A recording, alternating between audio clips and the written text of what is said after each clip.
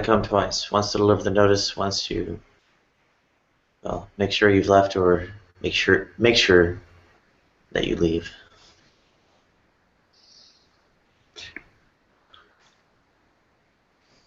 Generally a good idea to not be there when they come back.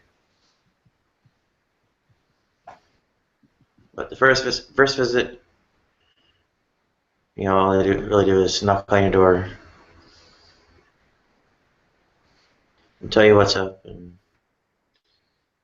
give you a little slip that says you have 72 hours.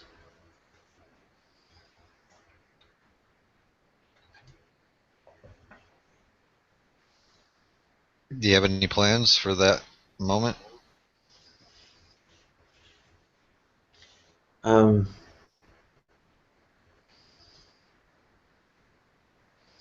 Sit on the sidewalk out in front of the place and wait.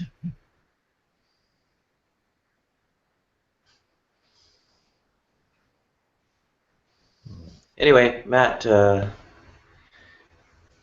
you read sci-fi or fantasy?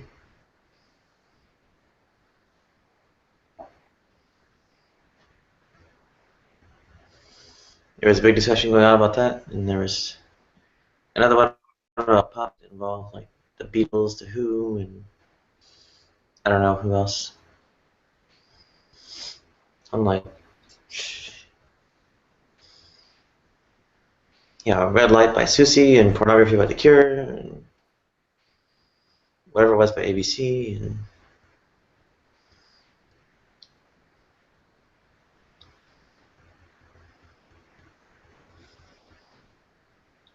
I don't like whatever the it Who. was. Deutsche Amerikanische Freundschaft. Remember them? Who are you talking to? Anybody? All of you. Oh. No, never heard of them. Never heard of Deutsche Amerikanische Freundschaft? Can't say I have. I would assume they're from Germany, right?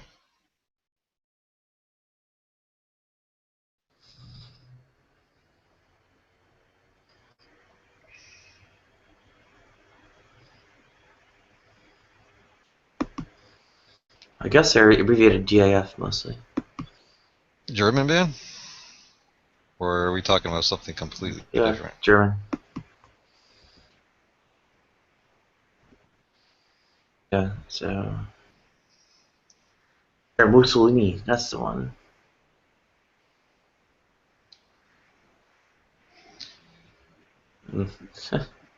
I haven't listened to music in a long time.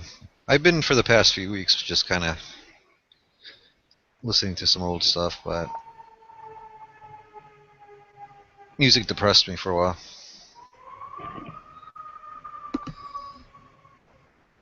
Why, do you listen to any? No, you don't. You're on your Google Plus all the time. Or do you? No. I generally tend to work on computers in quiet. I prefer quiet when I am.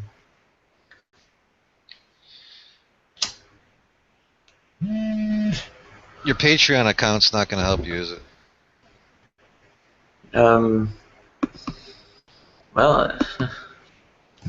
I don't know. The odds are slim.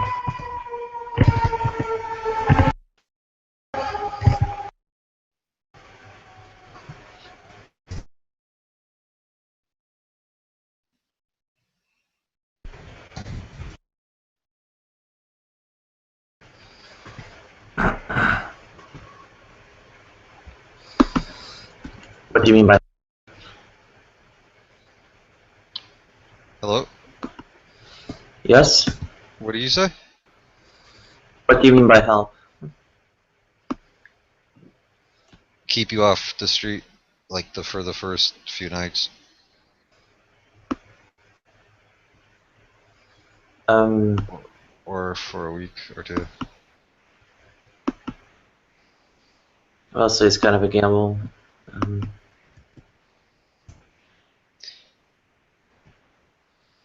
But your hangouts end at that moment that they come, right?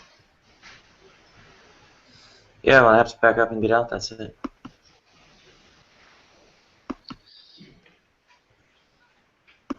Yeah, I can't keep the laptop plugged in. There it ends.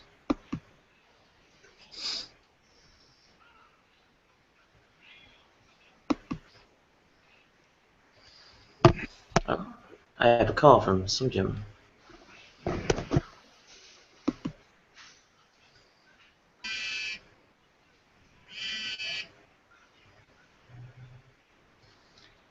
Hello? Yeah, I'll paste the link in their Skype. What was that? Okay.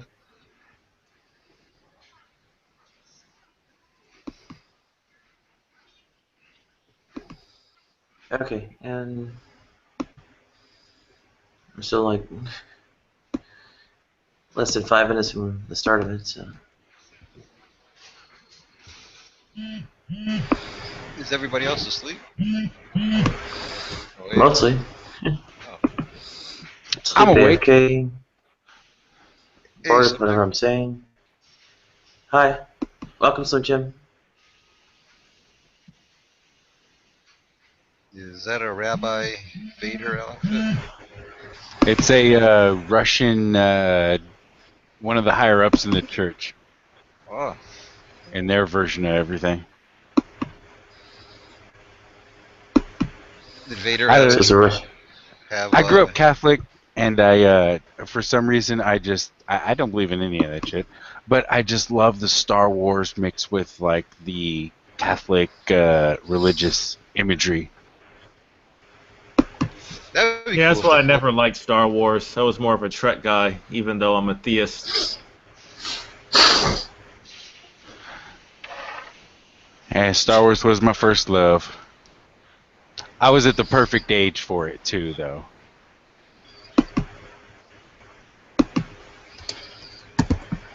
I was never a Trekkie. I did watch Star Wars. So. I mean, I got into the Next Generation for a little while when I was a bit older. But that's because I could stay up late, and it was pretty much the only thing I found interesting that was on.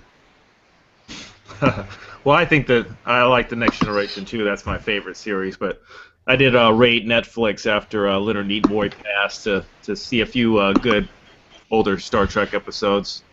And you But really yeah. got to research the good episodes of that show out, though. Because for Science me, fiction is not possible.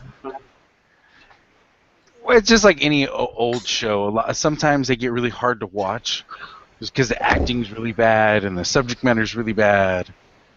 Yeah, I can agree. Not all the episodes I'm really into. Few and far between.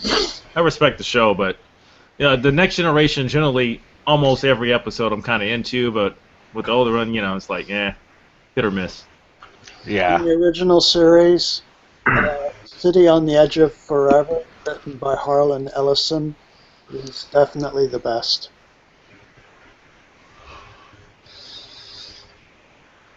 Yeah, I read all that shit like nobody really bothered paying attention to. It's the only things I've ever been exposed to in terms of science fiction. Yeah, Nadia seems to have a little beef with science fiction for some reason. I don't know if you've ever explained that. I don't have a beef with it. It's not interesting. Or fantasy. Left Hand of Darkness is the one I found most interesting. How about Twilight Zone? Oh, well, Yeah, Left Hand of Twilight Darkness Zone's good. is a book. So the Left Hand of Darkness was a book. I guess they made the Dune movie, like the kind of style in there, or otherwise visual costuming, whatever it is. Well, Nadia, are you big on space exploration in real life? Because usually that translates to being a science fiction buff. Um, I think it's kind of like okay, but ho hum. It's like, all right, sure, yeah, throw money at it. If I was empress or whatever world, but yeah, the real focus would be healthcare. Hey, you know what? I agree with you. I mean, we don't agree often, but I agree with the you on that. And I love science fiction. Yeah. Now, granted, say, U.S. NASA budget or whatever, a factor more than 10 is probably worthwhile. And I'm not even like that big a fan of it, or don't think it's that truly that productive.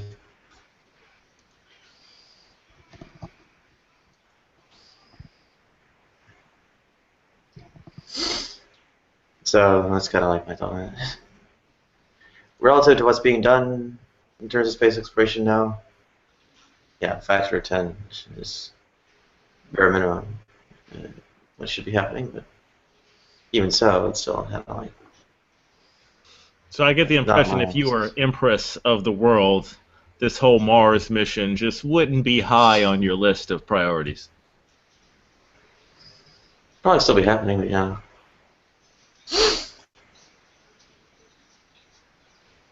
I'd say. Well, it'd be happening, on what level? I mean, because technically we're already visiting Mars, but in terms of sending people and stuff like that, would you be into that?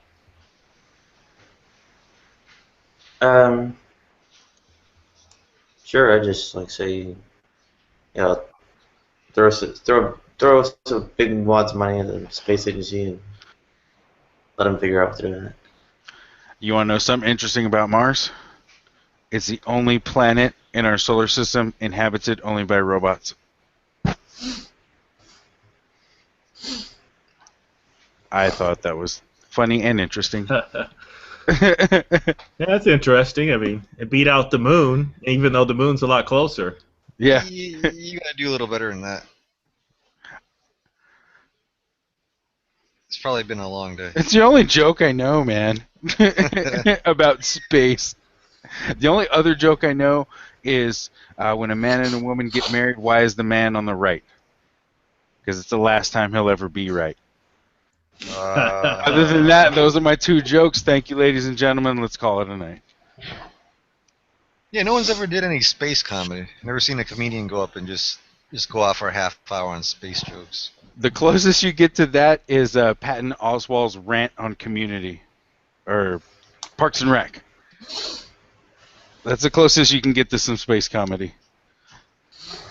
Well, I never heard of him, so it can't be very popular. No, that's not true either.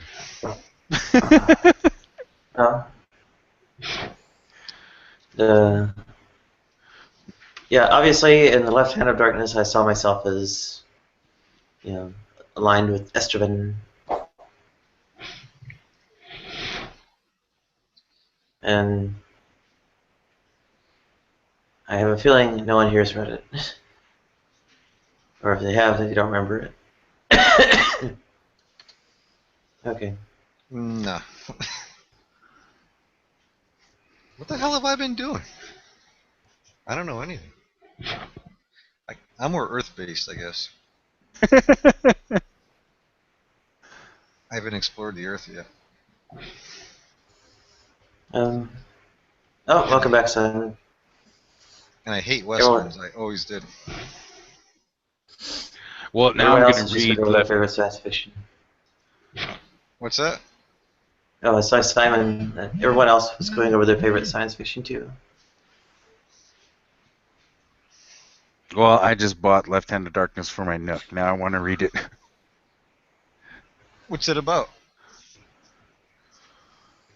Well, Genly Eye goes to a planet where people are kind of like hermaphroditic, except they go into phases where they kind of one side comes out and or the other and are neutral much of the time. That sounds promising. So Estroven is one of the kind who's kind of like really gets close to Genly when they Genly visits the planet, and I don't know if it's kind of, I don't know if it's really a love relationship, but it's definitely like, really close. And part that got to me was when Estroven kind of went into heat, or whatever you want to call it,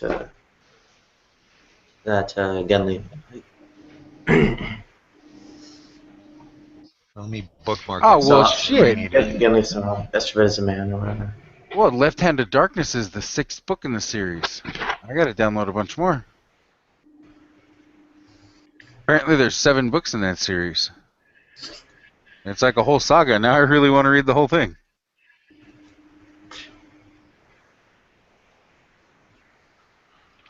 Well, it was the only one I thought was serious I ever read or heard of, and I had no idea it was the series. Yeah, it looks like there's 7 total that tell that like whole story. 1969. Oh wait. Or is it inaugurated in 1960? Well, at least they were on acid. Well, it looks like the first one came out in 66. Yeah, they were on acid. And then I guess apparently there was a final sequel done in 2000. Looks like here. And they're all award-winning books, man. You know what? I'm gonna read it. Yeah, I'm going to read all of them now. I'm going to start at the beginning and go through the whole damn thing. I'll get back to you in a week. Let me see. Death Masters. Think they got a library? This is our pro-ISIS person. What's that? Library must have it, right? You would think, being an award-winning book and all that, they'd have to have at least 1 or 2 copies. I mean, you're in a decent-sized city, right? Yeah. Yeah, right on. Then you should be able to find a copy. I just ordered mine because I already know the libraries out here probably won't have it. Just because I'm in a little town and we've got like 1 big branch and then like 2 smaller branches, but they're real limited.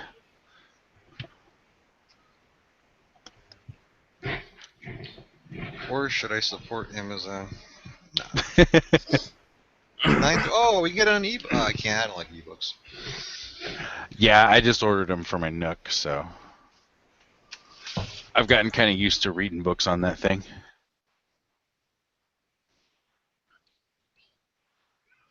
On Nook? Wow, Yeah. I am really out of it. It's just the same thing as a Kindle,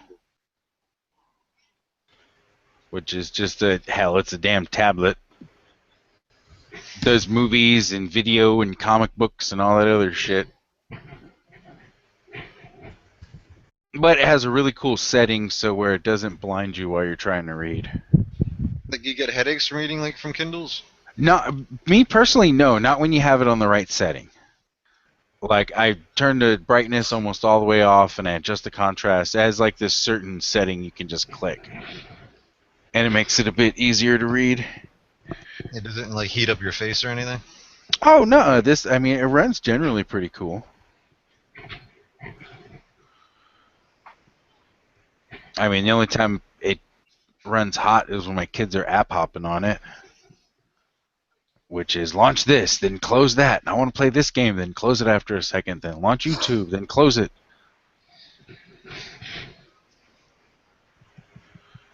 Yeah, but otherwise, I mean, it's decent. The thing's not very heavy either, which is what I kind of like about it. Oh no, I have to leave the 90s. Oh. No more analog books, sir. Yeah, I'll never have an ebook reader. I am damned to dire poverty for the remainder of my life. Yeah.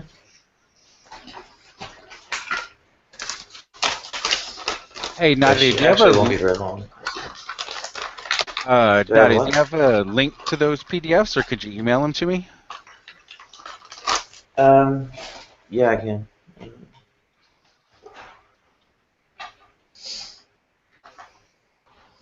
I didn't get the series. Anyway, actually, I'll just do one at a time because they're pretty big. Cool.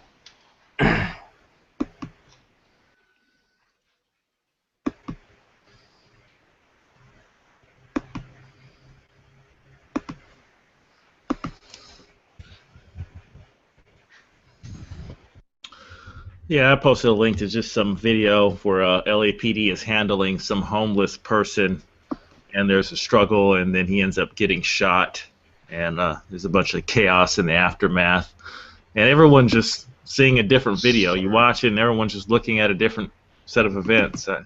I don't know how effective cameras on police is going to be when people just see what they want to see, you know? I don't know. From the jump, it looks like oh boy gets up swinging. That's what it looked like to me. The guy takes a swing, big struggle, and then we don't know the nuances of whether he grabbed someone's gun. That's why he got shot. But that guy definitely doesn't look like he's complying with arrest. Not at all. I mean, just that first 2 seconds, it looks like he hopped up and started swinging. But, you know, that's the thing. People are like, hey, you know what? It's okay to swing at the cops. They're cops. They need to tase this guy. They need to do some non-lethal stuff because, you know, there's, you know, half dozen cops. There's only one of him. You know, that's what people are saying. I don't know. The best way to avoid an altercation with the cops is don't do shit that invites cops to you. Yeah, I mean, really, I don't understand who decides they want to get into a fist fight with someone wearing body armor and carrying a pistol. That doesn't make sense. Talking shit to that person is usually not the first option. You Where's know, the homeless guy? He's the one that jumped up swinging at the cops right in the middle. The very in the middle? second. Yeah, the very first second the video clicks on, he's right there hopping up swinging.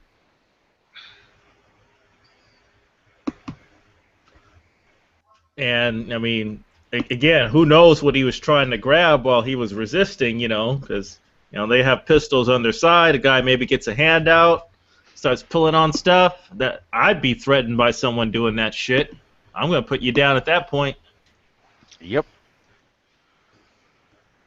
I'm not a big fan of police violence, but the best way to avoid, like I said, getting fucked with by the cops is don't fuck with the cops. But listen to the crowd in the aftermath, just instigating, you know, just calling the guy all kind of names, just trying to make this something it isn't, you know. Oh yeah, that's the immediate reaction nowadays. Is immediately call fault. Like me and my buddy, we watched the Piers Morgan, Alex Jones thing, and they were watching some other videos relating to it. And he was the police were pushing him back because they were in an area protesting and being all loud and assholes. And he immediately, they punched me. And then next thing you know, like 10 people are, fuck those cops, and they punched us. This is gonna be. What the fuck? What's the year of a revolution? 1776 all over again. You know, and it's just like you were being unruly in a spot you weren't really supposed to be in, and they're telling you to get the fuck out of there, and now you're, I'm being assaulted, and it's like the cops just pushed you back.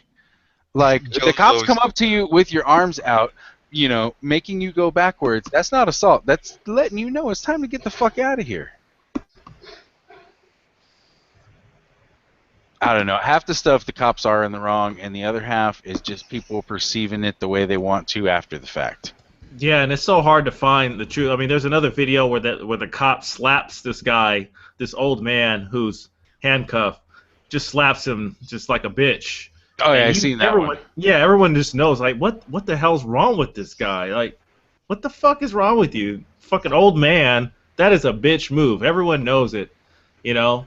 But, I mean, in this case, you know, people are still mad even though the guy just comes out trying to duke it out with half a dozen cops. Like, come on. Where's the common sense? Yeah. DJ got links to both of them. So. Yep, they're downloading now. Thank you very much. Yeah, this guy's spamming video at us. Oh, the book is there in that link? Both of them. There are 2 links.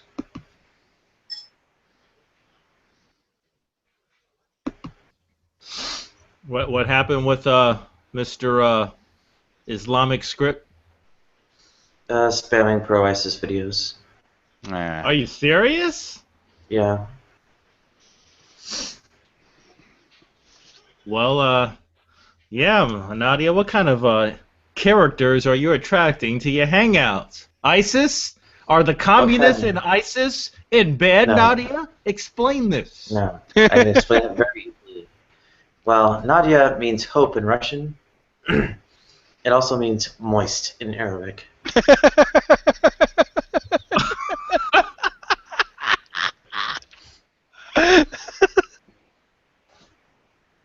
I found out the hard way.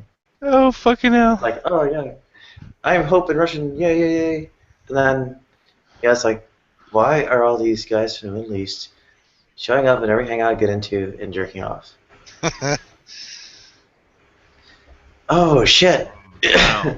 Wow. How would you deal with ISIS, Nadia, if you were in charge?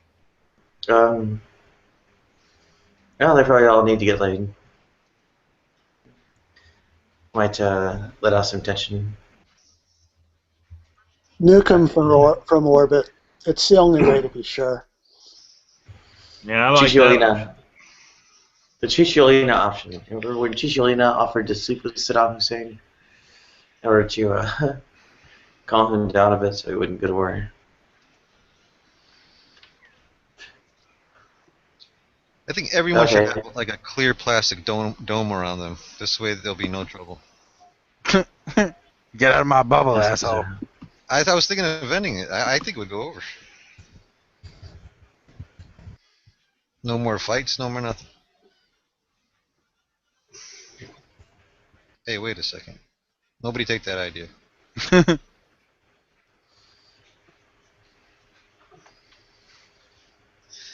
A big hamster ball. Okay. Like Bubble So- Boy. Yeah.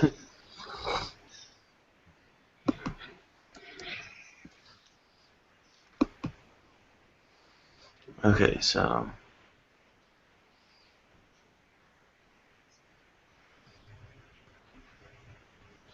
yep. So here's a link to Chicholina shortly. What are we at? 26 minutes.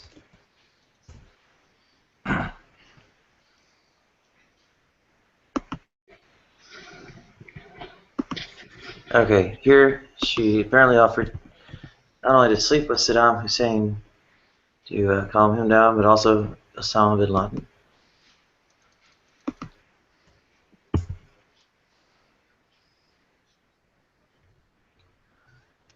Who is this? Ew. Chicholina. Is that a woman? Yeah? What do you ask? You know what? I got to be sure in these hangouts, Nadia. You got to forgive me. I don't know what you mean. I think I can find one of the offers, like on YouTube.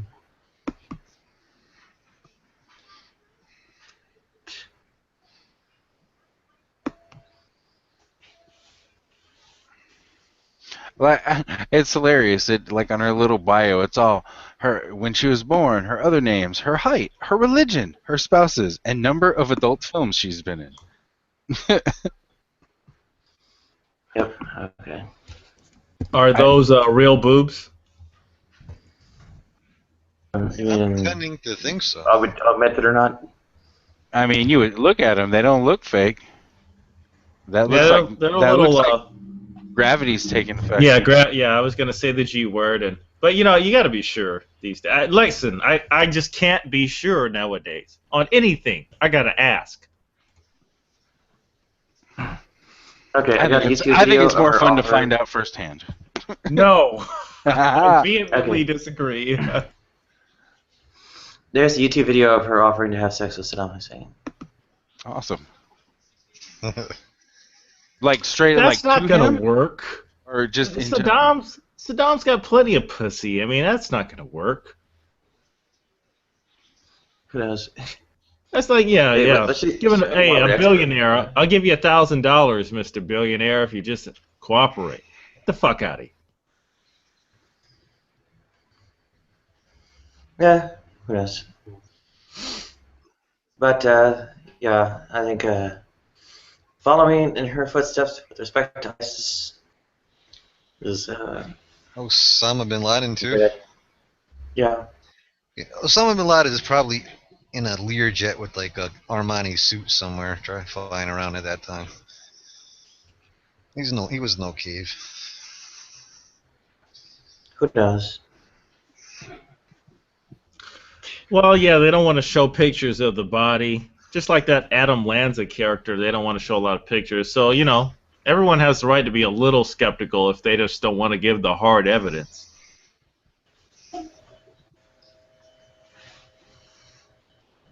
I'm dying.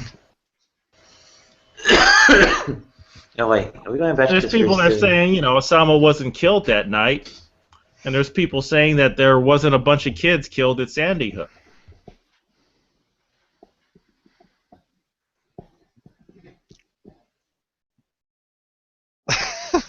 Conspiracy Okay, so we are going theories. back to conspiracy. I know better to go into that in this room. Yeah, conspiracy theories can be taken as serious as their claims are, which is not, to me, not that serious at all. Those type of claims deserve the kind of ridicule that they usually get. I don't see why not. I mean, Von Helsing goes on for like Ever. 16, 24 Well, hours. of course, time. there's never been an actual conspiracy in history. Of course not. That's crazy. But with some of the extremes that they're talking about, I mean, I don't believe in the 10 families rule the world, and you know, some of the other extremism that they're pushing suicide and mass murder pills upon the population, and the richest, they want the world to be, was it depopulated by 90%, so the elite class can rule with their reptilian brotherhood and their fucking robots and shit.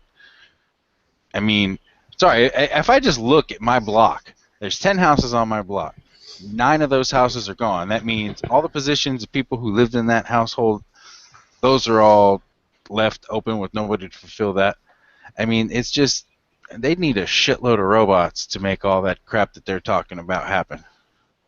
I'm not worried about reptilians. I'm worried about people walking around on the street.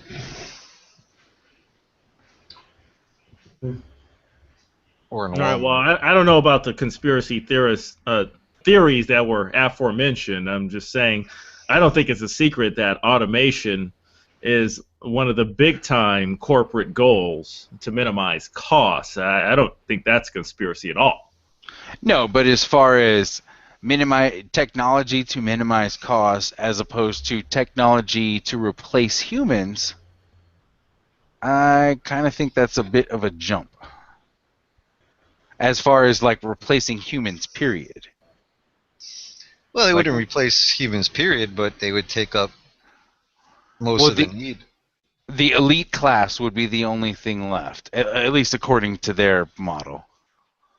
And then the robots would serve them, and the 10% of the people who were left who are not of the elite would be like their slaves or whatever. Something like that. And that, to me, that's just ridiculous. Well, if there were psychopathic people out there, I think that would be a psychopath dream, wouldn't you think? Yeah. But, I mean, that kind of didn't happen already with some of these other crazy-ass world leaders that the rest of the world said, fuck y'all, and shot them down? Yeah, but at what cost? I mean, a bunch of millions of people died because, you know, most people were like, nah, it's cool, don't worry about that nutcase. Yeah, don't worry about him. And then when he starts actually executing his plan, people are like, oh my god, what just happened? But once technology gets to the point where they could just shoot something from space to vibrate everybody into dust, that's when that can happen. The brown note. The brown Well, note. I'm not going to go into the tangents, but I don't think it's far-fetched that some psycho motherfucker with a boatload of money decides that he doesn't like people and he wants to eliminate as many people as he can. Yes, but I don't think that will ever be the consensus for the world. No, that'll be a group who does it. Then the group left will fight each other until there's one elite standing. And that'll be the last guy. And he'll be God. Then he'll level the earth completely with all the technology he has and start over, and he will literally be sitting there like a god. Be the only one left with him and his robots. Well, not robots. He would start civilization over again. Like, he would get some women, get them pregnant, and then kill the women off, and now have a brand new baby generation to take from the Stone Age again. Now, compared to the Stone Age people, he'd be God, because he'd have like 2,000 and 200 technology. Yeah, and if they didn't know any better because they're raised in the dark, then everything he does, you're right, it would be considered godlike. Welcome, Secular. What's that? Oh. Hey, what's up, guys? My ears are burning. You must be talking about truth or conspiracies or something. Absolutely, my friend. What else? We put the Von Helton bat call out. So. Yeah. Speaking of Von Helton, we should bring him in. Oh, he won't come in if I'm here. I'll guarantee he won't come in if I'm here. Oh, he won't? Oh, he'll melt it. Mention my name to him sometime. He's got me blocked right now, anyways. But if you want to bring him in, I'll leave. But he'll melt down, guaranteed, if I'm here. Yeah. Well, I thought you wanted to have a discussion about them or debunk them or something. So I was like, I've debunked Von Helton many times. Trust me. No. I'm not his favorite guy on YouTube. Trust me. Yeah, well, in any event, yeah, there's like a depopulation and conspiracy getting floated around right now. I hear a lot of people on YouTube talking about getting rid of people because the world's overpopulated. I'm just wondering who put up the Georgia Guidestones, though. With just like a bunch of millionaires sitting around saying, "Hey, man, let's fuck with everybody." There's one guy. Up. Or one guy. I'd probably do that. You know what's really fascinating, though? When you look back historically, it never ceases to amaze me what lengths people would go to pull off basically glorified trolling in the real world. There's this island, I can't remember the name of it. They actually made one of these satellite station shows about it. I can't remember the name of it, but it's up here in Canada. And it's like there's been this story about a treasure, and people for I think 100 years have been trying to find a treasure, but other people have actually went and put booby traps and false leads and all kinds of just crazy nutty stuff on the island that took time to do, but they did it. And 100 years later, treasure hunters are still. I guess something about a shaft they found, but it was booby trapped, so it filled up full of water, and supposedly the treasure washed away. That was the rumor, but it's looking like it's just an elaborate hoax that someone built 100 years ago on the island. And there's a TV show? It's a TV show about it. Yeah, that's what I'm saying. Yeah, something like that, yeah. Deer Island? I wonder why more people don't do that, like Hollywood actors sitting there with $200-300 million. They probably do. I'd be fucking around all the time. I mean, because you got to consider, once you get to a certain point of money, doing normal shit ain't fun no more. You got to come up with some elaborate entertainment. I guess once the coke starts, though, you kind of lose your imagination. No, that's when you do meth and you stay up for days and you can plan all these elaborate schemes and plots. but even within the truther paradigm, there's people that infiltrate it and plot hoaxes. They plant them all over the place, and they'll run with it. Like you guys brought up Adam Lanza. Well, I just found this out because of some other stuff I was looking into. But a while ago, when that first hit, there was a dude who had a book called The Lords of 2112 or something, and he was billing it that it was going around. It was a big story in all the truther communities that it was a catcher in the rye, that it it triggered Adam Lanza. And there's a video where Adam Lanza, 2 days before the shooting, mentioned this book and the author. But what they didn't know is that the original video had nothing to do with Adam Lanza. Somehow the guy just got in and changed some stuff. So it looked like the date was 2 days before. But he just, I don't know how he did. He got in there in the old days and altered it a couple years ago. But he had pulled that scam with Luca Magnotta. He pulled it with one of the Boston bombers, and he came out with a video after and said it was a hoax. He just put it out there, but people believed it. Everyone was scouring the internet looking for this ebook that Adam Lanza read that triggered him into the shootings and stuff. And it was like fact for a while until the guy came out and said, "No, I made it up, threw it out there." You know, so I never heard that one. Yeah, it's some sick stuff attached to it though, but yeah, I found out about that. It's just weird people out there to just get off on that kind of stuff, right?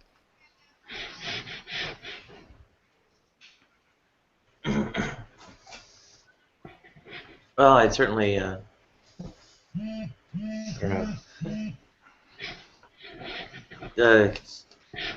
Conspiracy stuff seems like so. I wonder what kind of, like, I don't know.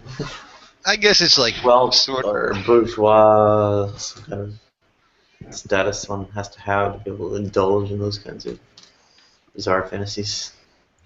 So we have to take everything at its face, Nadia, right? Forget the weirdo conspiracy theories. Are you telling us that we just have to take everything at face value, especially coming out of the media? We've got this Brian Williams character just indulging about how he got fired upon by an RPG. Are we just supposed to just take everything on its face? Well, there's a difference between healthy and unhealthy skepticism. And conspiracists take it to an unhealthy thing. It's kind of like, what is it, obsessive self-reliance or something like that? I don't believe you. Yeah, you're part of the conspiracy, Nadia. Yeah, Nadia's obviously she's a paid shill. Nope, she's a tool of the Illuminati. You work for I Alex am part Jones, of Nadia. godless, communist, transsexual, masochist, Linux kernel programming conspiracy. Bingo. The perfect plant. We would never suspect Yeah, you. you're a plant. Hey, I've been accused of being a paid shill. There's people out there that actually believe I'm paid by YouTube just to go around these hangouts and stuff and spread this info. I've been accused of it. Right up to Christmas, I've been accused of it. It's crazy. Like, YouTube doesn't need to pay people to do that. People would do that for free. And I think they do. Well, Google Plus should be full of them. Gatekeepers and shills and... Well, gatekeepers, oathkeepers, they're kind of kooky. But oh, sorry, I didn't mean to cut you off. Go ahead. Oh, I said gatekeepers, like oathkeepers. Gatekeepers are usually what they call the trans regulation people. Like, there's a story to that. There are people out there who basically, yeah. Oath keepers? It's like I heard they're shills too. Well, Von Helton's an oath keeper, so be careful what you say. Uh-oh. Yeah. And I didn't get to say hi to Wolf. But like just kind of an example, right? Another example, like the paranoia that these guys run on and how they just quickly assume on their presuppositions, that it's an automatic default that it's all a fucking scam, right? And like if you don't agree with them, then automatically you're on the other side. But there's this dude that's been out there for a while, and he's kind of semi-popular. His name's Henning Kemner. And his big claim to fame was he's actually a carpenter, but he's a self-professed expert on the oil disaster that happened in the Gulf a few years back because he toured a refinery once, and it didn't look right to him. So he started this campaign. He's got a bunch of subs and everything else. And he actually made a video because he had figured out that YouTube must be paying trolls to troll him, because when he clicked on their account, there was no channel available. And I don't know how long a lot of you guys been around, but it used to have the option to make your channel public or not, because a lot of people just make channels just to put your favorite videos in that, so you just make it private so it wouldn't show up in the listings or if you search it, and that's all it was. If you click the name, it goes channel can't be found. Well, he was convinced these must be troll accounts paid by YouTube.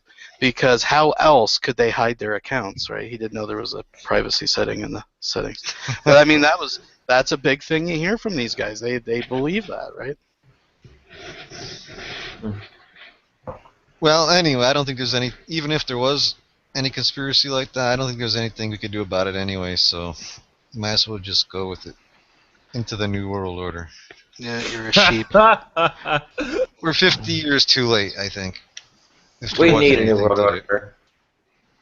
I think there should be a global government. I agree. Yeah, Nadia, you're not going to be cool in the global government. I hate to inform you. Why not? There's going to be a lot of people that aren't cool. And I just suspect, I don't know, maybe I'm a conspiracy theorist, but I suspect you're not going to be cool with the powers that be. Well, there's an argument to be made, and that's not what the argument is. Well, listen, you admitted that you're like 0.00 something of the population. So how you become cool with the powers that be is very interesting. Can you elaborate on that? Well, it would generally be beneath notice.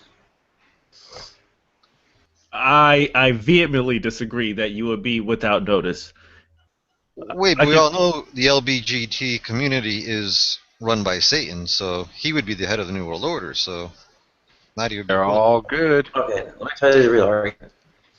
Any kind of like democratically governed global government, whatever,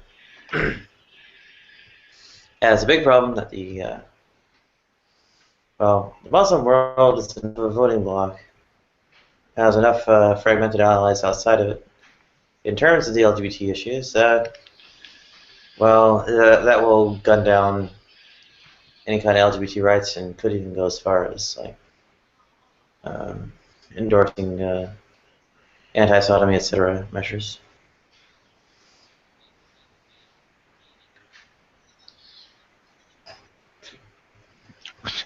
I'm sorry, but to me, that was the most ridiculous law, anti-sodomy. It's like, really? Yeah. The Organization of Islamic Cooperation in the UN General Assembly is spearheading efforts to gun down various UN human rights resolutions on the grounds of their LGBT inclusiveness. Well, I heard someone put out a statistic right in one of your own hangouts, so it must be true that each gay person has over 1,000 sexual partners. That was a statistics I heard brought up right in one of these hangouts. So. Oh, Tommy. Yeah, Tommy Hall. Yeah. Well, as a straight man, I'm very jealous of those statistics. Yeah, I probably had over 1,000. Just open your mind and you can increase yours. That's right. LGBT bummer. You realize the title of this I think it's going to require more than opening my mind, but I see what you're saying. Betta said LGBT bomber. And I was going to say the title of this hangout comes from a quote from the Pope recently where he compared gender theory to nuclear weapons. Hence the title of the hangout being My Transsexualism is a Nuclear Weapon. Meaning you're the bomb, baby. Yep, the Pope says I'm the bomb. and if he said, I believe it because I'm pretty sure he's using the slang conjugation because that guy just tells everyone what they want to hear when it comes to their lives. Did Vasil ever sort that out yet? Yeah. So you know how it is. Every mushroom cloud has a silver lining. nuclear Nadia. He sounds like a burlesque dancer. You know, how many megatons are you, Nadia, exactly, so I know what I'm dealing with? Probably approaching 200 at this point. Good Lord Jesus. 200 kilotons. Megatons. Megatons, my bad. Tsar Bomba was the biggest nuclear weapon ever detonated, whatever tested. It was only 50 megatons, so anyway. I'm Tsarina Bomba. And I would also point out that Nadia is the name of the Russian military aircraft warning system. You just love the Russians so much, Nadia. Why don't you just move out there? They're no longer communists. Also, Putin's. They've betrayed you? Yeah, all the anti-LGBT shit in Russia. Yeah. Cuba, on the other hand, it's twofold. They betrayed you politically, and Putin's not a fan of your lifestyle. And they're That's not my converting to lifestyle. Orthodox Christianity pretty quickly. Or My some- lifestyle was, go off industrial nightclub dancing and does whatever kind of historical costuming and whatnot. And retro computing and chess and such.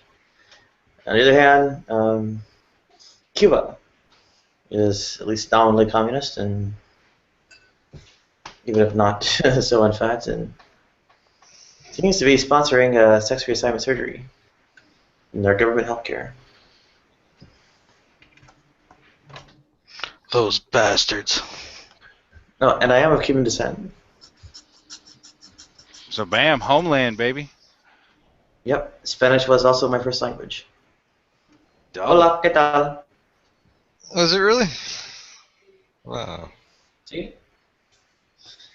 Yo me nací en Miami, Florida, y mi madre se nació en La Habana, Cuba.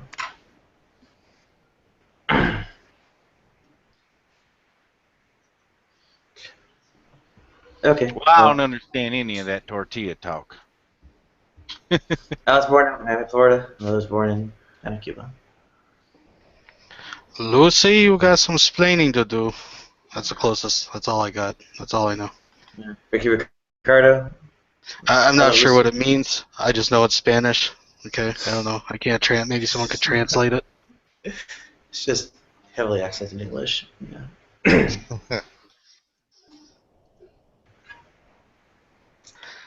Canadian, I have a hard time understanding the tongue, you know. I don't know, maybe someone could break that phrase down. But anyways, just threw it out there. The part people usually have a tough time with is saying the R. You know, R con R cigarro, R con R barril. Rápido corren los carros del ferrocarril. Pedrocarria. See, I can even. That just totally made me think of like when newscasters are like, "We're reporting tonight live on the story of downtown, Dallas, Texas, and we have with us Enrique Ricardo Garcia, and he's here to tell us all about everything that happened today at the mall." You know, it's like they don't have any accent until they say something in Spanish, and then they just lay it on there. They're proud of their tongue roll. Yeah. It's like you weren't Mexican until you said Rodriguez. That shit's annoying. Probably sitting in the van for 3 hours practicing it. That's some Reconquista bullshit right there. See how long they can keep it up. Okay, sorry.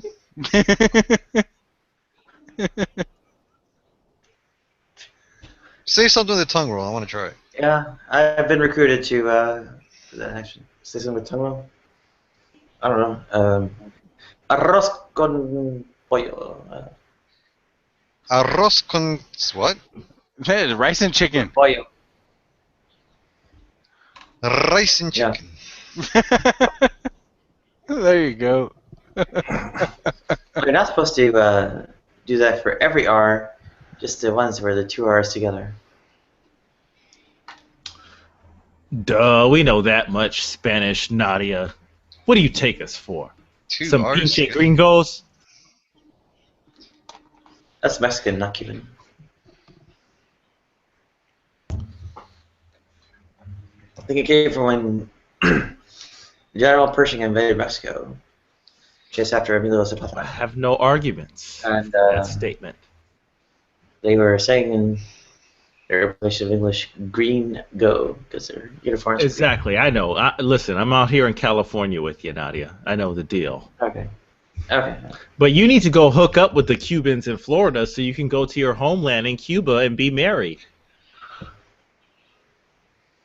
It's not for marriage, and they actually don't have same-sex marriage. Oh, It'd be for, dang. It'd be What for a bummer. sex. It'd be for sex reassignment surgery.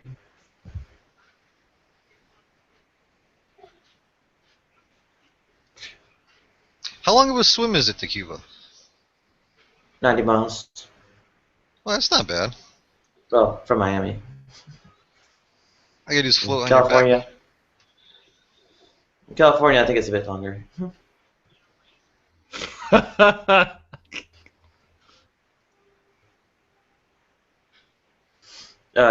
Yeah. A lot I longer. think the swim is about the same. You just have a lot more walking to do. Yeah. Hernan Cortez did like a forced march across continental U.S. Took months.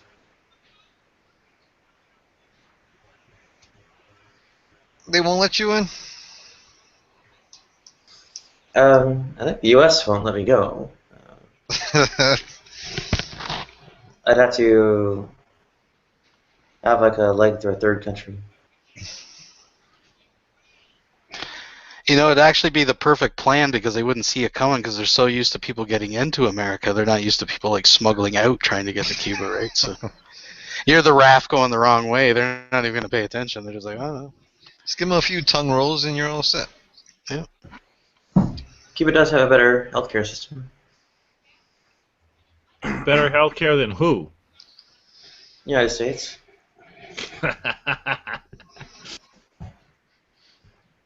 That's true. This is where the hangouts get real weird. Oh, you They laugh couldn't like even- 75% of the world doesn't have better healthcare than the United States. Oh, they couldn't keep Steve Jobs alive. Oh, wait, he... Zing. Zing. Well, people die. I don't even know what better means in this hangout. I don't even know what it means. Billionaires don't die. They got cryogenics that your health insurance will pay for. It's like 100, it's like 50, 60 grand initially, and then like $50 a month. You're telling me he didn't? Yeah, you can look it up. I forget the company. And you're telling me he didn't freeze himself? I don't believe it. Well, what do you think better means? Huh? I would say I'm better going health. to presume that better means less cost to the individual. Correct me if I'm wrong. I would say better health outcomes for more people. Perhaps in terms of quality of life adjusted years. Now we're going into like the third and fourth definition of better in the dictionary.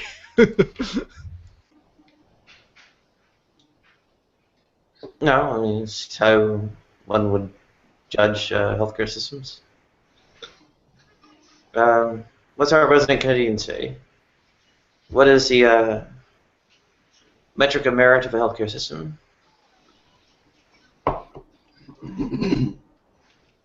No, this is just one of those arguments that keeps going in circles and it goes nowhere. You know what I mean? Somebody has to innovate in all fields. The medical fields is one of them. And I am waiting for someone to tell me what motivates people to innovate without profit. If you're interested in freezing yourself, I put a link. I'm not. I want to see what happens after I die.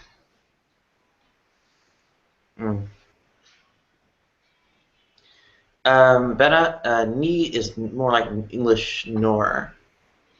Or, yeah, it's like ni siquiera, which is not even. But what you're looking for is ningún. Essentially because, you know, idea, even though it's got the A ending, it's actually masculine. So it's no tengo ninguna idea.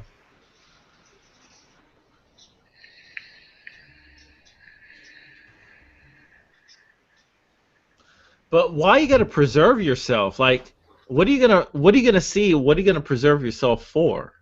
And for how long? And what do you get out of it? I mean, I don't think you need to be a theist to understand that, you know what? When it's over, it's over. Even if you play sports, you fight till the end, but you recognize you've been defeated. I don't get it. Like, you free yourself for like 1,000 years, see what happens. I wouldn't want this shit preserved, dude. I mean, What's gonna happen in 1,000 years? Like 1,000 years is nothing, man. Nothing. We might have a hoverboard. No, we have a it's not hoverboard. just like an embarrassment to me. It's like the torture caused by torment and everything else. I mean, it's like, oh fuck, forget the ice, burn. When you wake up, you might have a whole new body. You could make whatever body you want. The hoverboard is Download cool. your brain. The hoverboard is cool, but there's plenty of cool stuff going on. You can't tell me you want to freeze yourself for millennia for a hoverboard. No one's buying that. You don't have to freeze yourself. The hoverboard is here. I just posted a link to the video. Oh, not that That lame shit one is with weak. the magnet. I don't Well, even. that's as I'm not close going as to we're click on gonna that link because that's weak. That's not a hoverboard. That It is some hovers bullshit. above, That's not a and it's a hoverboard. board. It's as close as we're getting for now, damn it. It ain't Back to the Future 2. What about a Star Wars hoverboard? What That's the hell what is I'm that? They had a Star hoverboard in Wars Star Wars? Yeah, just Star Which- Wars logos. I mean, well, that technically could be anything, because they had the, like, hover sleds and frickin' Han Solo Frozen and Kryptonite just floated along when they pushed him. You know? Listen, let's be frank. That Kryptonite. hoverboard is whack. It's worse than a real skateboard. It's not even as fun as a real skateboard. Did I say Kryptonite? Yeah. Or, fucking A, Carbonite. My bad. I just shamed my whole family with that one. Oh, You guys see that Batman versus Darth Vader? It was fucking epic, man. That was awesome. I heard they're gonna I was do one to saying- show how he captured Superman or something. That would be If awesome. you want to get more precise, I would say that the quality adjusted years per or expected quality of life adjusted years per lifetime, based on the sort of aggregate mortality, etc. stats, is the way to go for metric of merit of the healthcare system. Oh, get out of here. My penis is not going to work 3,000 years from now. I'm not interested. I'm cool. I got people I want to haunt, so I'm waiting. Waiting for what? I got people I want to haunt, so I have no use for freezing myself. You want to die and fuck with people. Oh yeah. I think we're Forget heading for freezing. idiocracy. I think we'd be very disappointed with the future. I'm sorry to be, the bearer of, bad news. Yeah, But I the dumb agree people with are you. outbreeding the smart I people. agree. In fact. I thought I was the only one Yeah. that was thinking that way, because it No. really, especially in America, it seems like the fucking laws that these people are trying to pass and shit, it's like, are we getting fucking stupider? Are we literally, like, going backwards in time with some of these fucking laws and propositions that they're passing? We live in a We're being society. dumbed down through the food. I just know saw a it's thing an where they old want to joke. make The Christians GMO! The GMO! They want to make Christians a protected class. What the fuck? They are the class that invented it all. It's like, are you Yeah. fucking kidding me? Nobody's You guys protected don't need- from the future. Forget about freezing me or reviving me 1,000 years from now. And you should start a GoFundMe to send me to Belgium. And have whoever the Belgian Kevorkian is put me down. Put me on misery. No, I went on this rant. I think last time I was in this hangout, I think Nadia might have been sleeping, and I'm gonna try to be a little more delicate about it this time around than I was the first time around. But I really believe it. I mean, look at it. I mean, it's a statistical fact. I'm sure. I mean, I'm not gonna pull numbers out of my ass right now, but I'm sure if someone was to Google it, you would find that the dumb people are outbreeding the smart people. I mean, that's just due to Because they math. fuck like rabbits. They just keep. I mean, listen. I mean, if you're smart, you're not trying to have a bunch of babies everywhere because it's Well, you're not kinda busy as well, economically yeah. sensible. Well, yeah, and you're busy with life, right? I mean, you have a job, you have a career, you go to school, you have things to do. These other people, they're fucking sucking on welfare or whatever, Obama's tit, complaining about him on YouTube, and at the same time they're getting a fucking check or whatever, which I have no problem with, like, because I'm into socialized aspects of the government like that to help people. But I mean, that's just the fact is, dumb people, yeah, they breed, they outbreed people, smart people, I should say. I think. So, bring on Bill Gates and his human-killing robots to start Oh, my knocking down the Lord. population. Oh, you'll get them. You're getting them. Whether you like it or not, they're coming. Do do do do do. They're not going to work. They'll be running That's right. Windows Mobile something or other, and they'll just keep requiring reboots.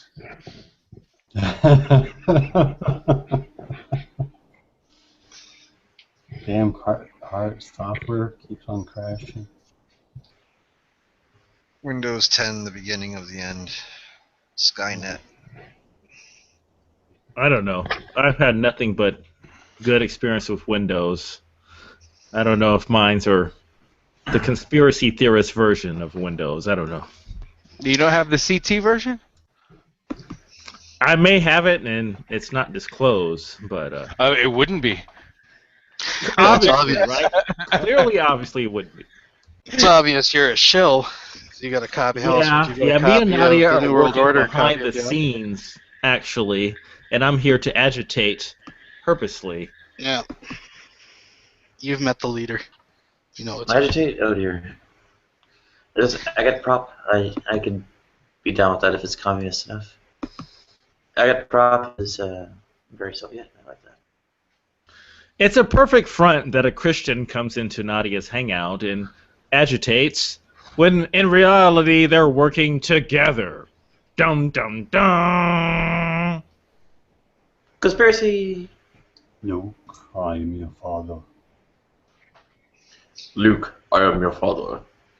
Oh darn it! My voice petered out again. It'd be more interesting if it was Luke, I am your mother. It would be. It would at least be with the 21st century times. Yeah.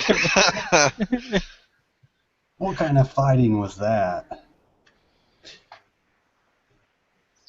Hey, arrange for not just SRS, but like a uterus transplant and some stem cell ovaries and set me right up. Luke, I think they even gotta have stem get cell me to vaginas. Cuba.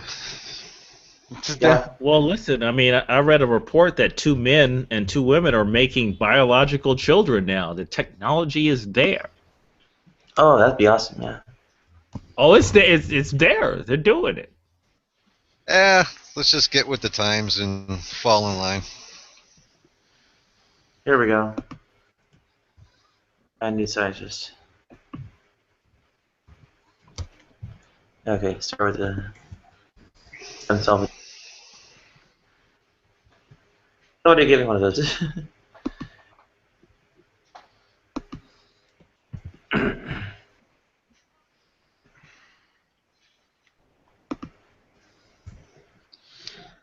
Oh, damn it, I wish I could smoke inside. I'll be right back, y'all. I'll be listening on my phone, but I need a cigarette. Okay. I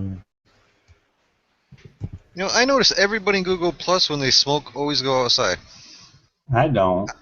My wife would Except kick for my ass Glenn. if I smoked inside. Glenn, you're the only person I've seen smoking inside. Everybody, Patrick, everybody. I only smoke inside if I'm downstairs in the bunker here. Otherwise, I'm outside. Let me guess, Glenn, you're not married. No. Bingo. No. Well, and my outside to smoke is going inside my man cave garage and, sitting on the couch and having a cigarette, but it's still out of the house because I got 2 kids and my wife would kick my ass. Yeah, you're gonna sit on your couch and have a smoke like a man should. I'm just gonna throw that at the end. I'm gonna tag that on. Yep, and my Like a man should. Yes, sir. Drink a 12-pack and tell her off. Well, I don't know about that part. But we'll drink. I'll drink the 12-pack, no problem. That is never a task. That's right.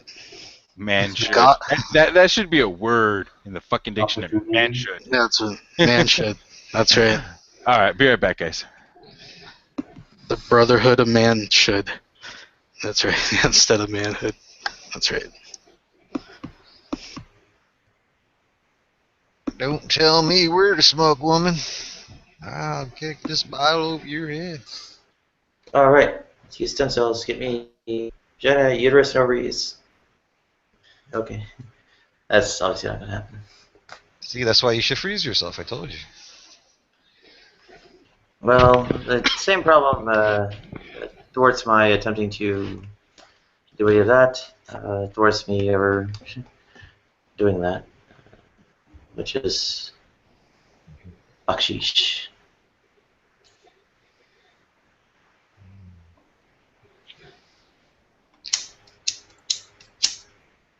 Where else in California do they have like cheaper apartments, like 6, 7? Besides Oakland, I know. like what's Oakland like? Oakland's not exactly a high class area, but anyway, or at least much of it. Why are you asking? Just asking. Like, where's a good place in California to live that's still cheap? Better. The beach.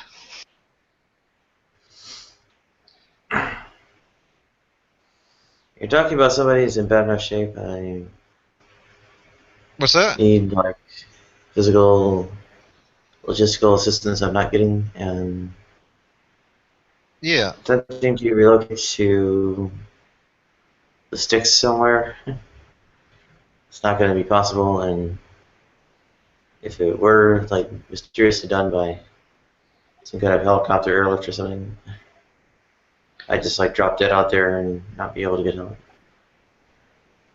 Or it'd be a good place for you to live. Where you are? Oakland? Mostly I can't cross state lines because of the. No, that's what I Like mean. much It's not in stuff. California. Yeah, Oakland. If it's possible to, I don't know what.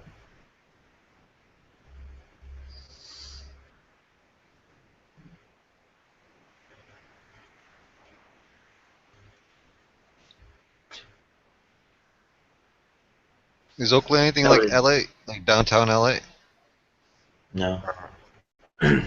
How would you compare the two?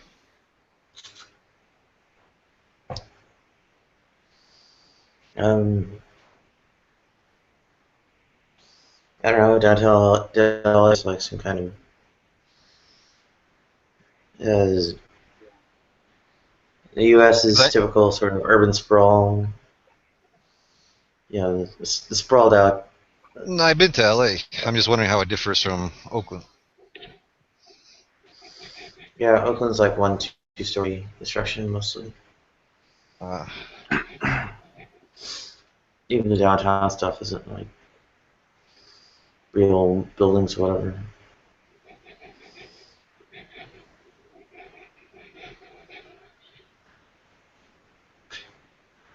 Very suburban.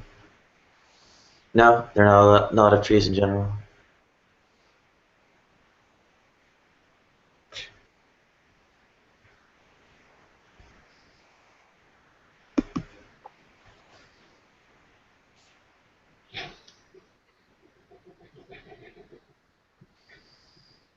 I don't know. There isn't really any kind of plausible exit plan here.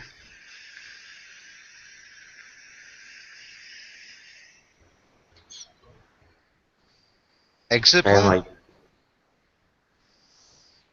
um, anyway, I mean, basically, there's no way to get back up on my feet. I mean, I'm cast out of the entire job market, or whatever.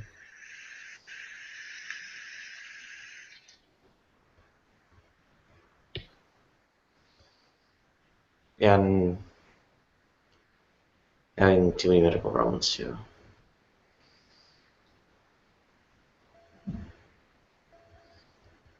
Well, if you had time to build stuff for yourself, like on the computer, do somehow. If you had time to do that.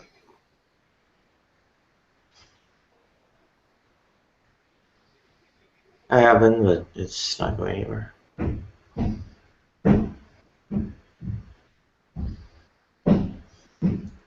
You don't have anything going on the computer.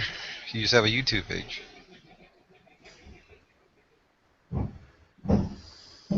I do actually. It's like kernel patches or whatever I'm trying to. I mean, do you have like a site devoted, like a blog site and articles, all sorts of different things, and No, about kernel programming, about your life, about your knowledge, about all sorts of things? no.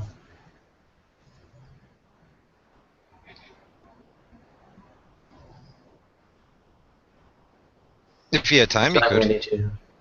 Huh?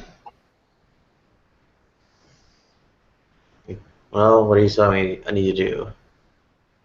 What does that do? Does the websites vanish after not very long anyway?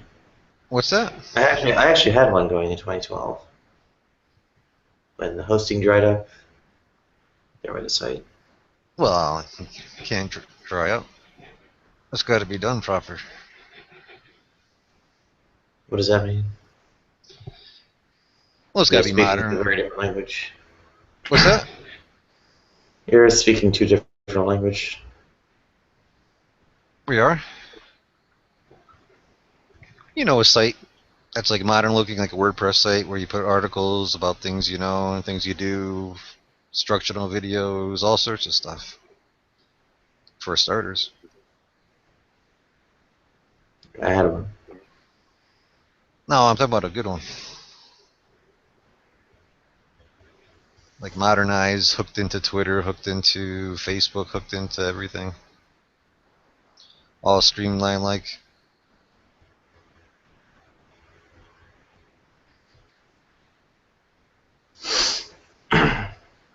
You got a lot to teach people.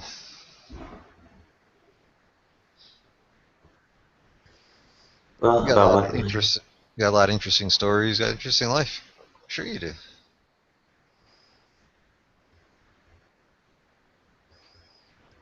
Yeah, no one gives a shit. Uh, If anyone gave a shit, I wouldn't be the shit I am now.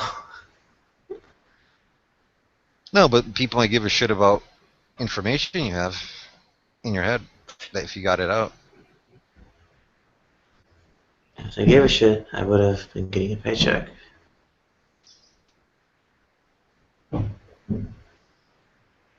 No, you gotta make it. You gotta set it up right. You just need time. And not having things run out. Gotta set it up right, and then what? Well, you can't let things expire. You gotta keep on it. Well, keeping on it wasn't enough.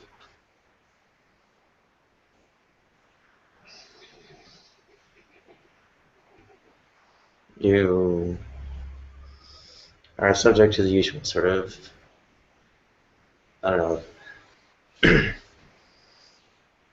false impression of inviolability of the locus of control and so on. Which every defeat is attributed to, some moral failing.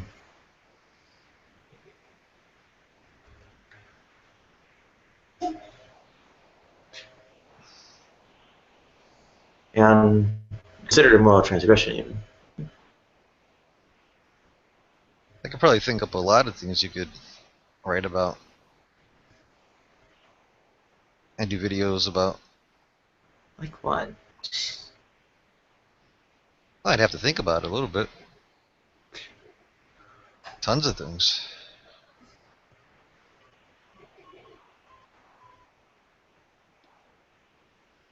Well, how does it always turn into this? What's that? How does it always turn into this? I don't know.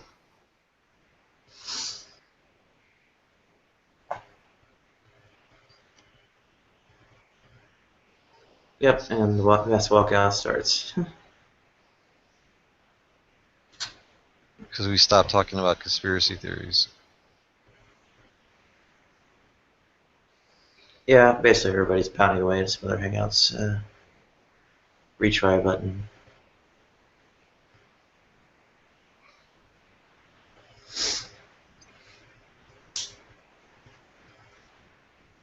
I had a weird thought.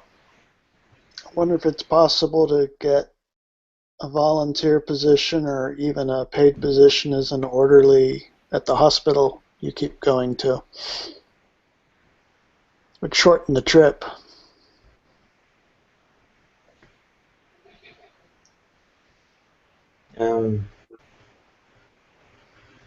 I've actually begged nurses for jobs and stuff. They say they're firing nurses.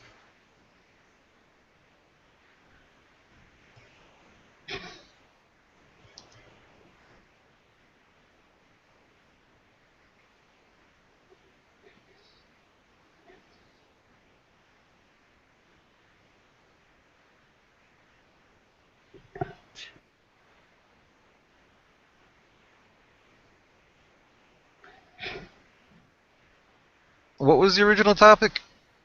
No, say pop culture.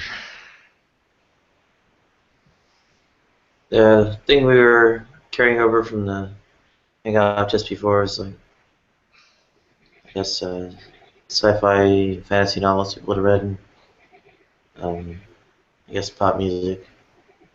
And then get watered all over.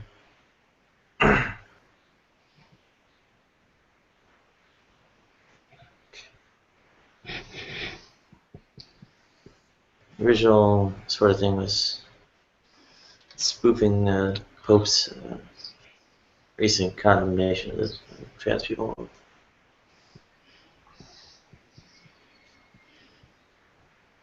So what did the Pope really say, though? I wasn't here when Vassal sorted it all out. Is that pretty much what he said?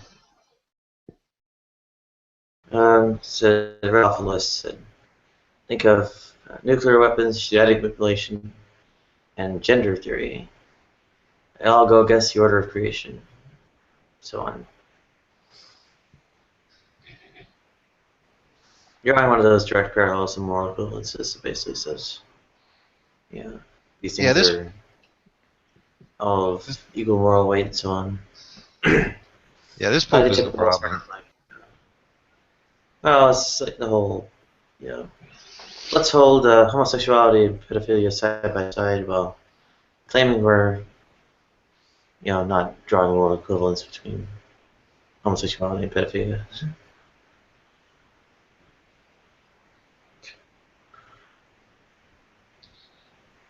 I know everybody's fawning all over this Pope. That's a bad sign.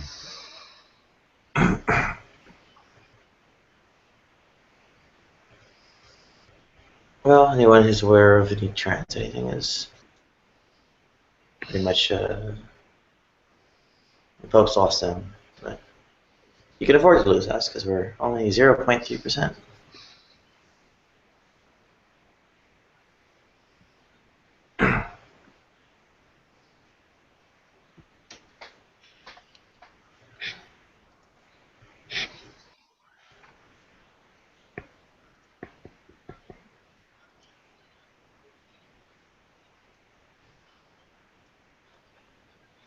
I think seriously though, you should investigate how you could maybe work as a paid shill on YouTube, because I think that is where the money is. And if you get in good now before the 30-foot aliens come, the lizard men, yeah, get in good before they make us, you know, work in their sugar caves or whatever the hell it is that we're supposed to be doing for them. Gold mines, gold mines. Oh yeah, for their atmosphere. Yes. I'm desperate. I need the money. If you're hiring any paid shills on YouTube, sign me up. Yeah, they'll find you. They'll find you. You have Yeah, to see, that makes sell your sense, soul because that's why they're first. buying all the gold. That's why they're buying all the gold, ladies and gentlemen. I think we're onto something here. I don't think this has been discovered in the conspiracy community. This is why you see all the ads late at night now. They're buying the gold. Yeah, moving. actually, the people who are buying all the gold are paranoid conspiracy nuts who are going gold bug because rumors of conspiracies about the currencies collapsing or whatever. Well, now they're going to negotiate with the New World Order leaders once the aliens come. It's Well, all they- tied into FEMA, people. It goes deeper. It goes way deeper than you've ever imagined. Well, they said there's no gold in Fort Knox, and the gold they gave to the Chinese was it like tungsten or something. So where's all the Right. gold? Where's all the gold Right. going? Well, Right. Bingo. I don't have to remember 10 inches. I don't have to imagine 10 inches. I can just remember it. I mean, deeper than that. Okay, sorry. I think it's waiting for our alien overlords. I think that's where all the gold is. You know, that's where it's sitting. Obama is an alien. I'm throwing it out there. Throwing it out there live. Obama is an alien. Well, it's pretty obviously we were genetically engineered at some point from a monkey. Orangutans, proud, patriotic, hard-working orangutans, sir. Oh, speaking of Obama conspiracies, a wild one went around recently. Let's see. That his wife's a tranny, isn't it? Like that was like a No. big thing that was going on. Who said that? Was it Joan Rivers said Alex it. Jones? Oh. Don't remember. Joan Rivers said it, then she was dead like what, a month later? Yeah, think about it. Hey, ask Von Held next time he's in here about Hillary Clinton and Tipper Gore and John Denver's murder. He's convinced that they're behind John Denver's plane going down and murdering him for some reason. Because John Denver was just so influential. Wait, he flew into the Rocky Mountains, right? Rocky Mountains. And did he sing about that too? Yeah. Hey, what's worse than finding pieces of glass in your baby food? Yeah. He's, Victoria Jackson recently oh said yeah, that Obama's support for gay marriage proves he's an Islamic jihadist. Because they support gay marriage so much, right? Like that's their standpoint. That's the platform that they're on that we're against. Absolutely. Because that's the one thing, that ties it all together. Wake up, people. Well, he's a Muslim and an atheist, a communist and a fascist. Satanist. And a Satanist, yeah. He's a Satanist Muslim. Play it backwards. Play it backwards. Thank you, Satan. A Muslim Satanist. Yes, we can. That is kind of odd, though. You heard that, right? Yes, we can. Played backwards. Come on, tell me that doesn't say that. I'm looking it up right now, man. You never heard that. A bunch of us on a hangout actually over at Spellbinders, believe it or not. I think it was in his hangout a little while. A bunch of us tested that, we forwarded and reversed it, and blah blah blah. You kind of got to play with it. It's I don't know. I did it with my own mic. It definitely does it. How do you explain that one? Think about it. You got the whole country chanting, "Thank you, Satan." That's how I explain it. The shadow dimension. That's how I explain it right there. The whole country was shouting, "Thank you, Satan," for years. That's how bingo. Well, that's what I'm saying. See how I turned that around? The demons, they hear in forward or reverse. It doesn't matter.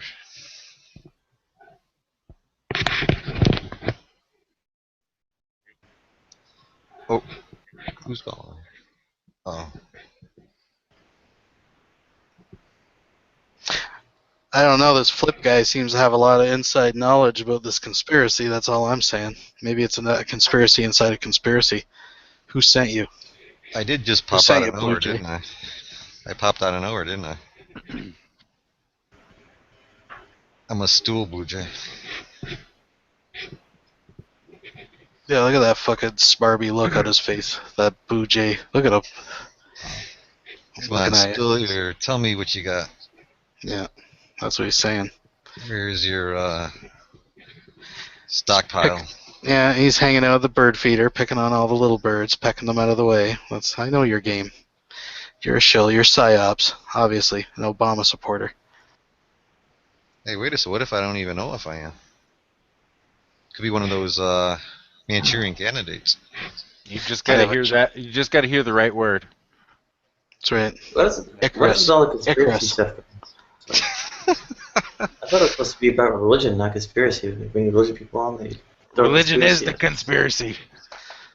Yeah, well, religion is. Yeah. It's the Muslims. They're in on it too. They work with New World Order. They're trying to get rid of fundamentalist Christians in order so they can blend all religions together. I just saw the SpongeBob movie with my kids today, and there was so much Illuminati imagery in that movie. Blending religions together? Is that like Baha'i?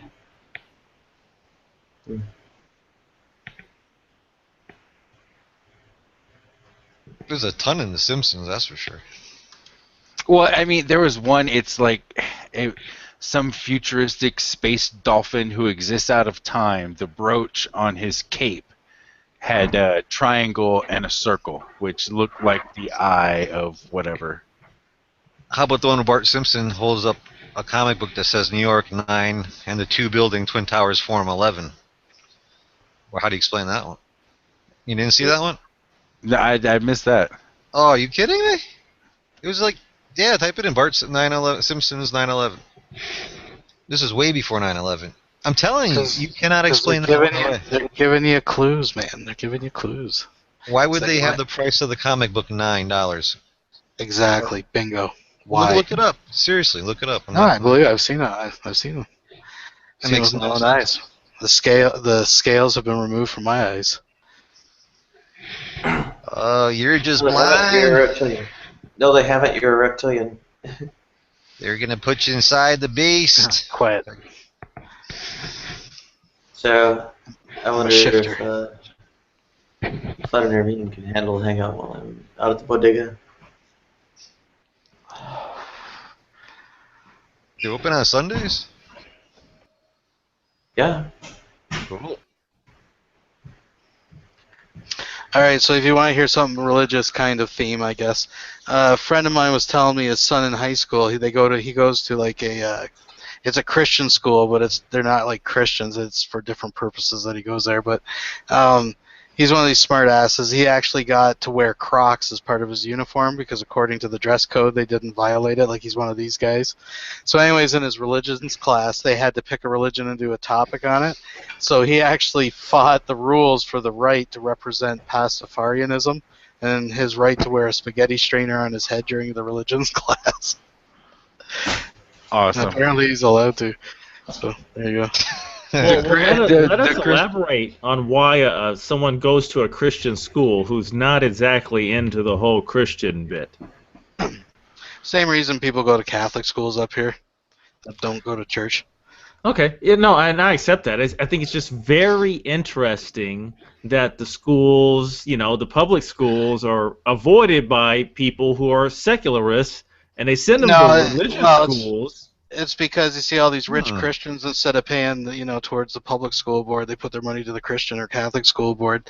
So then these like smaller privatized, kind of semi-privatized schools can afford, like good hockey scholarship programs to get them into universities and stuff. So right. So they're demonized for pooling their resources to better their ideas. And a lot of these schools are Catholic, like Jesuit run. I never thought of that. Isn't there a Jesuit conspiracy involving the Black Pope? What's that? Isn't there a Jesuit conspiracy theory involving a Black Pope? Oh yeah, the Black Pope is the real power. The last one was Peter Hans Kovenblock, but he retired, and the next one, I don't know who he is. Yeah, he's the Jesuit general. He's the real power behind the Vatican. Come on, Nadia, hop on the trolley.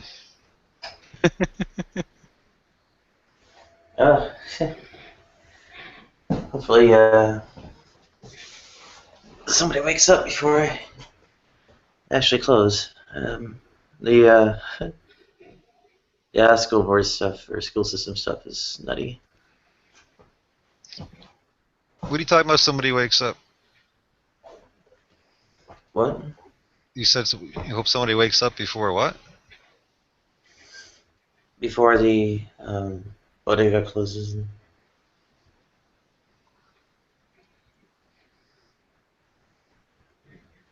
Oh, you talk about making a moderator to wake up? Yeah. Oh, I see what you mean. Okay. Hermine's out to lunch. What, are you about to take a nap, Nadia? Is that what you're telling us? No. Just going to bodega. She doesn't want any penises flashing while she's gone. I get a lot of that. Well, because you're moist. In Arabic. Yeah. Your name means Well, I moist would in offer Arabic. my services, but I'm probably not going to be staying around much longer. Services moistening? Or... No, I don't have any expertise in the moistening aspect, at least not as it pertains to this arena. Okay. Yeah. Remember when I came out here, I was like, Ziegen oder sterben. The Fallschirmjäger. And I'd quote-unquote sleep on the street for a year if it got me SRS and so on. And it's like, oh, my kidneys are going down every time. Remy, thanks for shitting on me in Brett's comment thread.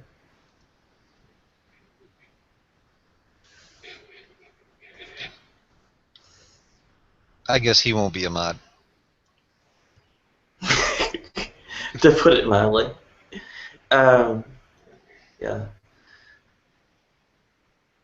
Yeah, it turns out that the whole backup plan of like California Medicaid covering it is like total vaporware, complete lie.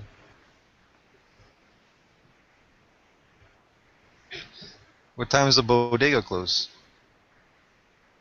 About an hour. Oh, 55 okay. minutes from. Should we yell Ermine at the top of our lungs all together? I don't think it would help. It's Sunday. We're just bored or something.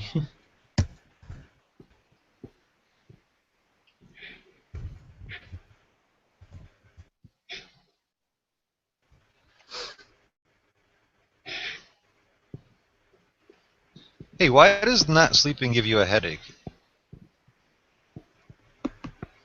Last time I stayed up all night, I had a headache just went away like a few hours ago for 2 days. What would cause that?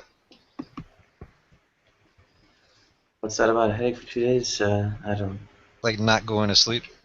Like why would that cause a headache? I don't know. Doesn't do it to me. It's a brain tumor. It's a brain tumor. It's pretty sure it's the energy and the weakness of the muscles that are involved with whatever you're doing. Like if you're listening, your ears start to ache, or if your eyes are straining for too long after 48 hours, then that could be a problem with your eyes getting tired and the blood vessels running too long. That sounds logical. I'll accept that. Yeah, the light, the capillaries and all that stuff, the retinas and everything in your eyes can start to get sore if they're exposed to light for a long period of time. But it's not with everybody because there's people who haven't been awake for 40 years, right? So haven't been awake for 40 years. I never thought sleep deprivation was actually torture, but I'm starting to think it is.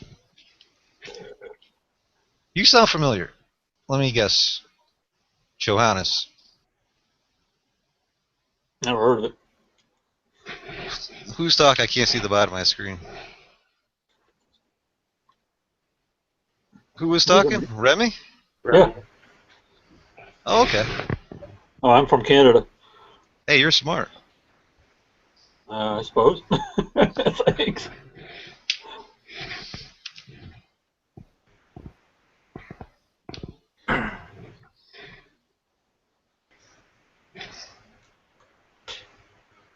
So, let me tell you. Why is it religionists tend to often subscribe to conspiracy theories? Why is it that who does? People who believe in religion often subscribe to conspiracy theories. I already Well. fall for one big old line of bullshit. It's easy to go for other stuff. I mean, in my opinion, from the outside looking in. I never even knew there was a correlation. Because they want to believe. Most conspiracy theorists that I've run across have been religious. I wouldn't say that they're conventionally religious. Like, they're definitely not mainstream. Like, they're definitely generally have their own kind of skewed version of it that they've worked into their conspiracies, but they generally, yeah, are of that mindset in my experiences anyways. I notice atheists like go out of their way to condemn it, like on the atheist experience. Like they really hate it. I think it's some kind of conspiracy. I'm not kidding. I'm serious. You may have heard a little something we've been working on called the gay agenda. Yeah. Oh, I know all about it. I'm talking to everyone. Aaron Ra, who else? Hitchens. They wouldn't even listen to it for a second. There's something going on here. When I used to be in the debate faith rooms and stuff like that over in Stickham back in the day, that was one of the rules. No 9/11 talk or nothing. They had their own rooms for that. As soon as somebody started talking about conspiracy theory stuff, just kick them out. The thing is, with a lot of the people that are into it, you just can't. There's no talking to them. You know, like we could say that about just religious people too, or atheists or whoever. But I mean, just the vast majority of these people, there's no common sense. There's no. You're just going down a rabbit hole. It's kind of like fun in one way. It's like a real life, like Sherlock Holmes thing. You know what I mean? If you like Sherlock Holmes kind of novels, it's like, well, I can look out in Washington and see an owl in Google Map or something. You know. I guess if you can look at it in that way, it's kind of fun. But or like Georgia Guidestone, just like real life stuff you can look at instead of reading a book. Well, there is something odd though that the streets of Washington do actually form the geometric shape of a star. There is something odd to that. Yeah, it does. But I don't know whether there's actually some sort of supernatural cult conspiracy behind it, but it's just really weird. Well, the thing is, you're gonna see all kinds of that, like iconography and like imagery and like, because I mean, the fact is, some of them were Masons, some of them were this and that, and like they work it into their architecture and like I mean, but these guys, they're just making connections with all this stuff, and then all of a sudden, they'll take facts like Albert Pike was this and that, and George Washington maybe was this, and then they'll just make some crazy leap to make a connection that just all of a sudden goes crazy. There was you guys probably know her, Bretta or whatever. Her name was spelled like the Brita water filter. She was in a chat room I was in last night, and she chewed out another atheist something awful. And one of the things she brought up was, "You probably believe that we landed on the moon," and he's like, "We did," and she's like, "You actually believe that?" I'm like,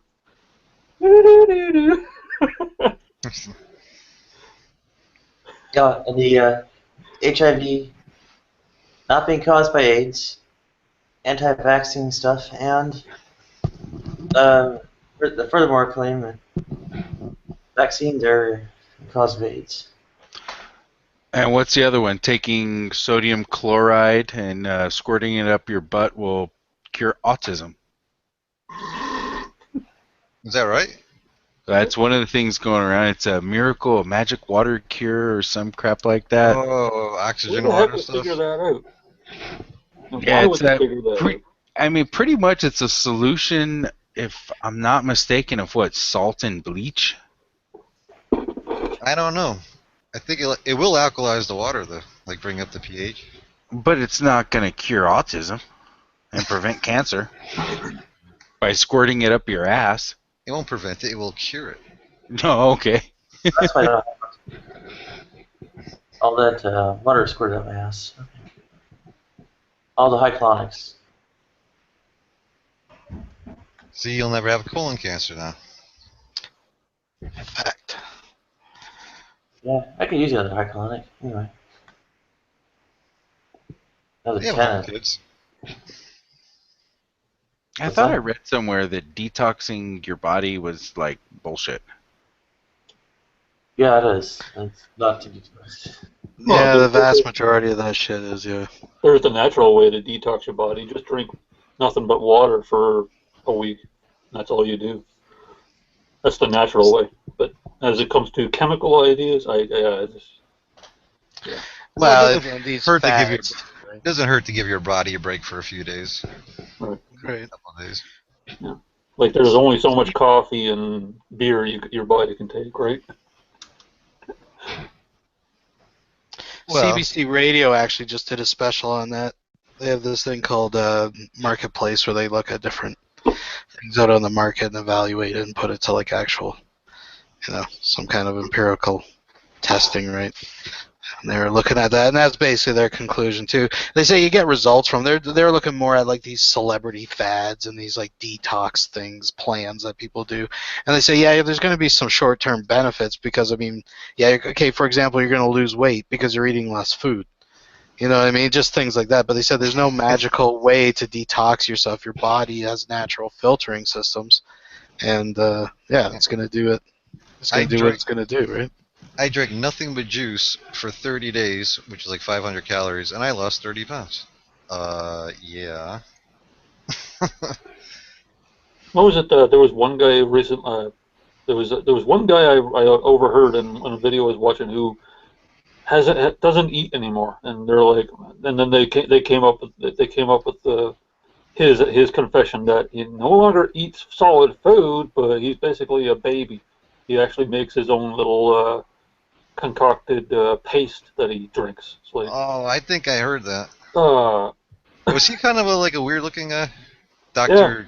Was he like a doctor, but not really a doctor? I think so. Yeah, like a homeo or something like that. Jub or something? Dr. Jub. And I'm like, that's still food. Milk is considered a food, so it's still a food. Just because you're not using your molars to crunch it up doesn't mean your body doesn't break it down. Put a Big Mac and fries in a blender. That's not really a Big Mac, and it's liquid.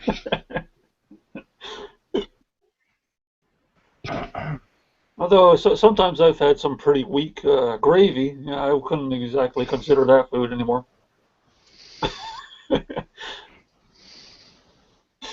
What you thinking about, Nadia?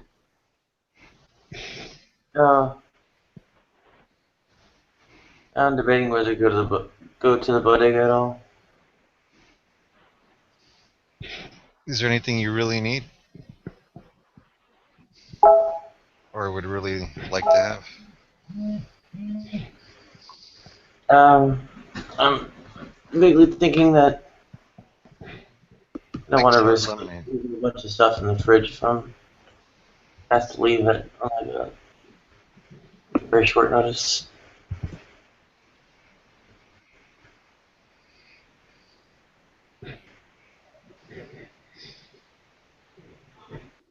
That, and I should probably get around to at least attempting my New Year's resolution. Hey, what's that? Getting back to my pre-thyroid failure weight.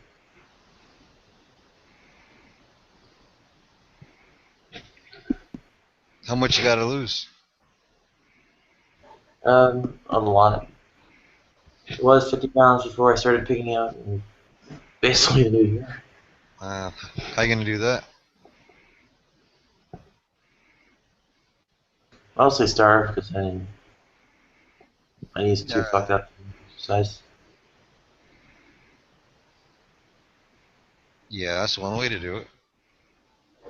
Oh! Just poked my eye.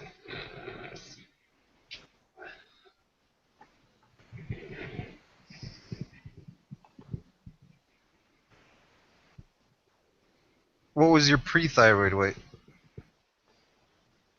Oh, if I can ask. 130. 130? Pre-thyroid failure, that is. I was actually down to 130 one time, and I did that stupid thing. I was on water and this stupid green drink for 25 days. Don't ever do that. Ugh. I think it fucked up my metabolism to this day. Yeah, well, that's the thing about diets. These diets are not meant to be for a temporary 1 month thing.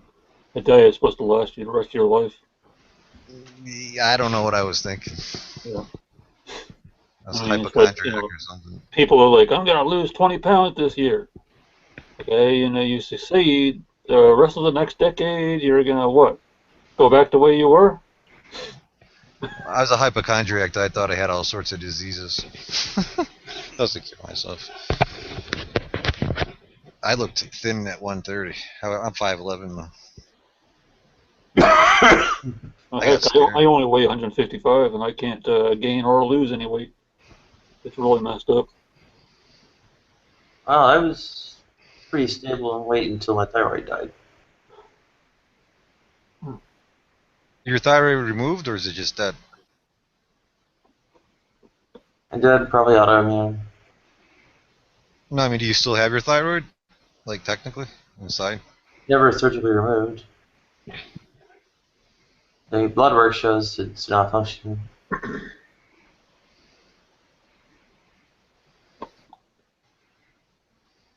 Any way to wake it back up?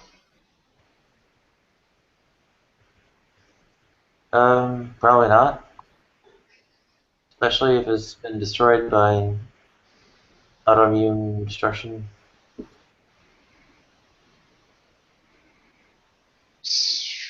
So actually, probably. Oh, go ahead. Called Hashimoto's.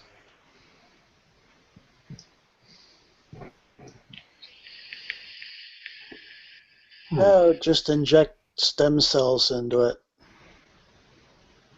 Doesn't And that take only massive work? doses of vitamin C with Mike's Hard Lemonade. Pretty sure I heard that stem cells are only useful for ages 1 to 9, or was it 1 to 8?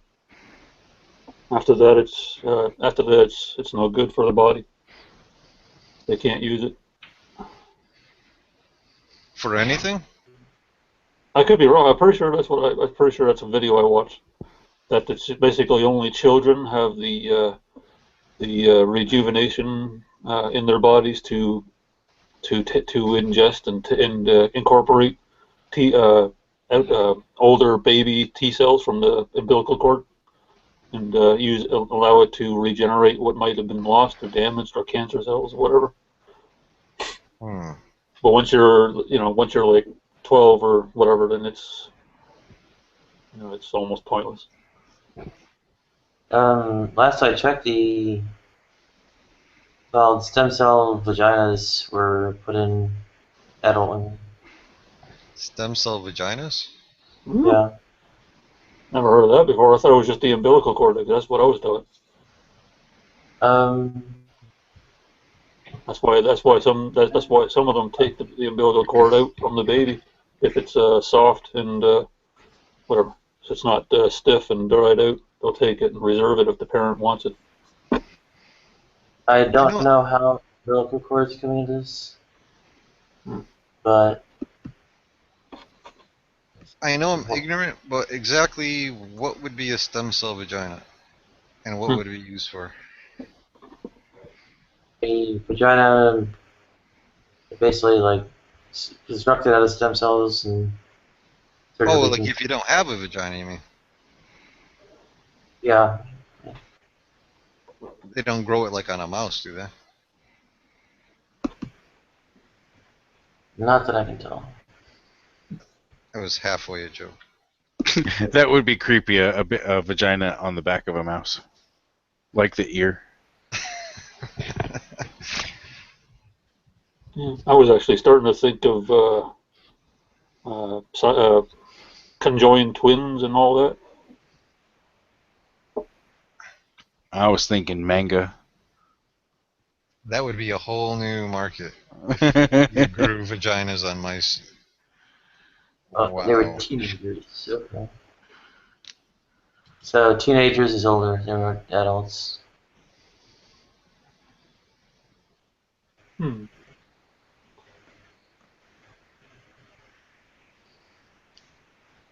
Hello, Nadia. Ah, you should have your cameraman on. Okay, Brett. Yeah, the other monster not awake, so Hey, Brett, what's going on? I think Bud just woke up. I'm just sitting here chilling. I figured I'd come in and hang out with my favorite Joseph Stalin fans. How's everybody doing? I'm doing pretty good. Doing all right.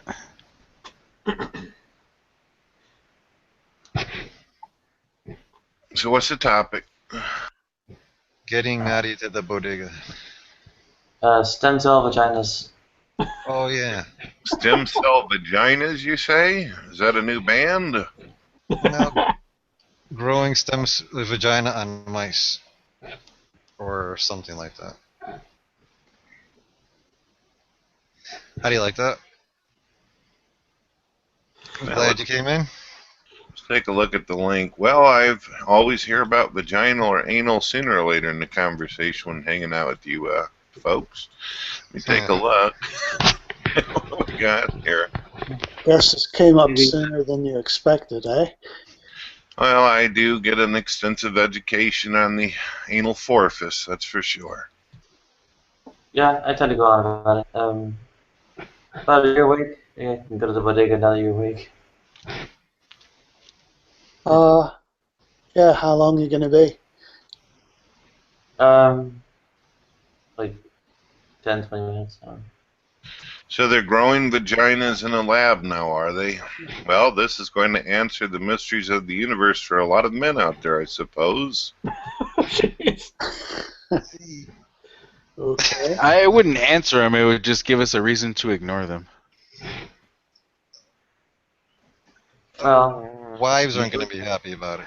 And you thought the fleshlight was an innovation. And what is the objective of this? Is this seriously like something they're doing, or just like a joke? no, I can get the link. Yeah, it's serious. He just got in. You might need to repost him the link. He probably doesn't see it over there. Yeah, it appears as though they're making it, and it's not of the plastic sort.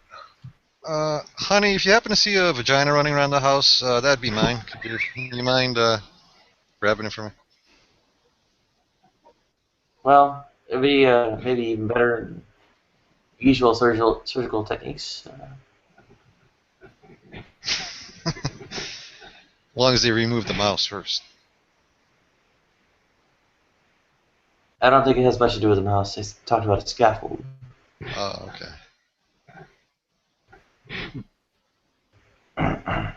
I still find it funny that some people can live productive lives with toes attached to where their fingers used to be. That's quite interesting.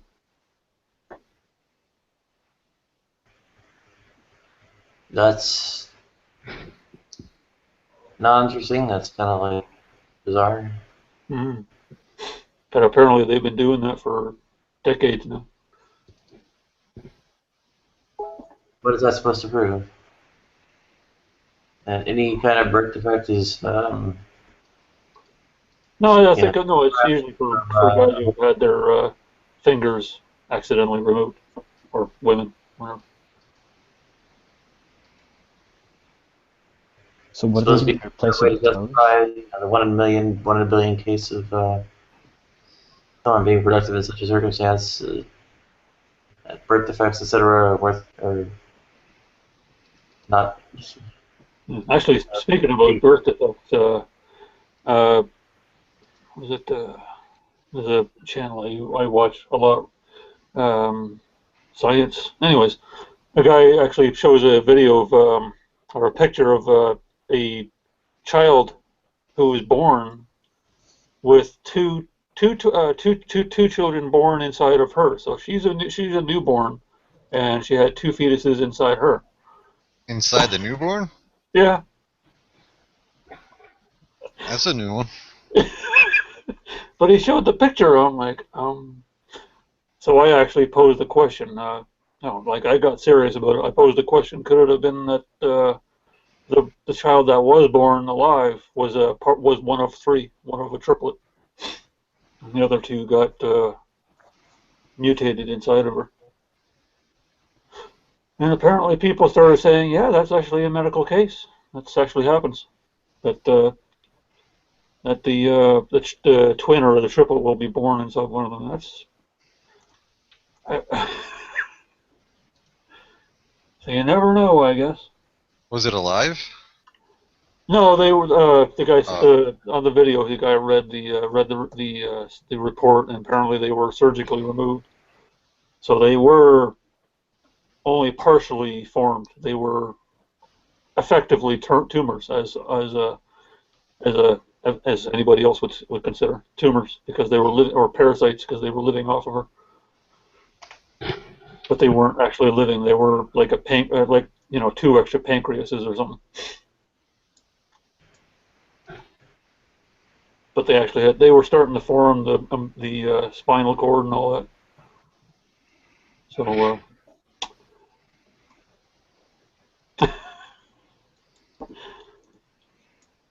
yeah. So yeah. Yeah, that's my reading. Prepared or whatever material. No, like, oh.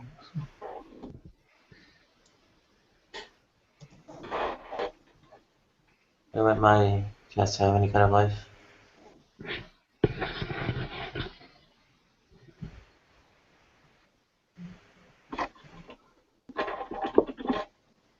Hey, Remy. It's nice to see you, by the way. I was having a little small conversation with you on the new Nadia video.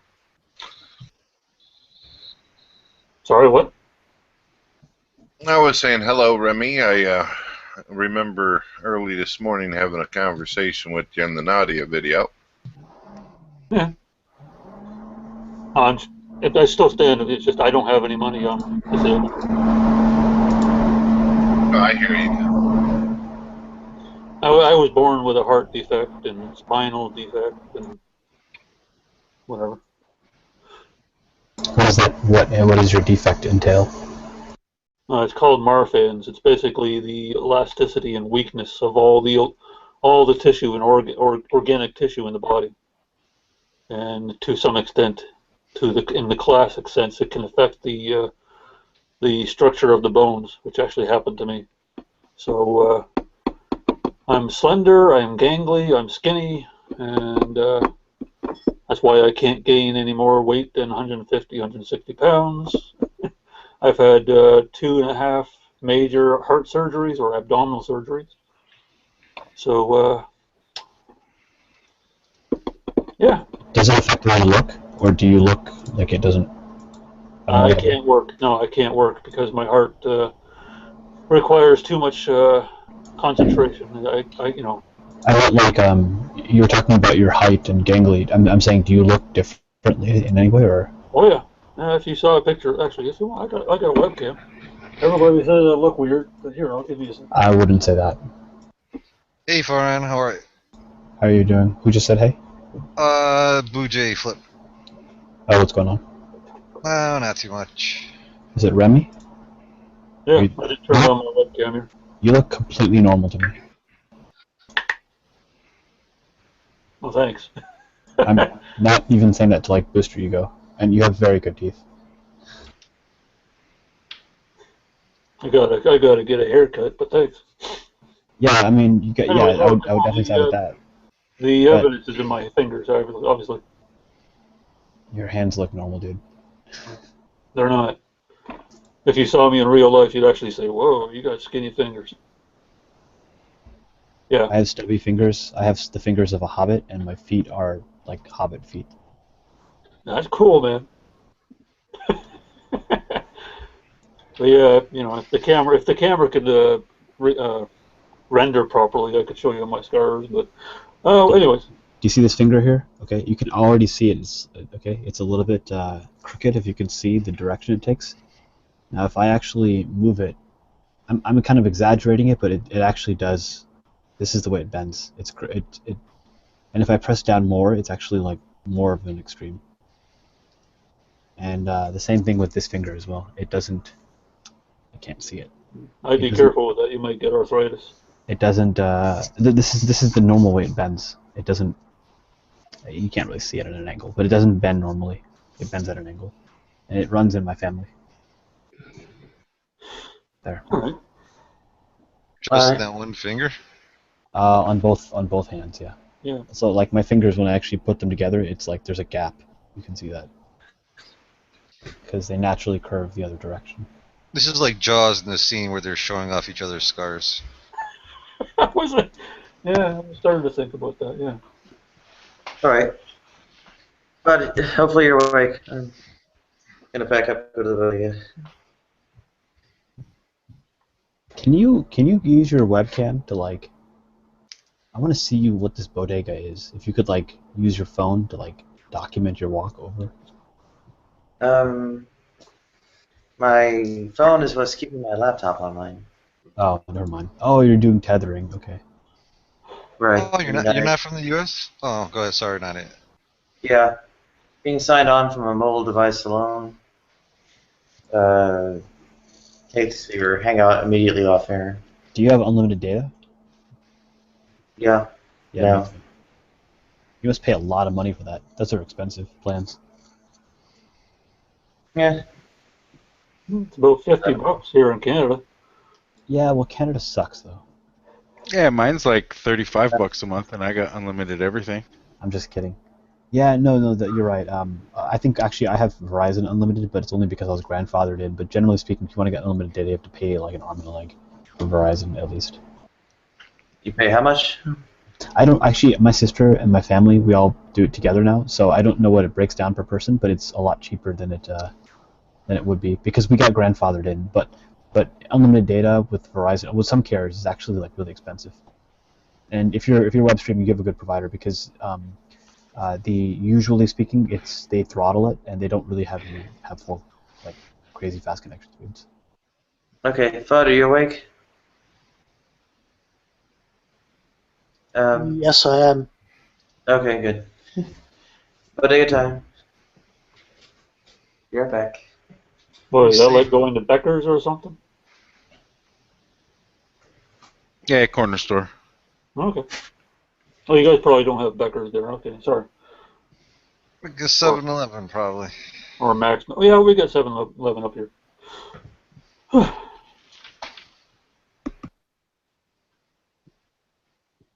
So I actually plan on visiting where close to where Nadia is. I don't know how much time I'll have when I'm there, but it's coming this week.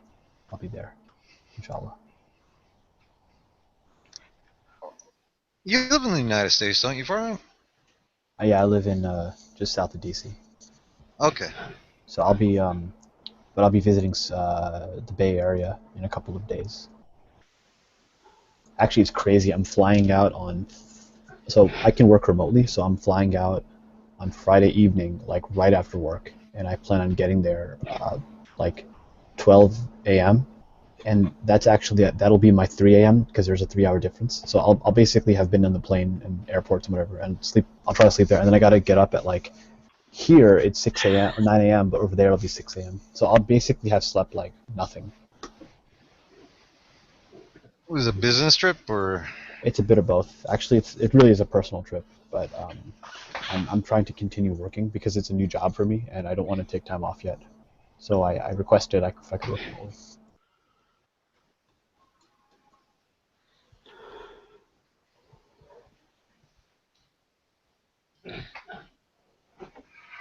I work in IT security, and you can work pretty much anywhere.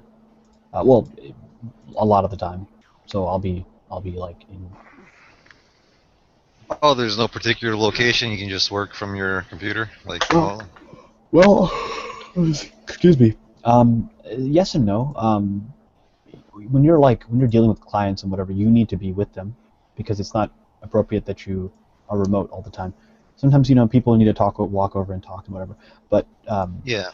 But generally speaking, I can work anywhere. Technically, it's just the technology. I can be like in Mexico and it'll be fine.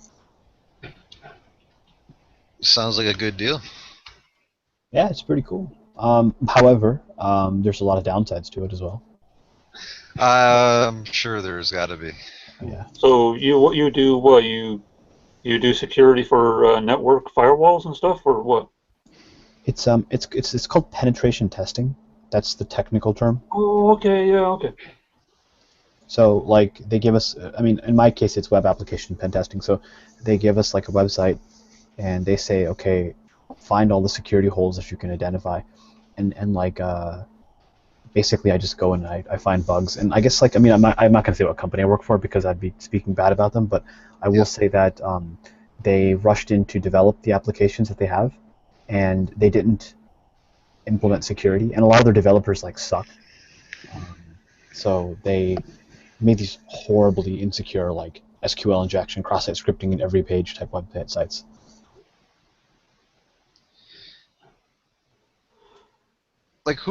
Who's hacking into these companies? Is this like for like financial reasons usually, or information? Is it like constantly companies are being attacked, or? So in my case, it could be anybody. It could be insider threats. It could be external threats. It could be anybody. Okay, well, I was thinking about sort of like Pepsi versus Coke. Pepsi's trying to steal Coke's recipe kind of thing. Yeah, no, that cannot be stolen because of the way it's guarded. Yeah. I just recently heard about that they've actually got one of the highest security on Earth for Coke. Yeah, like, I'm like, that's ridiculous, but then, yeah. 120 odd years old, it makes sense. Or like customer lists and things like that. Like anything they can get. Anything. Excuse me. I've almost always, it's like I switched to a new job, but whenever I do, when I was doing the same type of testing, when I was doing my last job testing, where I was going into companies, basically, like, there were more than one case times where I was able to get, like, financial data of a company. Like, I knew, like, the lineup of this one clothing company for the next season. Like, I was like, okay, this is how much they're charging for this shirt. This is what their profit margin is. This is where they're buying them from. It was pretty interesting. And I mean, here says he knows he knows something of what you do. Pardon? Yeah, in college, he says. Say that again? Oh, no, I was making a joke. Penetration testing, I did a lot of that in college. Oh, okay. All right, where's the rim shot sound effect? Yeah, exactly. Yeah, actually, that joke comes up a lot, like, even in our own industry. Well, I kind of figured as soon as you said it, I was like, I bet he's heard this 1,000 times. Even my own boss said the title of our position sounds vaguely pornographic. Those exact words. Right on. So how bad is WordPress, really? If you keep it up to date, it's actually not that bad. But like, a lot of older versions of WordPress are, like, horribly vulnerable. And just make sure that your modules are up to date. Because usually, like, the core engine's fine, but it's all these modules that suck. There's tools. Go ahead, sorry. Oh, sorry. No, go. Well, basically, I'm just gonna. So, if you keep your WordPress up to date, what else would you recommend doing for extra security? Use these two tools that are out there: CMS Map and WP Scan. I don't know if there's a hyphen in WP Scan, but you can update them, keep those tools updated. But you can basically do scans of your own WordPress sites, and like, using them, you can do interesting things like enumerate all of your users, and like, let's say, for example, like, this is one of the things we'll do. I mean, it sounds so stupid, but it actually works. Let's say, like, you have a website and you are hiding your users, or you have your username public on it. So I can use a tool like this, which will do what I could do manually, but it does it automatically. It'll figure out all of the usernames, and so it'll say, okay, well, there's like 5 usernames on this site. Now let's get a word list. Let's get, like, the top 1,000 passwords, and let's try to brute force and try to log in to this guy's WordPress site, and it'll try that. And that sounds really simple, but it works like a ridiculous amount of time. If you're not, like, hosting the WordPress site, I would say change the WP admin page to something else. I would say make sure your modules that you have are up to date. Make sure you're not using an antiquated version of WordPress, and they make it pretty easy to update. And then make sure you have strong passwords. Yeah, I've got the latest version of WordPress, and I've actually got 3 different security plugins. There's limit login attempts. Yeah, that's a big which one. will lock it, with a few failures. iThemes security and WordFence security. Probably a bit redundant. Do you control your website? Your web server? I don't have a shell account. That's what I was asking. I can access it via cPanel or for admin, I've also got, well, the WP-admin page, that one's had its name changed. Good. That's very good, because that's called exposing the administrative console, and there's no need for like the internet to know that. Right. But when I installed the plugin that allowed me to do that, I had already had a fair bit of content, so I couldn't change the other two. Right. Yeah, WP content and WP. Oh, I forget what the other one is. Whatever. WP content uploads, blah blah blah. That's like available, but it's read only. So. Also check to see if there's like remnant files that like give version information, because there's no need for like random internet people to know what version of WordPress you're using, or even if you're using WordPress. I mean, it's kind of obvious, but. Well, it's obvious that I'm using WordPress because it says so at the bottom of each page, but it doesn't tell you the version, and in fact, there's a thingy in there that basically gives bogus version information. Nice. But the thing is, I don't know PHP myself, and I've never worked with the MySQL server, so it's not like I can go in and do my own tweaking, except perhaps to CSS, maybe to change the look of the site. But I'm kind of past the web monkey work type stuff. It's something I don't really want to bother with too much. But, not fun. I'll give you that. But I've got reasonable control over the site. I mean, it's ultimately the stuff is installed with a cPanel. I'm sure you're familiar with that. Yeah, vaguely. I've only used it like once or so. It's like a web interface to like run the site. Yeah. Yeah. I mean, I would say like if you can, one thing I was going to write in was try to force TLS or SSL for the actual login page. Yes, that's something else I did. I found a certificate provider that provides that's a certificate authority that is free, so it's not self-signed. Is it what's that one? There's one that has like, I forgot their name. There's one that you can get, anyway, I force everything to HTTPS. You should do like a YouTube video on this on like WordPress security. I'm sure there's other ones out there. Yeah. Well, the only problem with that is, criminals actually will learn off of a video like that. Oh, the information's all out there. The information's already all out there. It's not even like a question of like. It's funny because like the industry that I work in, the tool, like the articles and the things that I read are like literally the exact same stuff that the bad guys read. Oh. Like, there's not even like, I mean, that's not actually not true. Most of the stuff I read is pretty legitimate. It's like from published, authentic like sources. But like a lot of times, the same material. There's no difference between the two. There's a war on for your computer. Well, the thing is, it uses well-known URLs. I mean, there's no getting around that. So you have to make sure you're using a secure connection in case you're at, say, an internet cafe. Well, that's a gold mine for hacking. Yeah, I think that's probably where most of it's done, because, I mean, if you hang out at an internet cafe, it's on an open Wi-Fi. You can just, Wireshark all the traffic. Yep. There's a similar problem with those tap-and-go credit card machines that you find. Like I love the idea, but somebody revealed to me, no, that's just giving your money away, because someone with a with a good tapped phone nearby could actually, just read the area and get your numbers, and you lose all, they can hack your credit card and take your money. I haven't played around with those, but I've heard about those theoretically. That if you're close enough, that you can like intercept like just random data, like random waves in the air, and get on people's cards and whatever. Yeah, I just don't know the technology that's RFID.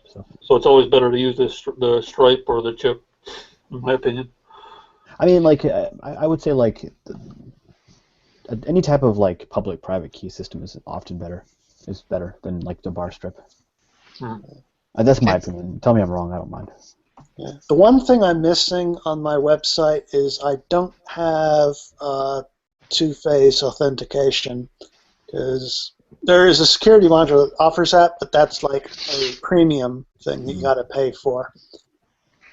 You know what's funny? If you have access to the PHP, like if you can at least edit the code, you can probably get a shell account or shell access on that machine. That would be interesting. I've actually moved the server that way. I've tried SSHing in, and it specifically tells me I don't have shell access. Oh, you don't need that. You just do this. Like here, I'll just type in the PHP for you. Let me figure it out. PHP shell. I mean, if you can edit the PHP code, like you've pretty much got you can get arbitrary accounts going, or commands going. You can do like this, like ls. I think this is the way. I haven't done PHP in forever, but like shell exec will just execute that. Oh, you're typing this in the side, okay. Yeah. And you would put that in where? Like if you can edit like a PHP MySQL page. Yeah. I'm sorry, I'm saying the wrong thing. If you can edit a lot of themes allow you to edit them in WordPress. Yeah, oh, well, I can definitely do that because cPanel allows me to upload arbitrary files. Then you've got so I could download, the WordPress files or just go to WordPress.org and get the latest version of WordPress, hack it myself, and then put that version up instead of the official version. So if I knew PHP, I could, do whatever. Thanks for posting that for it. Yeah, that's not even something like technical. That's like a very simple, like all you're doing is like the ls, you'd replace that with like whatever command you want to do. So I'll tell you the coolest thing I ever did at work. My last job was, or during my last job was, basically we had this one system that was like pretty secure for them. I mean, as far as I know, but it was vulnerable to Heartbleed. If you guys are familiar with that. Yeah, Heartbleed came out late last year. So basically, what Heartbleed is like it's a way of like getting like arbitrary data from like a server, like junk data, whatever's in the memory at a certain point. So you would send a computer message and it would just dump whatever data it had in a certain location, like random memory.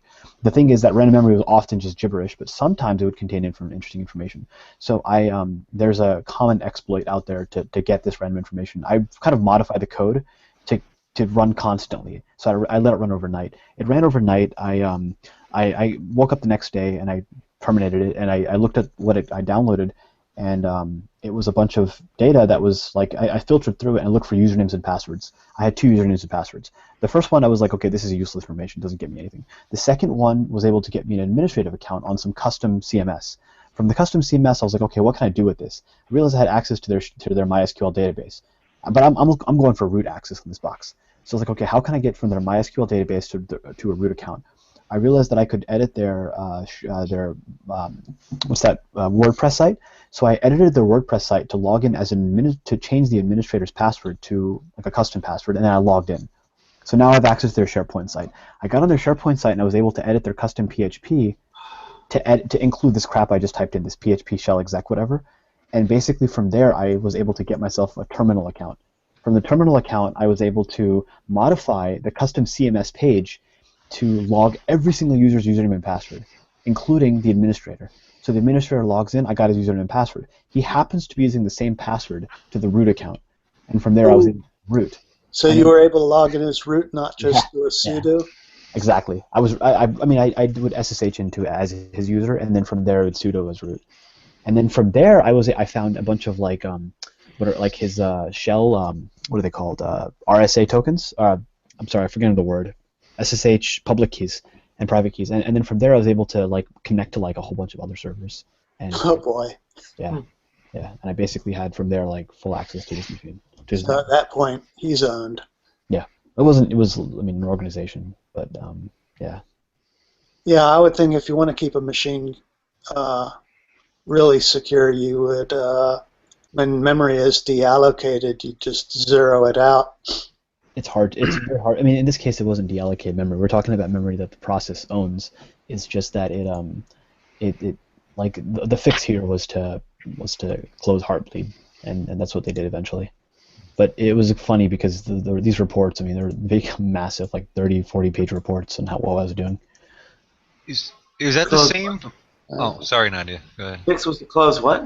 I was talking about the coolest hack I ever did, and it was basically like I found Heartbleed on one site, and then from there I was able to eventually get root on their entire network.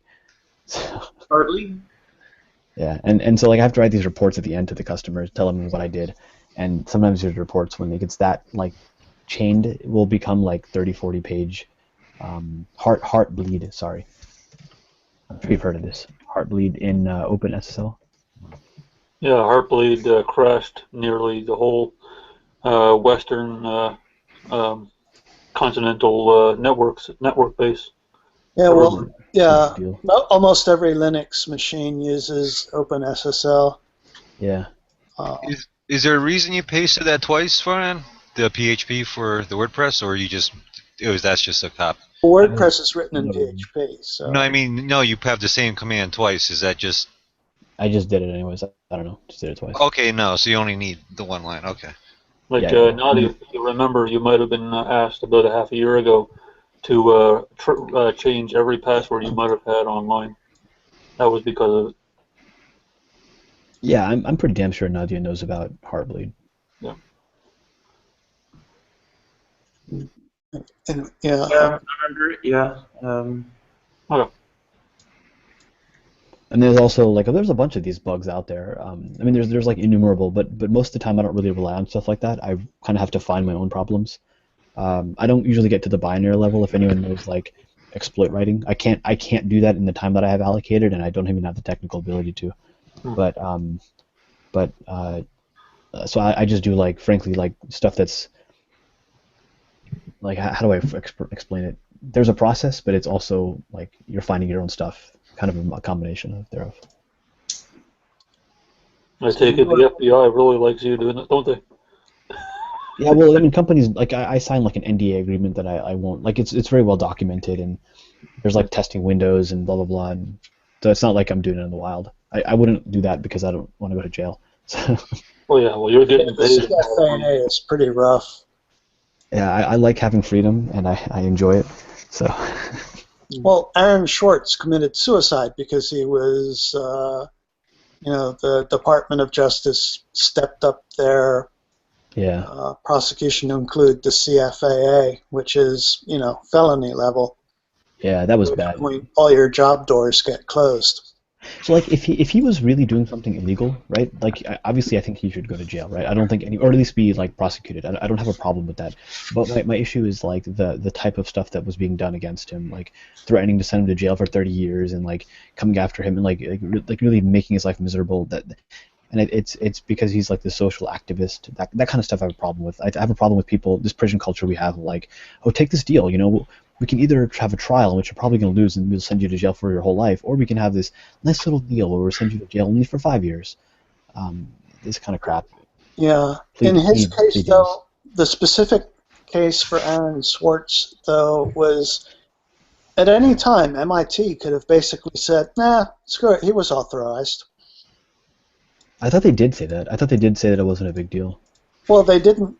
But they didn't intercede on his behalf. They sort of took a neutral stance and allowed the Department of Justice to do what they wanted.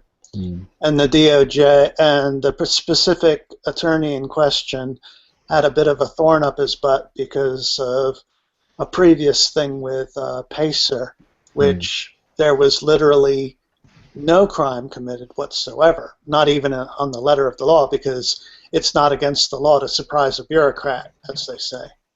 But, you can get some pretty good information on this if you track down a movie, The Internet's Own Boy, I think it's called.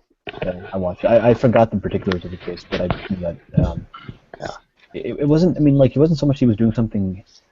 He didn't really. He wasn't doing anything bad. He was simply getting. Making a whole bunch of automated requests to a public system. He was just using wget. He was grabbing basically science journal articles from JSTOR, right? Which MIT had unlimited access to, right? Because MIT is a subscriber, and he was putting them. He had a laptop, an Acer laptop computer with a USB drive, and a script that was just, running wget essentially. Yep. Just because the articles were sequentially numbered, so it was exceedingly trivial to just download article after article after article, and Right. get them into. Well, he never did put them into the public domain. You never. Oh Never- yeah. I mean, I'm sure. I can't imagine that it hasn't been done, replicated after his death.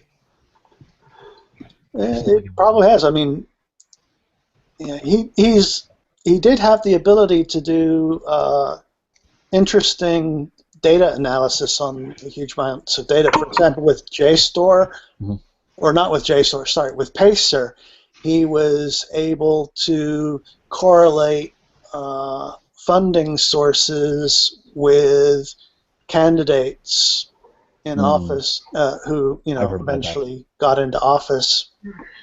And in fact, that's why Lawrence Lessig is currently, trying to create a super PAC to counter the other PACs. He's basically, going for campaign finance reform. I mean, if I could take it to a bigger issue, I would say that the larger issue is money in politics. That's the broader issue. Well, that's exactly the issue. Yeah. I mean, That's that's the what broader Lawrence issue. Lessig is going after, is the money in politics. Like there's this idea. There was a couple of major laws that were passed a couple of years ago, or rather Supreme Court cases, that basically said that corporations can act as people.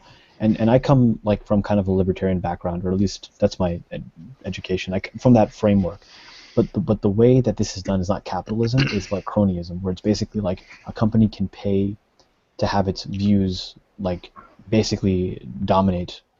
Yeah, essentially the way it's set up now under the law, a corporation actually has more rights than an actual person. Right, and that's You can't that's throw a a problem. corporation in jail. You can be a libertarian, you can be a conservative, you can be a Republican, a Democrat, whatever. This should be against this. This is like kind of cross platform. But the thing is though is that they're all bought and sold, and therefore it's I have a Palestinian flag right now up on my thing. I actually it actually harms America to actually support Israel in so many ways, but we still do it, and it's money. Frankly, it's money in politics. It's a big factor. Yeah, well, they have a large lobby over here. A huge APAC. But some of the things that Aaron Schwartz did, he had a decent role in the RSS protocol. Right. He also helped Lawrence Lessig with the Creative Commons license. He did the computer code for people who wanted to use Creative Commons. They could go through the question sheet things and, write their own Creative Commons copyright license. I've heard about that as well. So, he, Lawrence Lessig knew him personally. I'll tell you a tool I'm working on. I haven't worked on it in a couple of months actually, but it's a tool. I'll tell you about the backstory. I worked at this one. I guess I can't technically say where, but this one organization, let's put it that way, where they monitored all of your traffic, which I guess isn't that normal, but they would quite literally monitor all your web traffic, right? But they would allow it to pass through. So if you wanted to connect to an HTTP site, they would let you go through. When you came to an HTTPS site or SSL or TLS, whatever, they would strip out the TLS SSL and they would have it run through their proxy server, which would make the connection for you. And then it would get the data of the web page, the content, and then send it back to you, and then you would get it. But you knew, because the certificate was coming up broken, that they were basically doing a man in the middle. They were intercepting your data and they were breaking your encryption. And I was almost personally offended. I was like, this is I want to go to my freaking Gmail and you have access to my password. So I had this idea to write a tool that tunneled over HTTP. And then I was like, well, let me just make this more general. Let me make this a tunneling tool. So it tunnels. Basically, I wrote a tunneling tool that tunnels over HTTP. What is it? Obviously TCP, UDP, ICMP, DNS, and HTTP as the transport layer. So I was actually doing IP over HTTP. So I could actually ping a computer over HTTP over HTTP.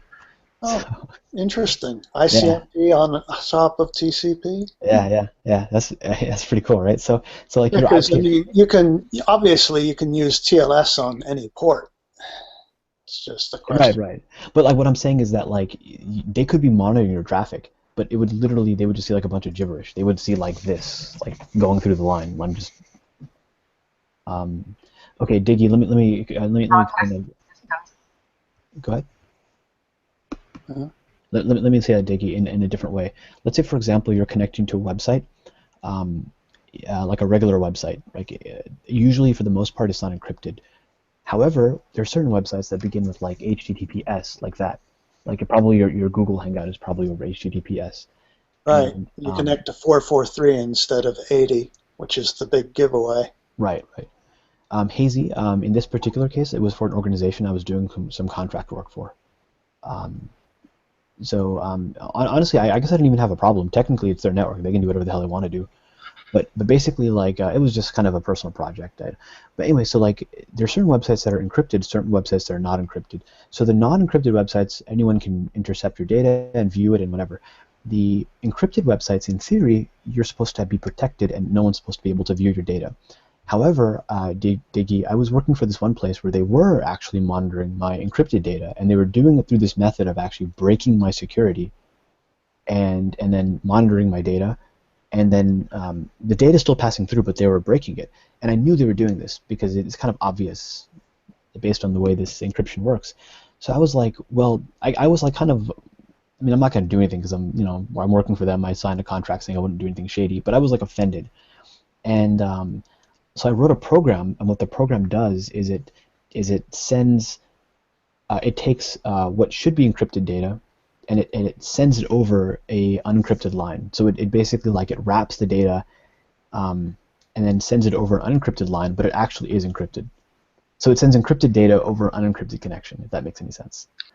And then and so it passes straight through, and then the endpoint decodes it, and then does whatever it does with it. And yeah, and it's kind of like an interesting method. So basically, the tool that I wrote is a multi-protocol tunneling program. So you can tunnel or transmit data into places it's not supposed to go into. And I've actually used this tool to. I was in a hotel once, and I didn't want to pay for the internet, so I used it to get on the internet for free. So it's because I was tunneling data over like their unencrypted connections. Or they're unblocked connections. Interesting. Yeah. I never had to pay extra for internet at hotels that had it, but have you guys ever heard of the what's the hotel in Chicago? The Palmer House? I'm not familiar with anything in Chicago. It's a historic hotel. I went there for work, and I basically started like watching YouTube videos and like doing internet stuff regularly over an encrypted connection. Or rather, over a, I was not paying for it, but I was still able to get online for free. Yeah, one of the places I contracted, they had a net nanny set up on their firewall, and the programmers being programmers, well, they just set up a VPN and basically bypassed the damn firewall. Yeah. They were tunneling through the firewall, but essentially. It was like go through the firewall, hit proxy server, and that they had control over because it was their proxy server, and then anything goes. And there was no way to, the people who were running the IT department that was in, running the firewall and the networking and whatnot, basically were clueless. Right. Diggy, you're saying that it's going over your head. Basically, what we're talking about in a nutshell is like, let's say you're in a prison and you're allowed to send out letters, but like they restrict certain things. They're like, hey, you can't send out whatever. One of the things that people used to do in prisons is they would write a letter, and this is like a crazy thing. They would urinate, and then they would store the urine like in a cup or whatever, and then they would take a Q-tip and they would write a note on the back of their letter and then send it out. So the regular letter looks like normal. It's like, hey, prison sucks or whatever, but I'm doing well and something like that. But then if you took a flame and you lit the paper, like not burned it, but like kind of heated it up, the message you wrote in urine would actually show. Do you see what I'm saying, Diggy? So it would show up, Yeah. and then that was a way of transmitting. That's the lemon juice trick, right? Yeah, I think lemon I juice. still use that as my primary means of correspondence. So Good old steganography. yeah, yeah, exactly. It's basically sending data in ways you're not supposed to send over. Well, so just to expand the conversation, it's okay if you guys don't want to, but how do you guys feel about Edward Snowden's suggestion that, hey, if you're for civil rights, you should opt to use a VPN? So everybody in the U.S., sign on to a VPN. So I'm a Muslim, so I'm not allowed to talk about Edward Snowden, otherwise my doors will get shut down, blown down or whatever. So I can't. You guys can now. Okay. Well, we can write to each other in P.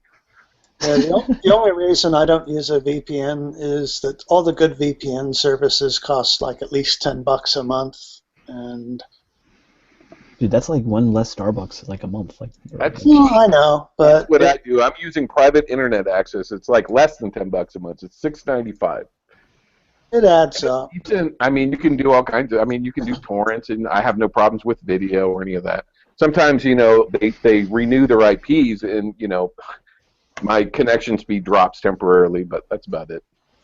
My IP seems to be very, very sticky. It hasn't changed.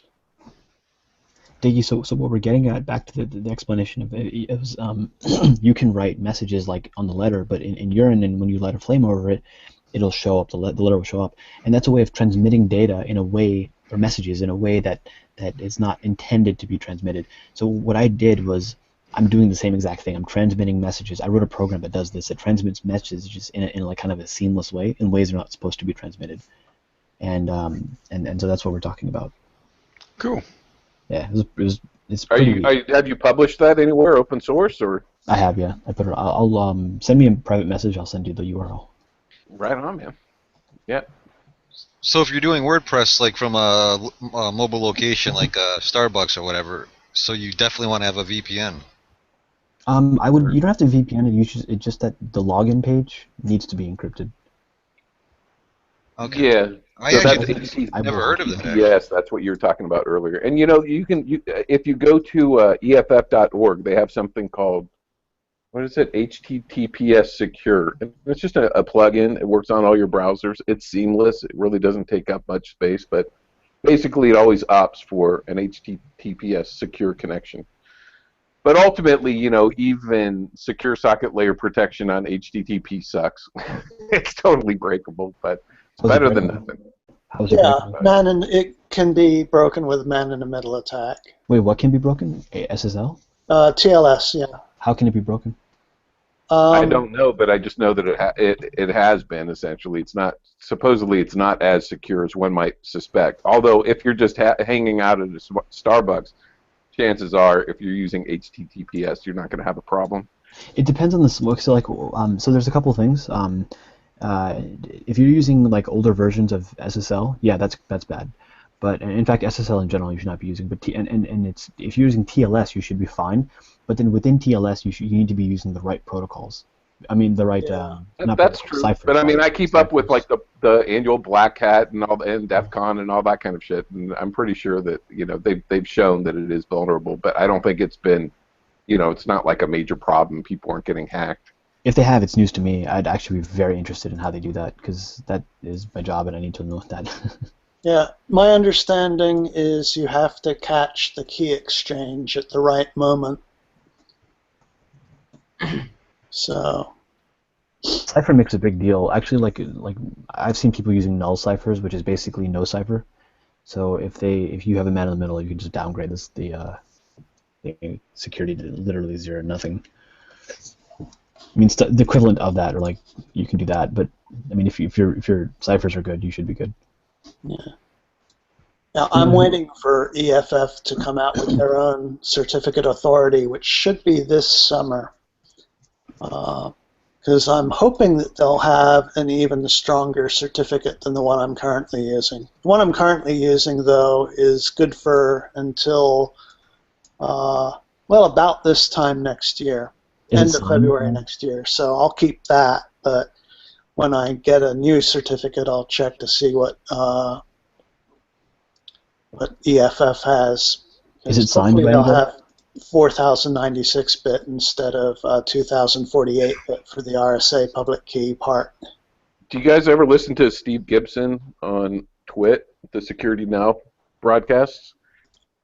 Because I think a little while ago they talked about a new, basically public security key infrastructure that would allow, so in the past people could invent or go to different agencies and get an encryption key for public stuff, for free. And then a lot of these services kind of disappeared. They stopped using them. And there's been a call to allow, basically of some kind of public infrastructure for people to have free access to create encryption keys like that are stored as certificates. But why would you? I think that there might be a new certificate authority that's available to the public now, if I recall correctly. But why would you want to give out your private key? Well, you wouldn't give out your private key, but what you could do is create a certificate for yourself, or for your small business, or things like that. Yeah. So you would have an authority that would be able to verify that it is indeed you and authenticate. That's all. So it's a new form of certificate authority. Oh. Well, I self-signed initially, but then somebody on my Twitter that was following me, they pointed me to a service that gave, for 1 year, they would give you a free certificate. EFF is setting up their own security authority, so... But will it be shared by like Microsoft and all them, or is it going to be shared by just a couple people? It's supposed to be a proper certificate authority, so... So like Microsoft and whoever will accept it? Hopefully. Certainly anyone can add it into their browser. I guess it's a question of, because, when you get a browser, obviously it has a list of trusted certificate authorities. Right. So I guess my thing is like it's technically like I think all the security mechanisms are already in existence. So like you can have like PGP encryption that's actually very strong, like 820 whatever the hell bits or whatever. But the thing is that it's not easy to use. Like setting up PGP is not user friendly. Like I can do it. I'm sure most people can do it, most technical people. But like the end user, like your grandmother or your friends down the street, they can't do it. And I think what needs to be done, and Snowden has talked about this, is that there needs to be a proliferation of security that's user friendly and simple. So they really do, because I actually don't have SMIME working on my email. Yeah, I don't either. I do it manually, and I don't like doing that. It would be nice. It would be nice if SMIME was like something that was just automatically set up. And that's the problem. It can't be, because with PGP, you pretty much have to, like, how do I know? Let's say, for example, Nadia, I say, hey, Nadia, send me your PGP key. You send it over to me. Well, how do I know that what I just got was the actual legit public key? I don't know. So there has to be some way. There could be a man-in-the-middle person right now intercepting the connection between Nadia and myself. And so the only way that I would know that is if like I called her up and was like, it begins with this, and I heard her voice or something like that. So like there's no infrastructure for like a key authority, and there can't be one, because almost like it would have to be massively accepting keys, and how easily would that be for the government to infiltrate that? So there's lots of problems that are hard to overcome. I don't know. It's not a user-friendly system, and there's problems with that. I don't know if I'm going over everyone's head or if I'm not making sense. No, I understand perfectly, because that's why my email currently does not have SMIME by default. What email system do you use? Oh, I'm using Gmail, but my mail program is not using PGP encryption for the actual mail, so people can just go right in on their servers and read it. You can't get native Unix email working? What do you mean by that, Nadia?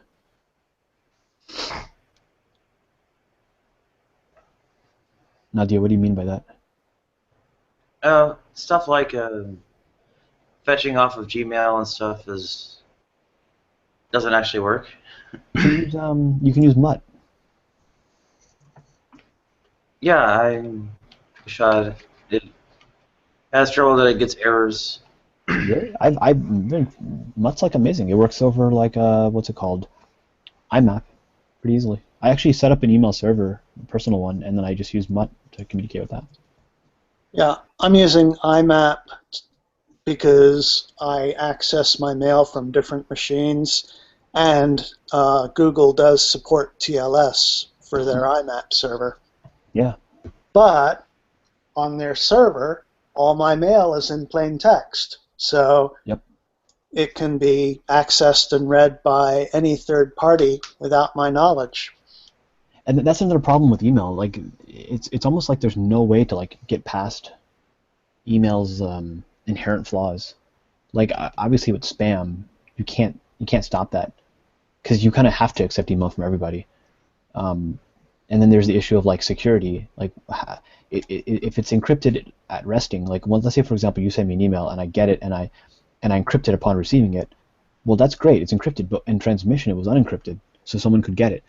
And like the only way we could have secure email between us is if we took the time and effort, and it does take time and effort to establish that we're gonna, like, this is my key or something like that, and therefore it's just a pain.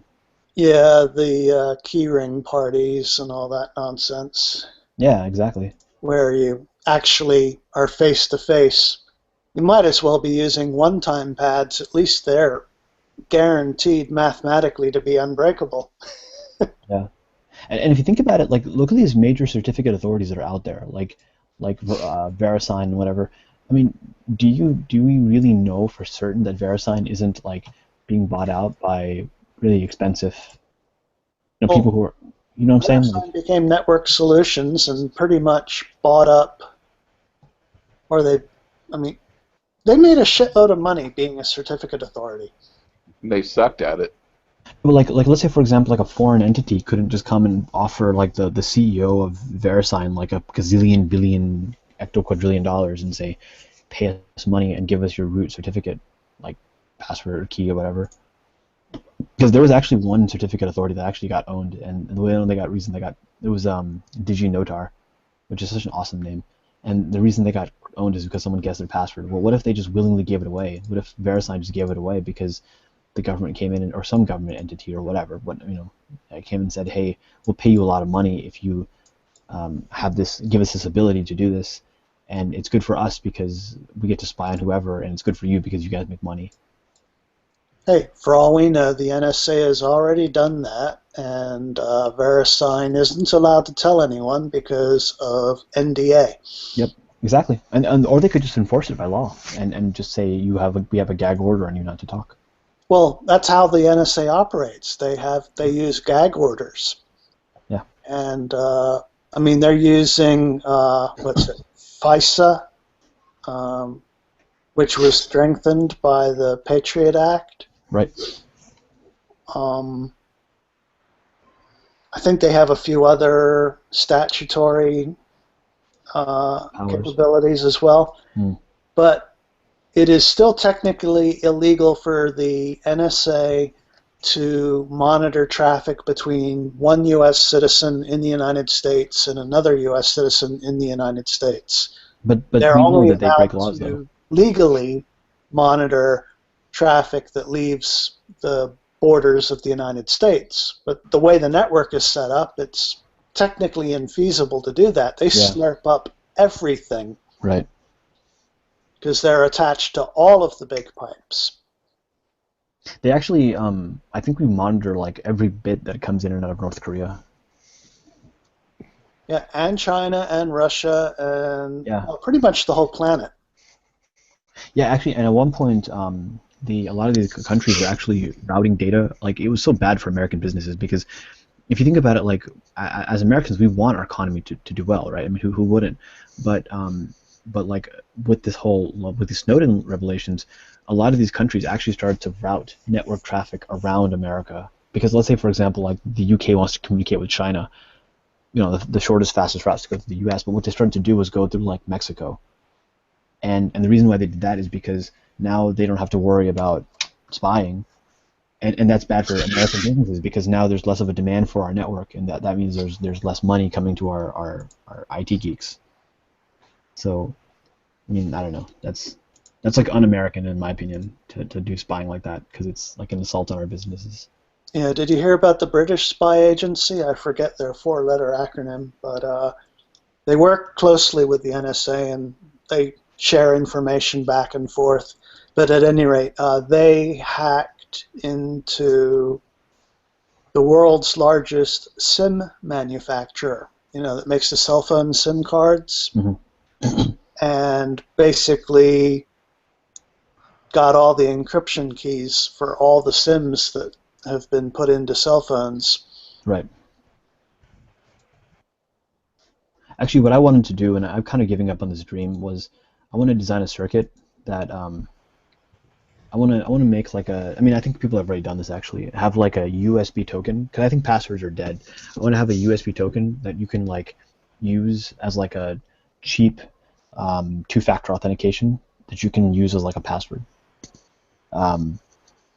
And maybe like I have my own company that like stores a whole bunch of these people's like pins and whatever, and their public key or even the private key, and uses it to like a quick way of authenticating.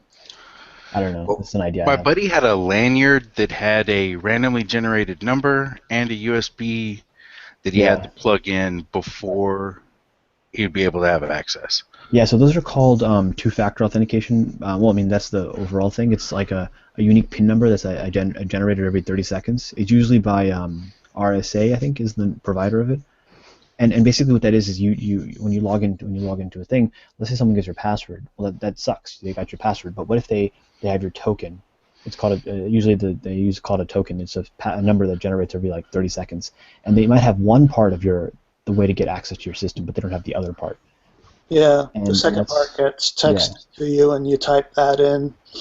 So what I was saying Are was, you guys using two-factor authentication? I mean, I do. Google and Microsoft services both support it right now using the Google authentication app.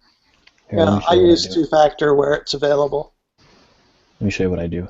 So my Google, if I go here, Gmail Authenticator. That's my randomly generated PIN number every couple of minutes or whatever. But no, I was saying like this needs to be done for the masses. Like passwords suck. Like most of the time when my company in security, when we go after passwords, we get access because their passwords are like spring 2015. Like that's their password. You know, like that. I mean, like if they're being smart about it, they'll be like spring 2015 exclamation point. You know, because like okay, your password has to have like uppercase, lowercase. It has to have a special character. Everyone does exclamation point, and it has to have numbers in it. That matches all of them, and it's above a certain length. So like, this is like such a common problem that Safari has a password generator for web forms. Who can memorize like this random crap of passwords? Gets stored on a keychain. That's good. A passbook. But then what if you're like you're on a different computer? You'd have to have your keychain with you. Well, yeah. If you own the computer, it's not a problem because you can have the keychain distributed. But if it's totally not your computer, then yeah, you're out of luck. But this isn't my password anymore, Nadia, but that used to be one of my passwords.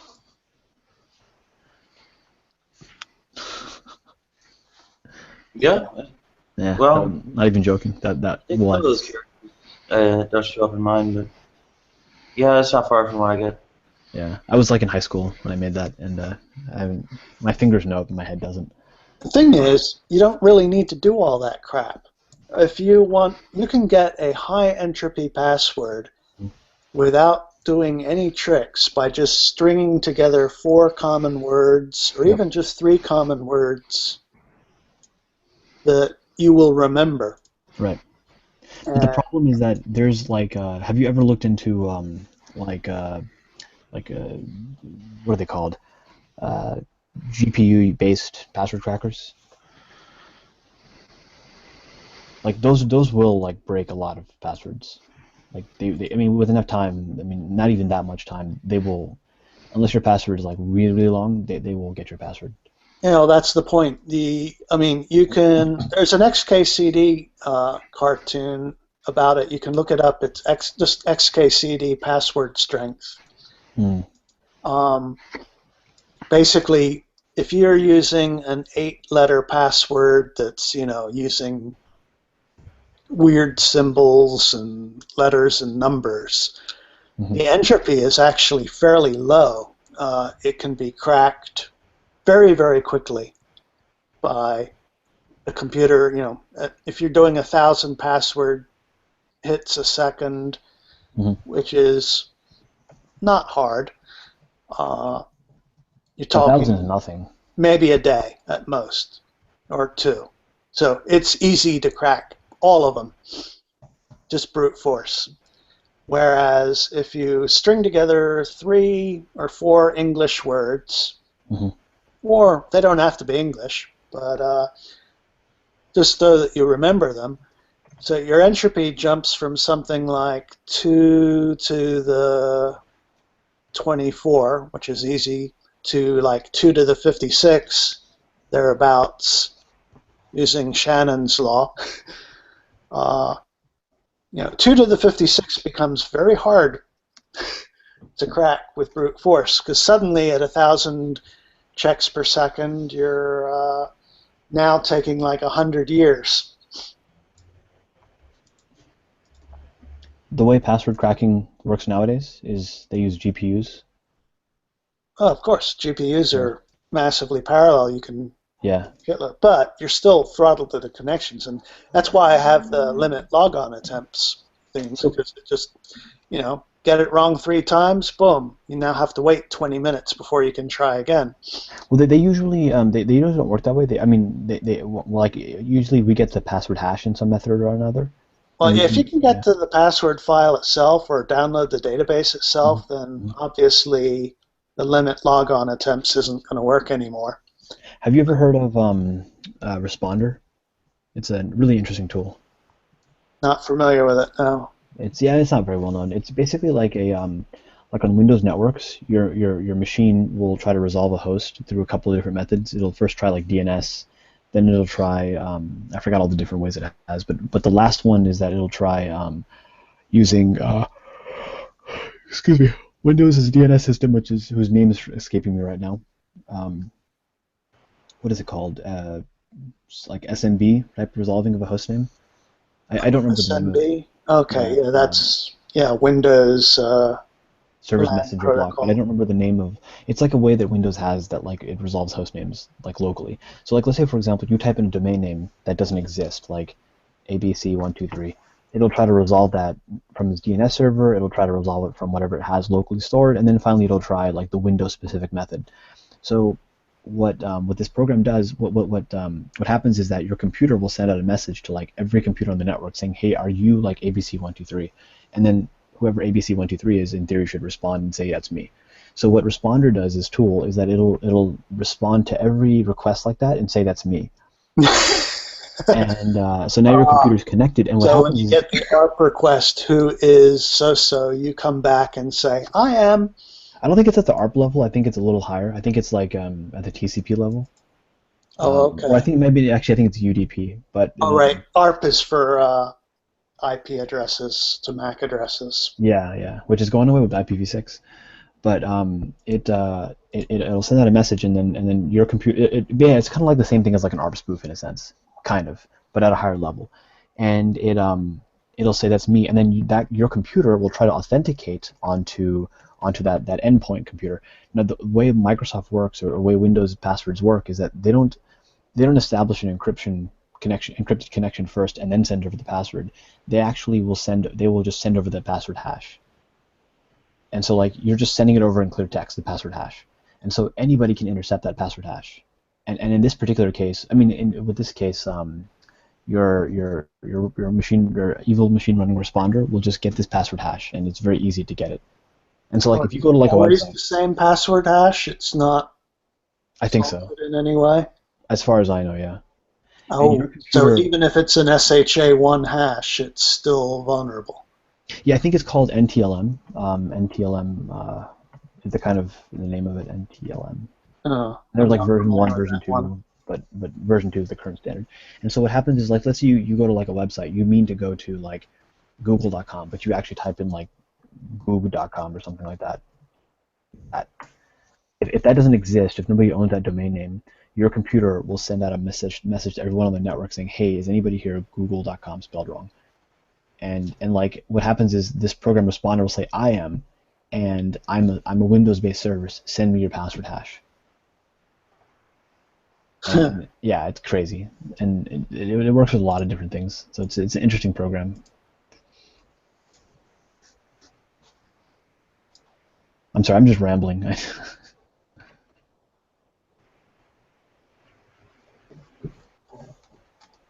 But yeah, that's my job. That's what I do for a living.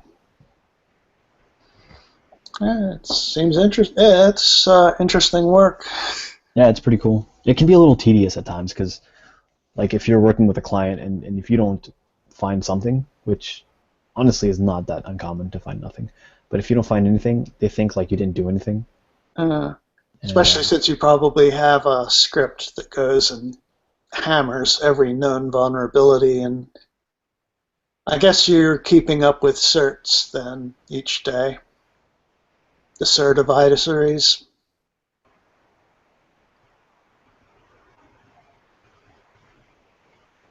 Big ones I know of, and I might kind of like in passing, but like most of the time, if I need to worry about that, I'll have a vulnerability scanner do it for me because there's no way I could know like what are all the vulnerabilities out there. Well, I mean, vulnerabilities are generally discovered on a nearly daily basis. Yeah. It's the 0 days that'll screw you, of course. Yeah, so like with my assessments, there's no way in hell I could ever write my own 0 day. Just not gonna work. I'd love to. It'd be fun, but I just don't. Actually, that'd be amazingly fun to do that. But my interview, like, I think I might have even gone over it. These were like the most friggin' technical questions I've ever. I have my questions right here. They asked me. I don't know if I mentioned this to this channel one before, but like these like ridiculously technical questions.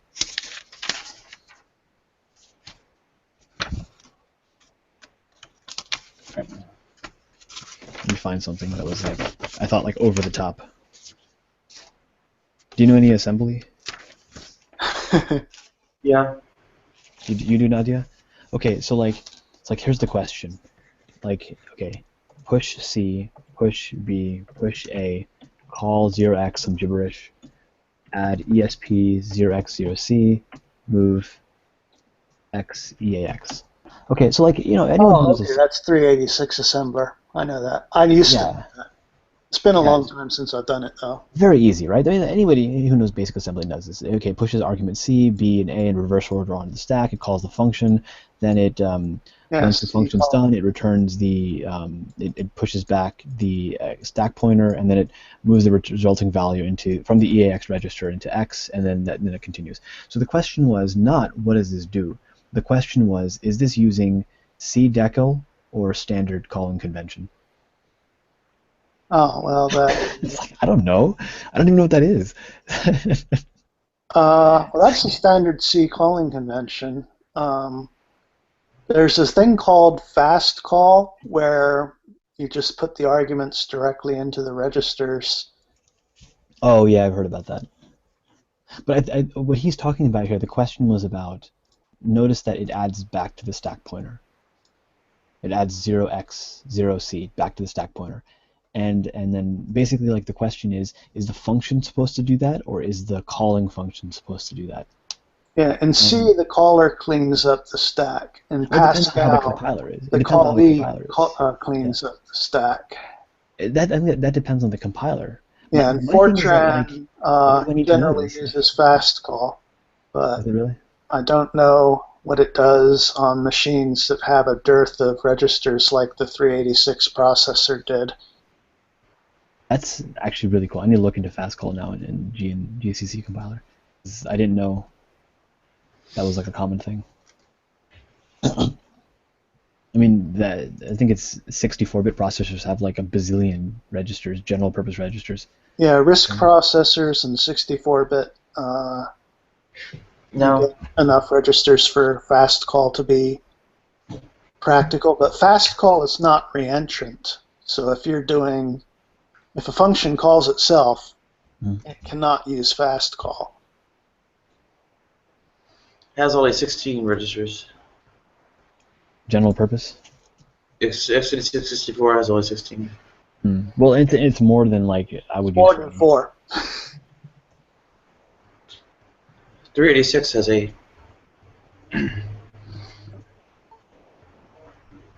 Let me show you guys something. Let me show you some books I That have. was the instruction pointer carry for that. It's been a while.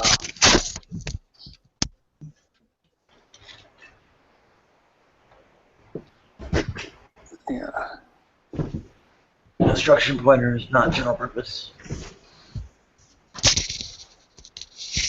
If I was going to do assembler, it would be no. Let me show you guys something. It would be inline in a C function. These are AMD programming books that I got when I was like in high school. Oh, And for the AMD instructions, the MMX and all that. Yeah, actually, this is x86 64, which I think, I'm not 100% certain because I read this a long time ago, but I think is the type of architecture between x86 and x64. It's like the glue architecture, something like that. I don't remember, but I got it. I have the hard copies of the books because at the time they It's not really had. glue. Pardon? It's not really glue. I mean, there are just some slight variations between the Intel and AMD 64-bit affairs, and AMD's was first. So, like, is there a difference between them? Like, what's the major difference, I guess? I think the floating point SSDs type stuff, and the VistaSkull stuff. Yeah, I've been using a library called VDSP which uses the SSE3 instructions, for vector processing. It's got a whole shitload of things it can do.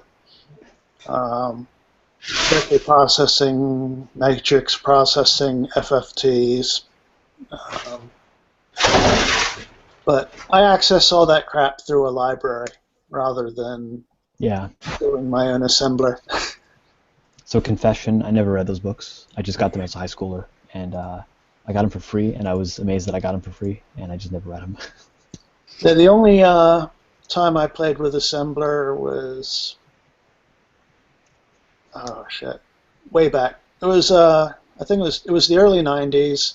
It was the 386 and 387 assembler because they were two separate process. The math coprocessor was a 387 that was separate.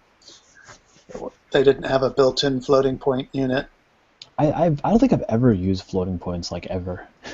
Oh, I use floating points all the time. What for? I don't even understand them, like, frankly. Well,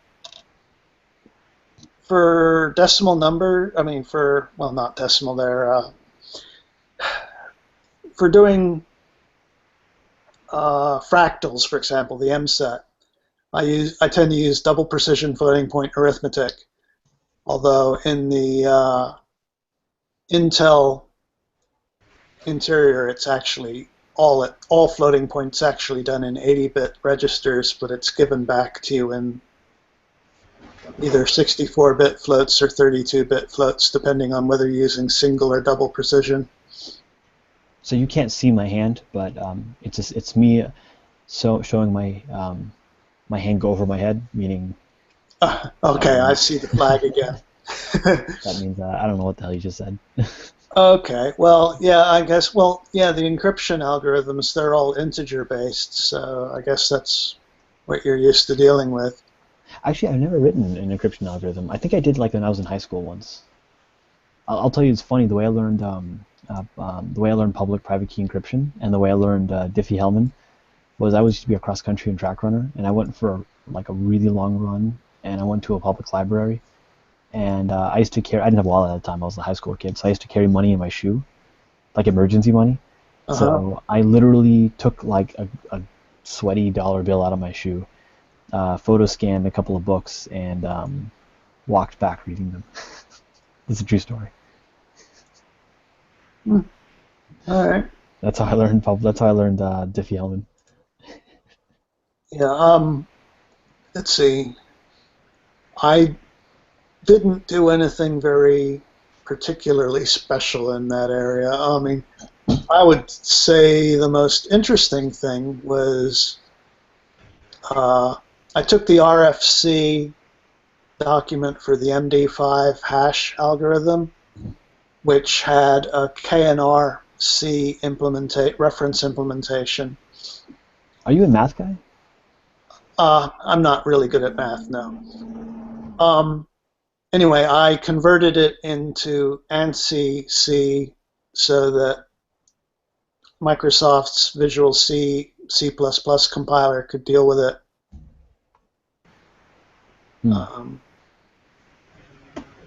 Anyway, here's the thing. I was going through it line by line by line, and I could tell you exactly every line what it was doing, and yet I had no way of explaining, and still don't, why it was an effective hash algorithm.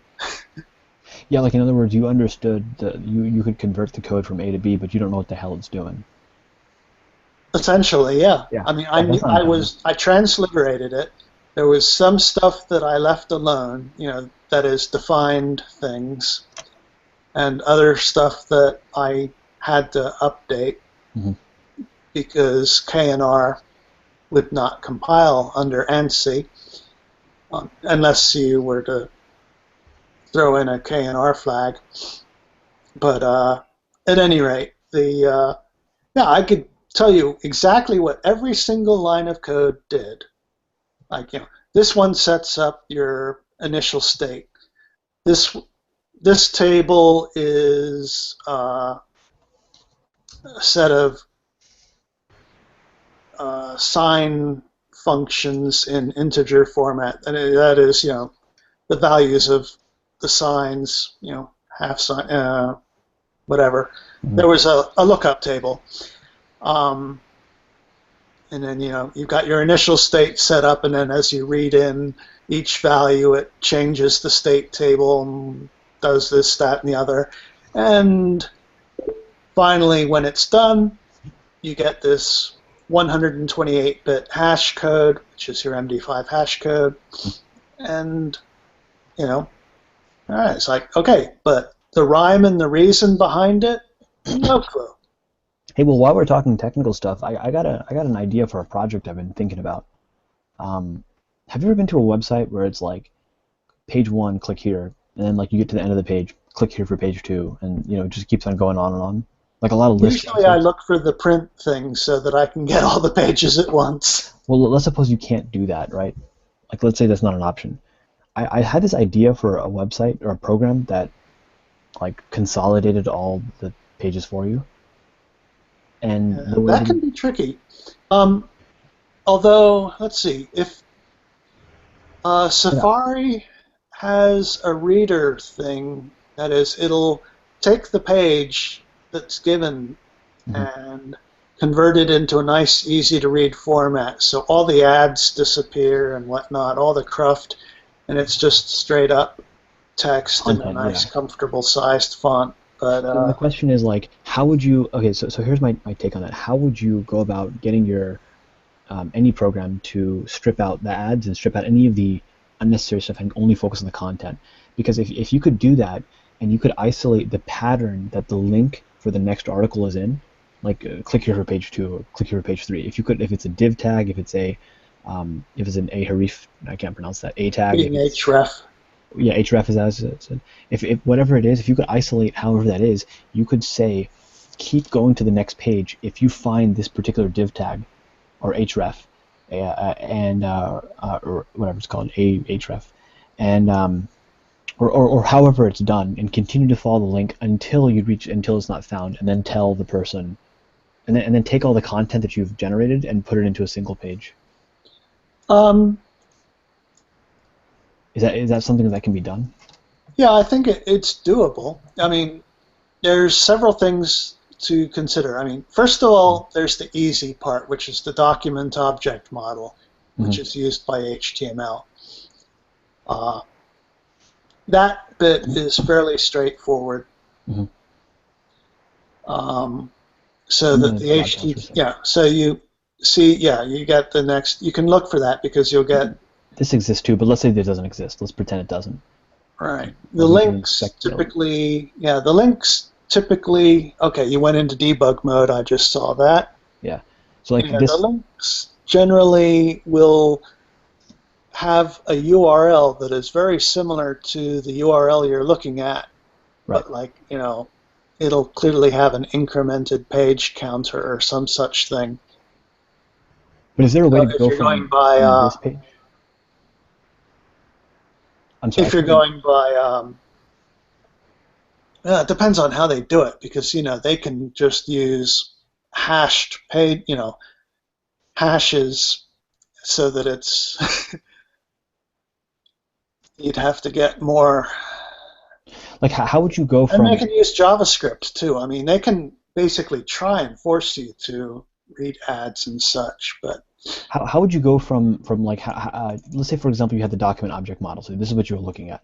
How would you isolate just the content? So maybe starting with like the title and maybe this, I mean, even if this was like kind of screwed up, whatever, how would you get this content isolated? Is there a way to do that from the document object model? If I could do that, I could write this in Python. And I don't know like how like modern implementations of HTML and whatever to be able to. I learned HTML in like 6th grade. yeah, I used to do my website by hand typing the HTML. Yeah. But, you know, I'm no longer. It's become tedious. That's just why I now use WordPress. Yeah. No one does that. It's so much easier. Plus, WordPress, the theme I'm using, will reformat itself for an iPhone or an iPad. Or if you squeeze the window to make it narrower, it'll reformat accordingly for a portrait mode rather than landscape mode. Right. But then how does it know what the actual data? How does it isolate the data? That's my question. Is there a way that you can do that? And I think it's probably got JavaScript that it's putting in there, because the server doesn't know, because it's necessary. Well, the server knows user agents, but I mean, do you it doesn't know like what size window you're using on your screen, but you can tell that with JavaScript and do that dynamically without hitting the server. But I don't even mean like the formatting. I meant just the actual content of the page, stripping out all the useless crap. Is there a way to do that? Because if there was, that would be like like a general way that most of the internet uses. That would be like the gold mine. Well, on Safari, I use an ad blocker plugin. For Facebook, there's a plugin that will clean up Facebook pages to remove most of the ads. Mm-hmm. It doesn't get them all. I also use a plugin called Click to Flash, so that Flash requires permission to run. That is, it'll just put up a placeholder box where the Flash content is, and I have to click on it to allow it to actually run the Flash content. Mm. And that nails a lot of ads, because some ads are, you know, Flash ads, you know, the animated doohickeys, mm-hmm. sometimes with sound. I feel like that doesn't quite answer what I'm getting at. Yeah, I know what you're trying to get at, and unfortunately, off the top of my head, I don't really have a good answer for you. Because, I mean, the document object model is what spells out what all those tags and stuff mean. Hmm. But typically, you know, you're looking for an href tag that takes you to the next page, and you want to prefetch the page, or prefetch them all and reformat them. Let me, just a sec, If you know, I'd be very interested in that. Because I think that'd be a cool tool I could make as like a browser plugin, and then I could just give it out to you. Yeah, I'm trying to find a page that will give me something.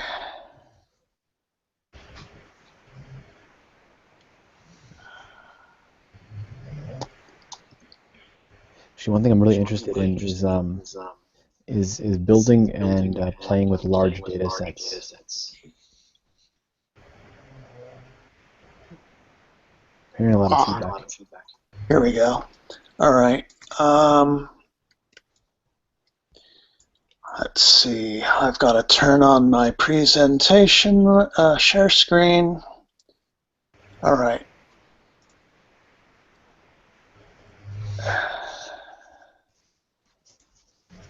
By the way, in case you haven't noticed, I'm going through a hardcore pro-Palestinian phase. I mean, I am generally, but I'm saying like in particular, it's kind of reaching the surface right now.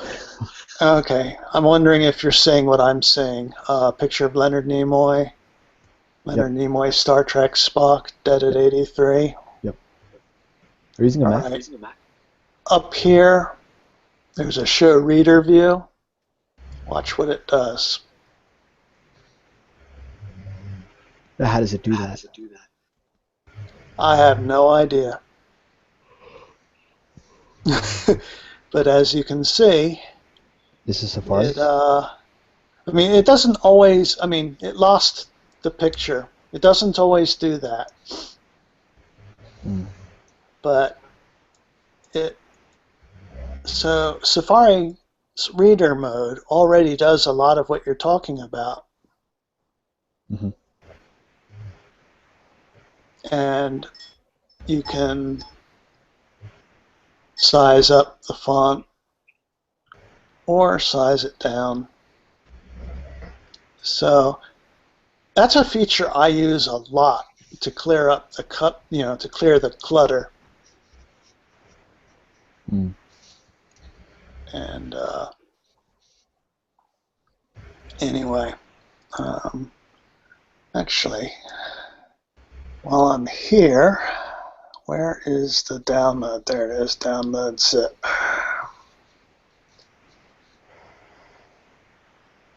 Oh, and you wrote it in Python, I see. Yep. Okay. Well, now everyone knows my code. I'm going by the .pys. Yeah. No, I meant like I guess I don't care. But yeah, there it is. Oh, you didn't want this visible to everyone. I don't care. It doesn't matter. I also made a video because I didn't document it properly. I actually only put it up there just to show like people I know. But yeah, there's some code. There's like a video that I put in the channel earlier, the chat room. That kind of explained how I had to use it. All right. Have I turned off my screen sharing? You have, yes. Okay, good. I don't mind. I'm not like pissed off or nothing. Whatever. Yeah, sorry about that. I didn't mean No, that. that's okay. That's really. Maybe I shouldn't be so snooty about like it. Oh, damn! I don't think it downloaded. Did it download all the way? It shouldn't have taken long. I think you can use GitHub. It looks like it's. Ron, if you are concerned about that, you could ask Nadia not to post this, or to cut it. Well, the resolution is poor enough. They might not. I don't care. Whatever. What does it say? Hazy, why do you say that? You rock. I just said if you were concerned about that screenshot being shared with your GitHub info, that you could ask Nadia to not post this video. Yeah, I don't care. That's a public URL anyway, isn't it? Yeah, it's a public URL. Yeah, because anonymous GitHub accounts you have to pay for. No, what I was going to say, Hazy, why do you say thanks, very cool, whatever? And there's a lot of feedback, by the way. Yeah, somebody's got their mic open. I think it's, who's there? Maybe Airmean? No, I think it was, whatever, it's gone now. Oh, okay. Well, we do have just so you know, there's Bryce, and he's 12 years old. I don't know what the policy is about having young people in the room. I don't know. What's this camera picture thing I got? Capture? I don't know. I don't know, yeah.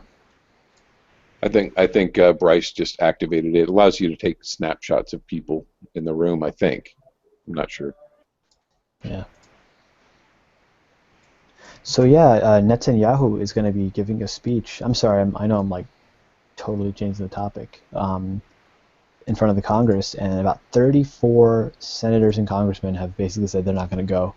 and Obama's pretty pissed off, and the Republicans are very happy about it. But yeah, it's pretty much a crash and burn for. Well, I thought he already gave a speech, and it didn't sit well with many people, and even people like Feinstein, who's has dual citizenship, as far as I know, with Israel, and Is he really? I have heard that. I don't know for a fact that it's true.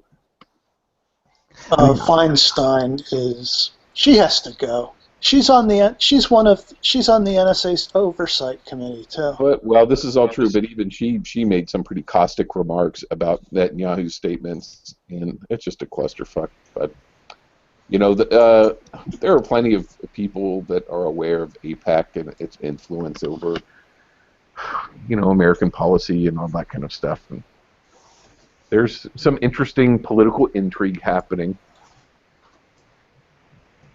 I mean, I just think that eventually, like, the direction of society is changing, and the regime is going to be eventually isolated. I mean, it already is isolated, but even eventually America will stop supporting them, and that's my... Yeah. Well, Obama's already been basically pissing off a lot of allies, especially Israel. But there's been no real change on the ground. I think it'll get bigger and bigger and bigger, and eventually there's going to be a critical break between the apartheid regime and America. I wouldn't doubt it. Yeah. I don't think that'll happen overnight, but we're going to also see by that time. But I imagine by the time that actually happens, Israel itself will be undergoing some unrest because its population at that point will be majority Arab. Yeah, that's right.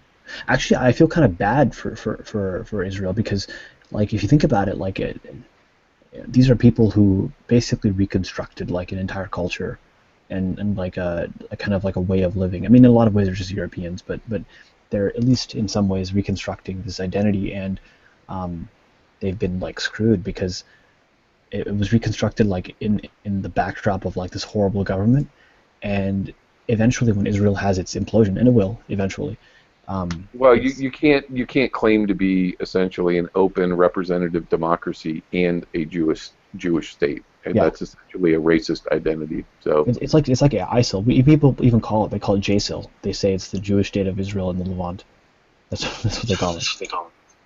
Yeah, if they allowed Palestinians to be in government, I think that would go a long way towards relieving issues there. But they do that. They already do that. Oh, okay. Well, Farhan, I haven't met you before. You had the Palestinian flag up. Are you of Palestinian descent? No, I'm not. Okay. So I live in San Francisco. I'm 48 years old. There's a lot of people from the Middle East here, and a lot of Palestinians, and it's multi-generational. Yeah. So, like, I grew up with kids that were, from Lebanon, but originally their families were Palestinian, and they'd either moved to Jordan or Lebanon, and then made their way to the U.S. I'm not Palestinian, no. I have friends who are, but I'm not. But yeah, that's very common. There's a lot of foreigner people from Lebanon, Jordan, Palestinians of ethnicity who are in the U.S. Wow, it's like some of these things you read about them are crazy. I get on Twitter.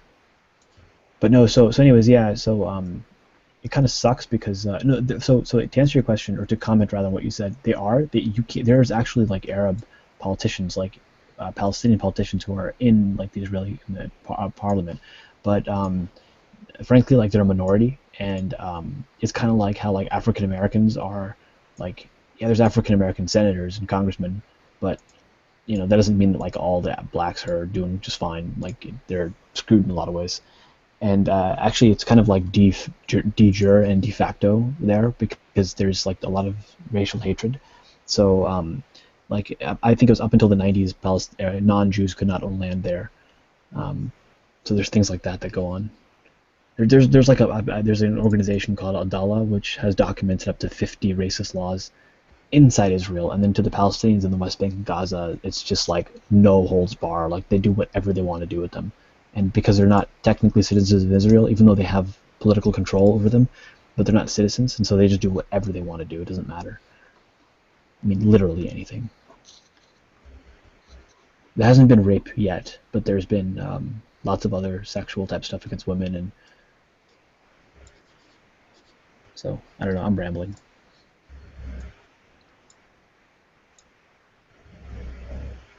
But yeah, hey, I'll be in San Francisco coming up soon. I'll be flying out on Thursday.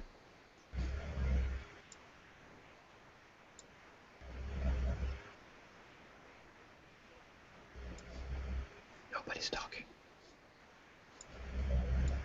I was over in the chat. I guess I was away from the keyboard when this Bryce kid came on. I don't think Nadia usually has minors in her room. Well, she did give me Hangout controls. You know, she shares them with many people that she trusts, and I don't know what her policy is. But as long as I thought maybe Bryce, you were visiting because we were talking about tech stuff, like IT security. Do you have any interests or things like that related to the topic, Bryce?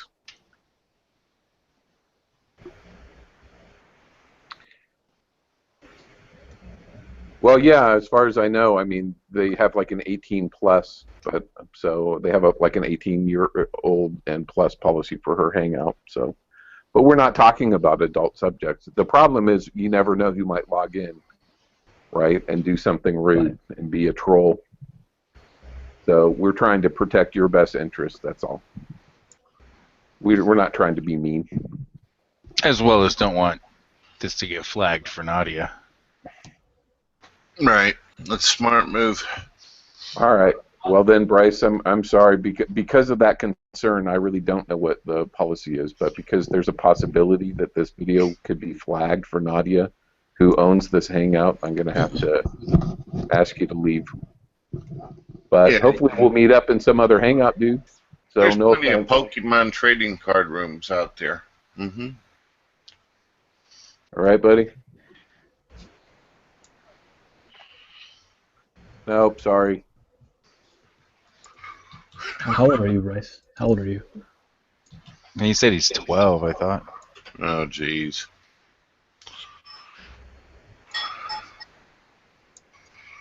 All right, thanks for your input, guys. Yeah, for sure.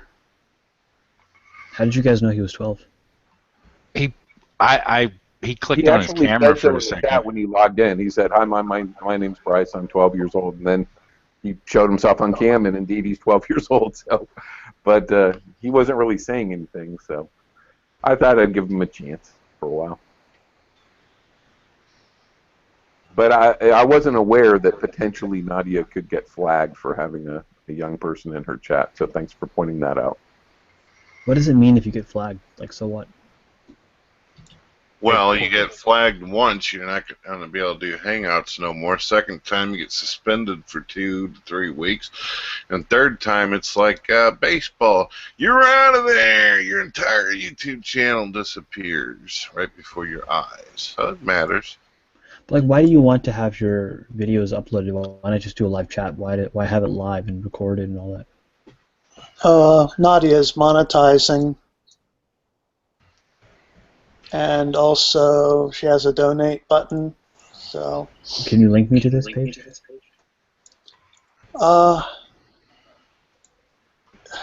Let's see. I'll give it a shot. You can just go to her profile and videos.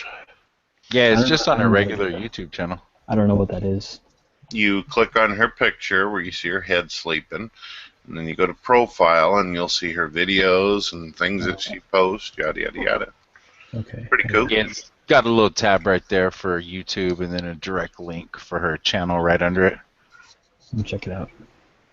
YouTube. And is she actually making money off this? A bit. She's trying to.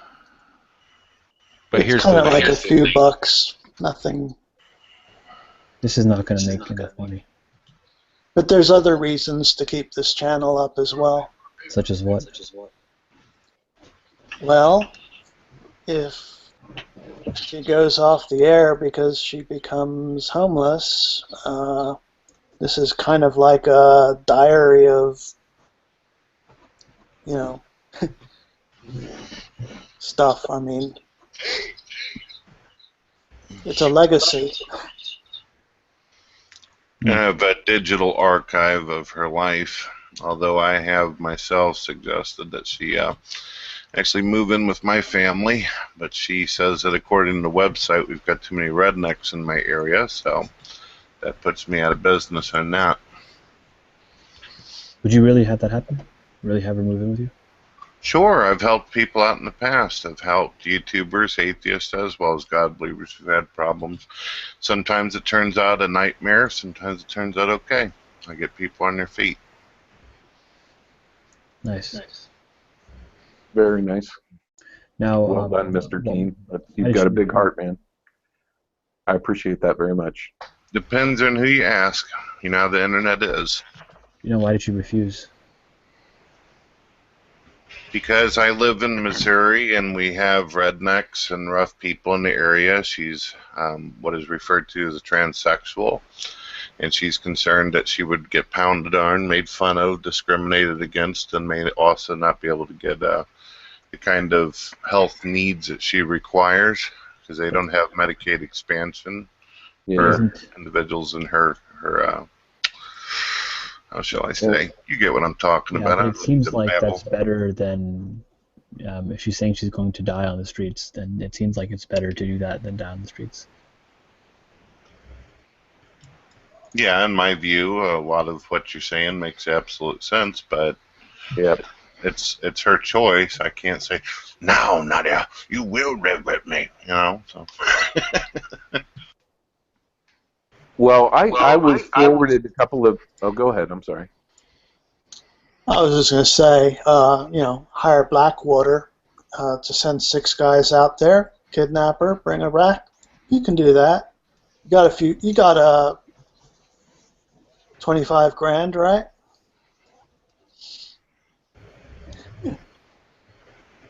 Shit, if you're gonna do all that, just give her the 25 grand.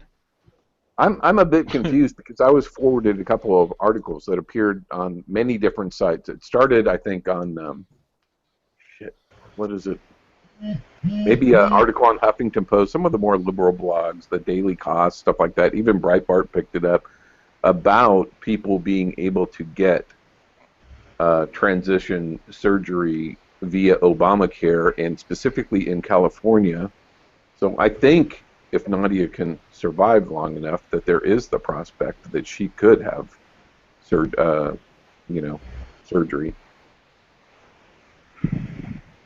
It seems like there's all these qualifiers about not being able to exempt people because of their sexuality, their status, all that kind of stuff. So,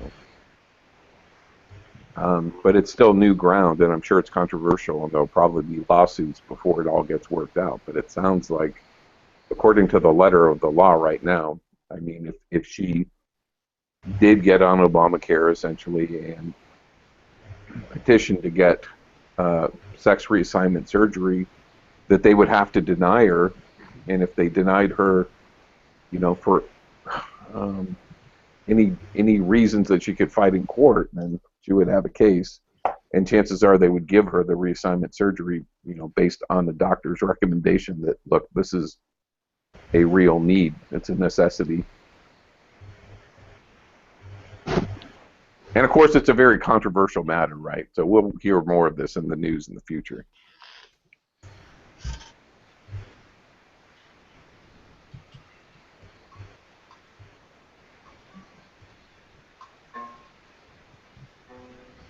But from some of the articles I read recently, it seems like probably within a year to a year and a half, she'll have the opportunity to get reassignment surgery. What do you mean, just for grins? Can anyone broadcast you? In what sense? He's still dark. You got to give him the okay to be in the room. Oh, okay. Hold on. I usually check Google Plus pages before I go and do things like that. Hey, Sco, he's been in here lots and lots of times. Well, vouch his work as well.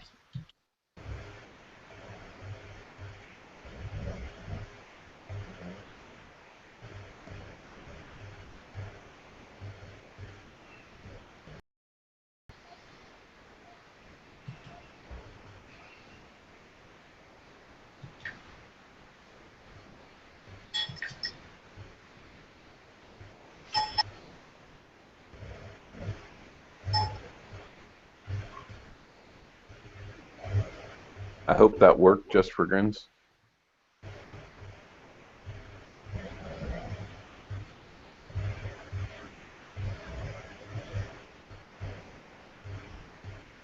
Our space probe and Skooma Plondi.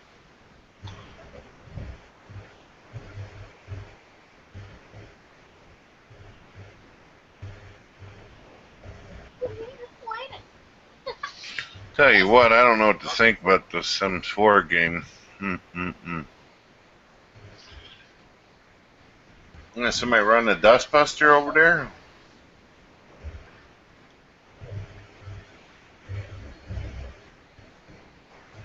Oh.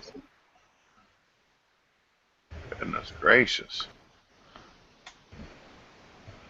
Who's is it making that noise? I don't know. I know that Nadia's mic is open. Ermine's mic is open. Everybody else seems to be alright. Digi usually has a pretty good mic. So. Is my mic working? Yeah, you're here. Nadia also has a patron account. She's getting 60. She just opened this account, posted on the sidebar. So far, she's getting $67 a month. So it's just for people who want to donate a bit of money to her monthly. Any help would be appreciated, obviously. But she doesn't like telling me this about it. She doesn't like telling people about this, so we have to try and do our best to inform people because she's a bit shy about it. Well, it's not a matter of just being shy. There's some people out there being extremely crude and ignorant. As you know, there are humans out there that just simply lack empathy. Yeah. And that's a shame, too, that people are going to be so cruel. I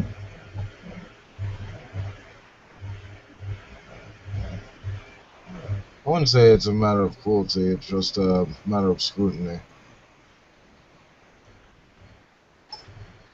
Well, it is. I've seen some of these individuals out here making fun, mocking, ridiculing her, that kind of stuff. It's cruel.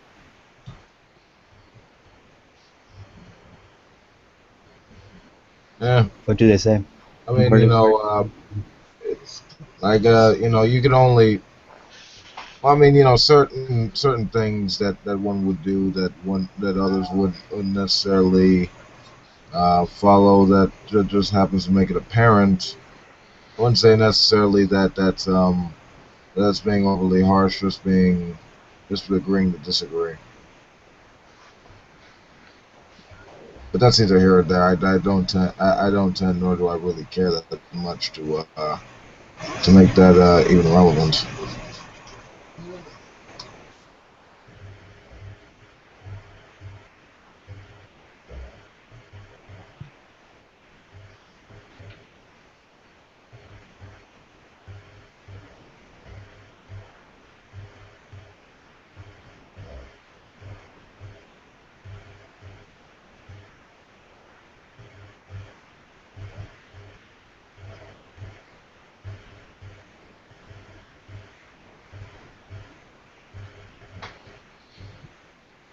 It's a Russian church vestments, Eric.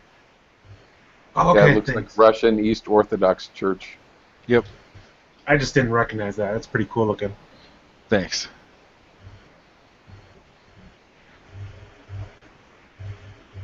I think Religious Vader is going to be my cosplay for Comic-Con this year. So is he the... Wait, he's not the father, but he's... Luke's... Is he still Luke's father? Technically? As this, I don't know. Luke, I'm your father. I am the father. Well, because I want to try and, a buddy of mine, I want to try and get him done up like a Emperor-style Pope, and I'll be a Vader-style Cardinal. I don't know. I love Star Wars plus religion. It always comes off really cool looking to me. So it's like, is it cosplay for Star Wars people, like Star Wars characters? Kinda, sorta. Like religious cosplay for the characters themselves to be in Yeah, like if Chewbacca was real, and what would he dress up for as Halloween? You know what I mean? Like, Yeah. You know, the Star Wars clothing of the Jedi are based off of North African Sufi attire. oh yeah. And so I have those types of clothes like that I wear sometimes. I'm gonna have to go buy all this stuff. You got it in the closet. Either that, or I'm gonna be at the sewing machine for hours. It's Are you a fan of the Old Republic? It's called a Jelebia if you want to buy it. The new MMO. Yeah. I don't really. I love the Knights of the Old Republic, but I don't really get into the MMO games. Like, I love the concept of it, but just sitting down and playing it, I can't get into online games like that. Like, I tried Warcraft and, the other one, there was DC Comics put one out that was supposed to be pretty awesome. Universe or something like that. Yeah, DC Comics suck, though. Yeah. It's just I don't know, I just don't have the time to dedicate. Like, I know it would be cool if I could get into it. Like, years ago I played Galaxies. But then, time. Work. And then work turned into school, then school turned into more work, then work turned into kids. I hear you. Yeah, nowadays, if I'm going to do games, they either have to be a role-playing game or simulation. I'm not really into games where you just blow crap up, and that's the whole purpose. Understandable. I just got Citizens of Earth, which is did you ever play Earthbound back in the day? Sounds familiar. Isn't it like that Terraria game? Kind of, sort of. It's a top-down JRPG style role-playing game. You're going around recruiting all the citizens to. It's really out there, but it's really fun. I mean, I've already got like 11 hours into it, and I'm barely at 8% of the game. Sounds cool. Did you ever try the new what is that game called? Dragon Age? You said you liked Star Wars, so or the Knights of the Old Republic system and company. Origin, and I also bought Inquisition from a boy who plays that from time to time. Yeah, I really like Inquisition.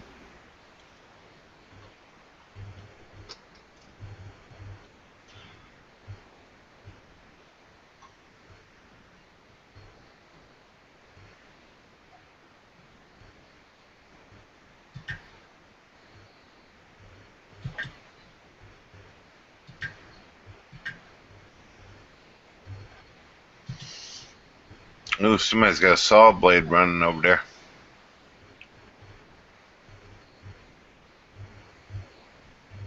I can't hear it, but should we mute Nadia because she's snoring? I don't know if it's her. Yep, it's her. All right. Well, no biggie. She can unmute. Easy. Yeah, I'm back. Yeah, I just gave her a bit of privacy there. Yeah, exactly. I feel the same way.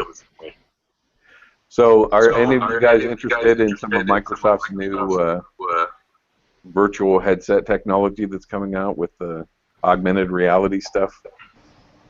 Depends on the type of game they're going to be doing. If it's like Minecraft, but if well, they did show a little demo of Minecraft, so I've talked to kids about it, and they're they love it. They think it's awesome, but we'll see. I've got a 3DS, and it's got some stuff that does the AR, and it's cool, it's gimmicky, but I like a regular game. You know what I mean? Like, I don't want to play in the real world. I want to play in the other world. I could see myself doing some virtual reality Skyrim. Man, that'd be harsh. Well, you need a shoebox and your phone and some duct tape, and you got yourself a VR unit right there. Yeah, right. And some headphones. Well, supposedly it works. That's all that Oculus thing is it's headphones with what, fucking scuba goggles with a phone strapped in the front? Yeah, but I heard that they were able to tweak it so that people are less prone to getting headaches or getting nausea and things like that. I don't know exactly what they're talking about, but I've never tried it. Yeah, they have to run at least 60 frames per second in order to do that. Otherwise, the eyes will start detecting flicker and shit, and that's what causes the nausea. I thought it was 30, not 60, but it's 60. It requires 60 to give you the, what do they call it? The feeling of presence, they call it, presence.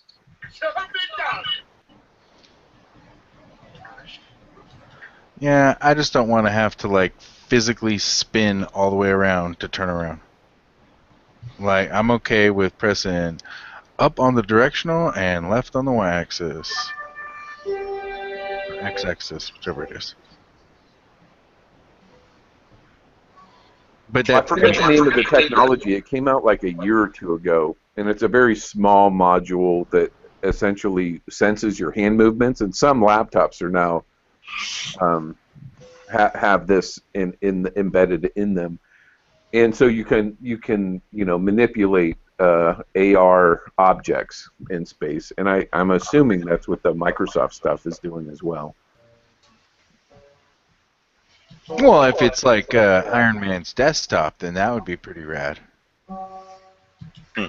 Yeah, I'm waiting for that myself. I don't think we're that far away from it. I mean, I've experimented with I've hooked up my virtual Kinect, assistants, and they're getting pretty sophisticated. I mean, I've done some stuff with my Kinect, and I've got it so where I can, it's kind of tedious, but I can just use my hands instead of my mouse. Oh, yeah. But it's just a big pain in the ass to, I hold my hand up, then I push one forward, pull it back, and then that grabbed. And you know what I mean? It's very awkward and not as cool as I was trying to make it. Right, not ready for prime time. Nope, I wanted to walk in to, my man cave area and be like, computer on. But no, I'm not at that point yet.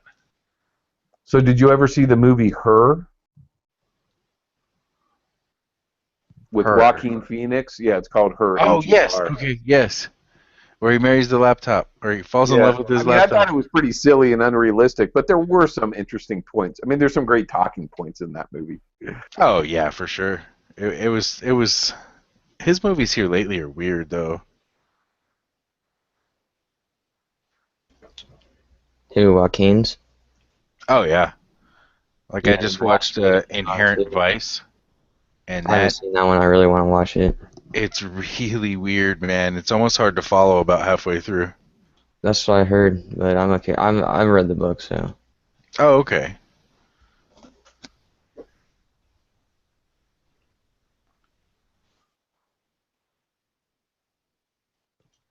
Did you read the ebook, or did you actually read a paperback or hard copy of it? I read the paperback.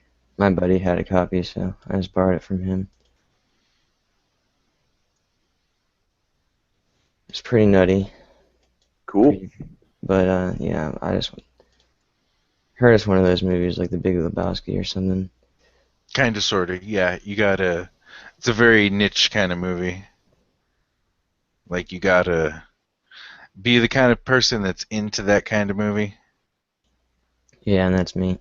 Yeah, and see, I'm kind of on the fence. That's why I was like, it was really good until it got to the point where I was like, meh. I'm trying to think. There was another movie that was just like that. Oh yeah, The Birdcage. I mean, not The Birdcage. I'm sorry, The Birdman.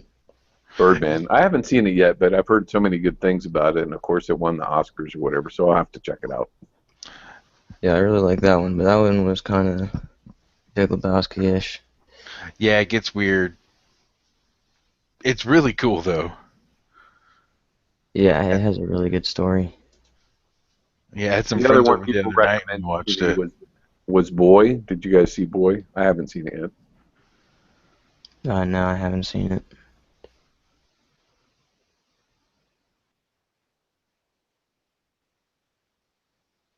Did you guys see Transcendence with Johnny Depp last year? It's another I one hated kind that of sci-fi. movie. Yeah, it's pretty tedious, but again, I thought there were a lot of good talking points in that movie. Yeah, but overall, I was like, God, this is so bad. It was almost as bad as Lucy. Like Lucy, I loved it. It was great, but it's like, you know, that whole 10% of our brain shit got debunked years ago. And it's definitely not going to turn you into... has everybody seen it or give a shit? I've seen Lucy before. I saw Lucy. So you know what I'm talking about. The end is just fucking stupid. I mean, it's cool that she gets all the powers and stuff, but I don't know. If I looked at it more of like an X-Men's origin story of someone, you know. Yeah, just that was the way to justify it more in my mind is, you know, wait, this is a mutant story, not something else, you know. But just the idea that all knowledge boils down to something on a flash drive. Right. That's kind of weird. I don't know. It was one fucking big flash drive then. And it had kind of like stars inside, kind of like on 2001: A Space Odyssey. I don't know if you've seen that. Like, Time Lord technology, bigger on the inside. Yeah, yeah.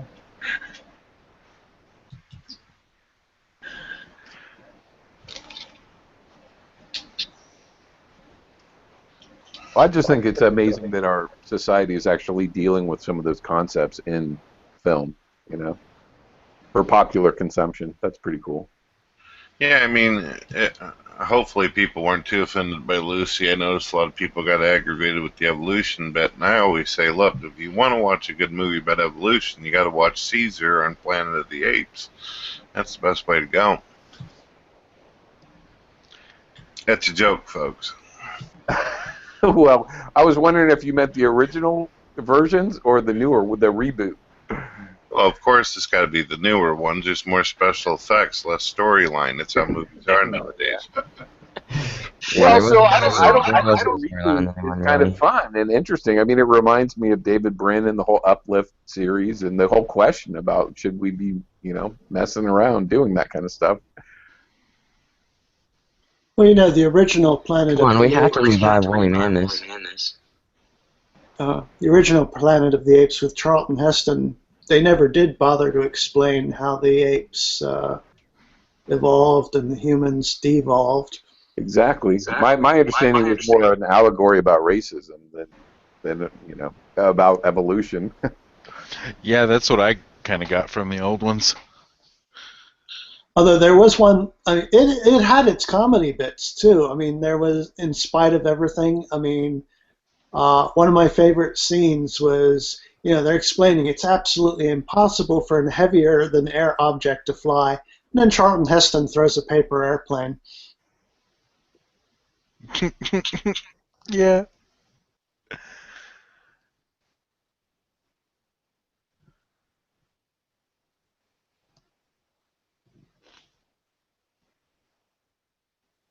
Although I suppose everyone's going to remember the scene at the end with when he finally realizes where he is. You destroyed it.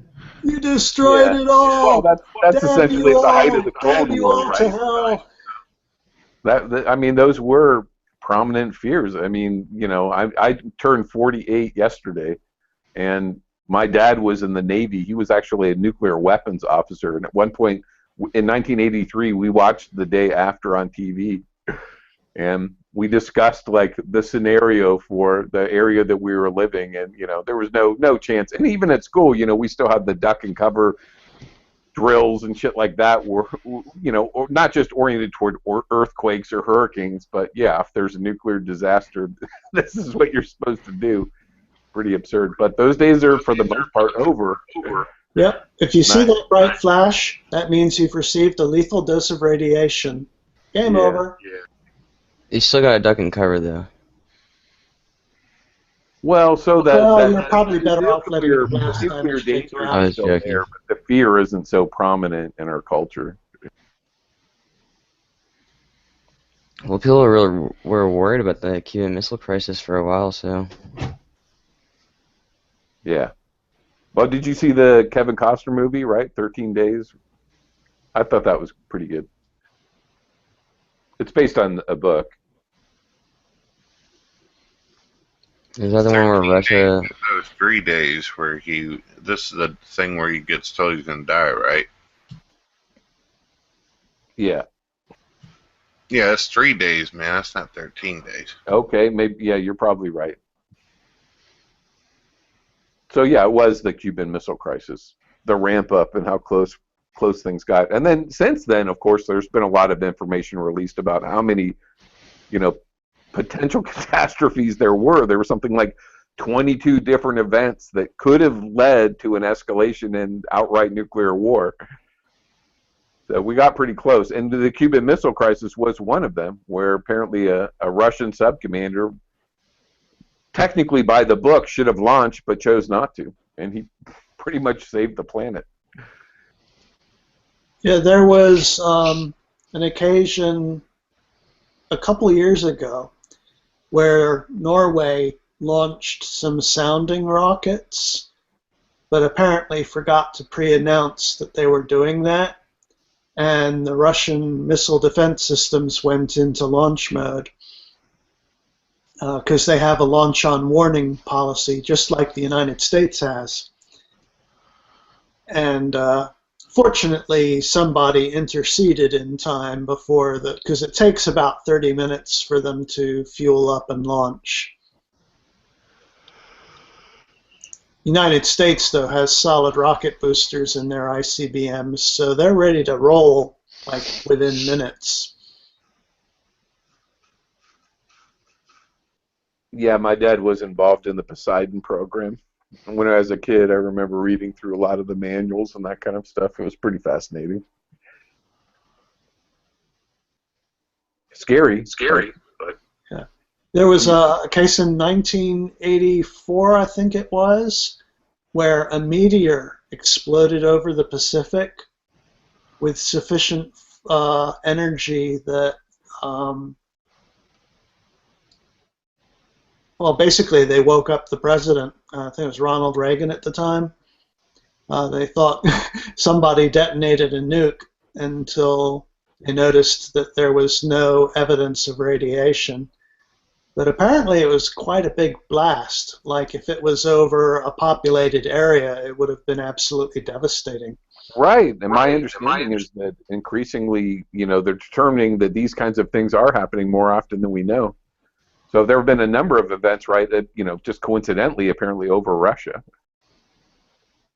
Yeah, when we were watching that really big asteroid do a flyby underneath the telecommunications satellites, but over the Earth, a totally independent rock sailed in over that city in Russia and exploded and was caught on dash cams from cars all over. But apparently if it managed to survive, a little bit longer, just a couple seconds, so that it could be lower down, closer to the ground when it exploded, there would have been a hell of a lot more damage than a few broken windows. Is anyone here aware of the fact that, and I saw this on one of BrettKeane's videos, that I think about by 2039 or 2029, I believe that there's an asteroid out there the size of 2 football fields that has Earth's name on it. It's supposed to hit us. Yeah, it's. I think that one is going to miss. Generally, they plot them, and as they get more information on, they do plot them. Every time they see an Earth-crossing asteroid, they start plotting its orbit. But it takes a number of observations before they can figure out whether it's going to be dangerous or not. Here's the thing, Brett. Go ahead. I'm sorry. The thing, though, guys, and I'm pretty sure you guys realize this. If it does get to a point where they realize that something is coordinated and that it is definitely going to hit us, They're most not likely going to tell you. You're going to need some kind of amateur guy who's sitting there looking into it to say something. Oh yeah, and I didn't even know you were in the room, BrettKeane. I want to go ahead and ask if this rock does exist. And this question is for BrettKeane. If this rock does exist, how would we go about praying to the God so that he, slightly alters its path a little bit so that it doesn't hit us? Oh, what we would do is we would dump No, a that was for shitload of money. BrettKeane. Oh, okay. Oh, right Well, then. I'm just giving Is there a praying strategy for this, BrettKeane? praying. Well, Their praying strategy. Now, if you want to be goofy and everything, I guess we'll have the conversation with you. Bud, would you mind? I know that was a serious question because you say you're a theist and that there's an almighty knowing being out there that is capable of amazing things. Why wouldn't he be? Why wouldn't he be capable of preventing an asteroid from hitting us? Has that ever crossed your mind that maybe some individuals aren't praying against it at all?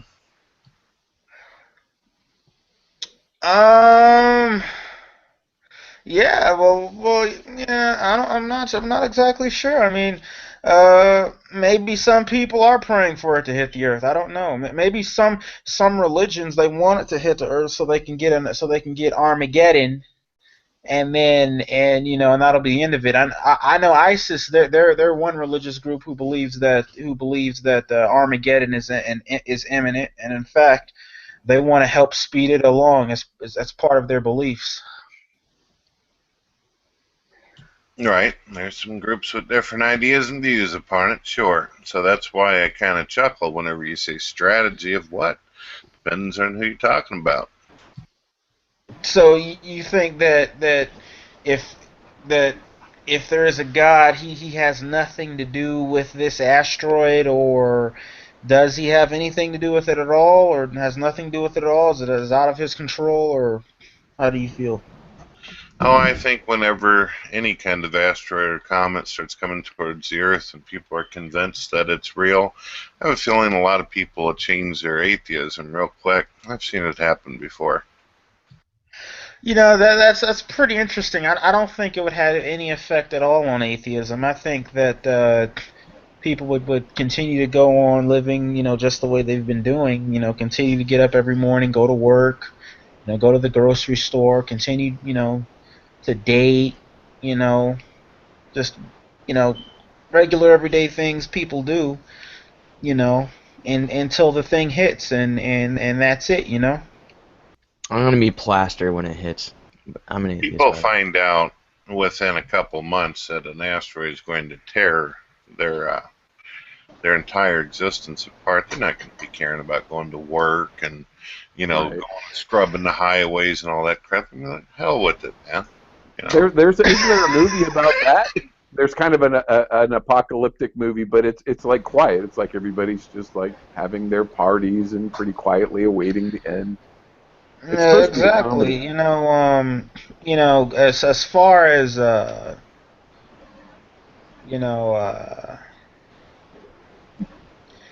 God and atheism and all that, I don't think that has anything to do with people's behavior. I think that people will, they'll continue to just live out their reality, and that type of thing. And I well, don't if think they're religious, they certainly will be praying. But I was going to ask all the members of the panel, but also you, Brett. I thought you might be interested. You probably are aware of this, but there were two science articles I saw recently. One was about this star system that may have passed pretty in close proximity to the Earth in the distant past, and could have disturbed the Oort cloud, and so we could be the planet Earth could, and the rest of the solar system could be facing,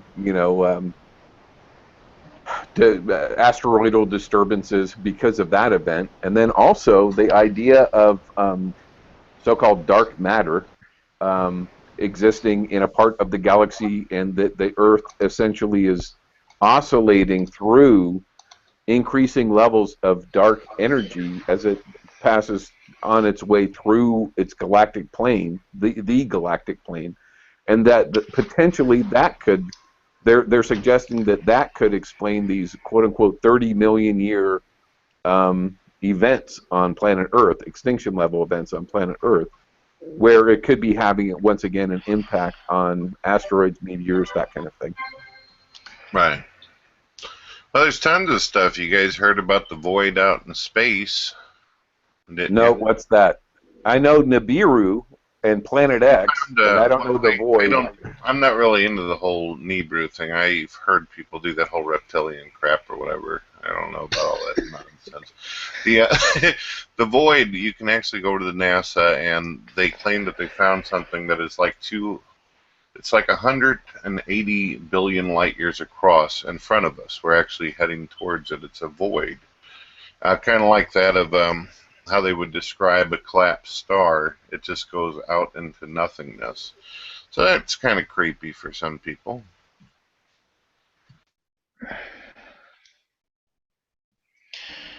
I would like to share. I'd like to share something kind of disturbing. Okay, go ahead. Check out this video. I linked in the chat there. Just check it out. Tell me what you think. It's kind of it could account for some of the disturbances you're talking about. You mean asteroids and meteors, those kinds of things? No, just check it out. I think it might explain some of the disturbances you're talking about. What does a bean diet have to do with a disturbance? I have no idea, but I thought it was pretty funny. Idiot. Oh, goodness. No reason to get hostile. Yeah, it's just a little levity. We could all use that from time to time. There's always the 12-year-old in us that loves a good fart joke. Well, that's me. I do. I admit that. I don't mean anything personally. I just I really do. All right, check this out. Who here believes in who here thinks that the real reason we're colonizing Mars is because there's supposed to be a comet that's supposed to hit the Earth in 2029? So we're going to go ahead and colonize Mars so that when it hits, hey, at least we have a colony out there. No, 225 is when they start taking the applicants who are for the Mars mission. It's 235 when the asteroid's supposed to make its third visitation with us. Asteroid. Yeah. Who here thinks that supposedly, and I saw this in your video, BrettKeane, you said that this comet's supposed to kill 10 million people? Oh, possibly more. That's if it hits us. That's if it hits us. There's plenty of pages out there, and I pointed this out, where people are saying that it's not the case, that it comes super close, but the problem is that with asteroids and comets is sometimes they can break apart as they're making their way towards us, and then that becomes even more of a problem. What year is this? In 225, that is whenever they're going to start sending people off to Mars in order to attempt to colonize it. It's all on the NASA side as well. I provide the sources in my video. 10 years from that point on, the asteroid starts making its way back. It's actually flew past us. There's been a one-time situation already, but this time it's going to come so close that it'll seem like almost like seeing a Borg cube right in our atmosphere. That kind of close. All right, now with modern technology, who's to say that we can't put thrusters onto this comet and just divert its path that way? Maybe we can divert it to the sun, or maybe we can divert it, away from us. That would be great if we had that kind of technology. And we do have that kind of technology. Well, it's pretty big. It's coming at us pretty hard and everything, and it would be like for us shooting little tiny, All it takes BrettKeane, is one little thrust of pressure, one little, tiny decimal, movement in one direction for that thing to miss. Well, I think that would be wonderful if you could figure out some kind of way to go blow it out of the way and go for it. Well, actually, I think NASA and even the UN does take it seriously. They project that there is a technology that we can use that is pretty simple. So we could literally just have a satellite with enough gravitational force to just slowly nudge it out of the Earth's path. Rather. Yeah, Or someone's echoing. Or someone's still echoing. Okay, or here's a more diabolical idea. How about we go out there and we put thrusters on it, and instead of directing it away from the Earth, we direct it towards the Earth, but so that it hits a country that we don't like, that's competing with us, like China or somebody. No, that will win you no favors on planet Earth. The world's too small for that kind of action. But supposedly, nation states like the U.S. have made agreements about not weaponizing space, but potentially we do. Yeah, but agreements are made to be broken. Everyone knows that. Well, indeed. So what I'm saying is supposedly there are large, I forget what they're made out of, but metal rods that can be fired from space, and that tests have been done. And so these would be like penetrators, and they would have, without using nuclear weapons, they would have the force of a nuclear bomb. Yeah, I wouldn't doubt that, we potentially have deployed something like that. Yeah, I wouldn't doubt that. Weren't those things featured in one of the video games, one of the Call of Duty games? I really don't know, but wouldn't yeah, surprise they were, me. I believe. It is based on real theory, and there's a lot of conspiracy theory as well, but I mean, it does seem like a reasonable thing that the U.S. would potentially do. Just to make sure, you guys don't think that the asteroid Apophis is some kind of damn conspiracy, do you? Well, who knows? I mean, I don't think it's a conspiracy. I think there's valid evidence to back it up. But hell, for all we know, it could be a spaceship. Spaceship. No, now that's crazy talk. Yeah, I think if a rock from space was a serious rock was going to hit the Earth, and we had 15 or 20 years advanced warning, we would be taking steps now to prevent it. Now, potentially a more interesting scenario. Now because it's being taken more seriously, but the problem is that there's a lot of, we don't know what's happening out there. It's very possible that just tomorrow, a 5 mile or 5 kilometer asteroid could be coming at us out of the sun, and we really wouldn't have time to prepare or do anything about it. There was actually something like that did happen, and we didn't know about it until 3 days after. Came right around the sun, and because of, I guess, the brightness and the light from it, people didn't notice it until it was already gone and away. Right. But statistically, it happens, and the whole solar system shows evidence of this happening on planets all around. So we should be thankful for Saturn and Jupiter, because they're catching most of that stuff. But the bottom line is, it's happened in Earth's past as well. It's not particularly likely. So statistically, the odds are against it happening in the next 30,000 years. But looks like Mr. Fudmartin's going to keep his mic open during the conversation. That's rough.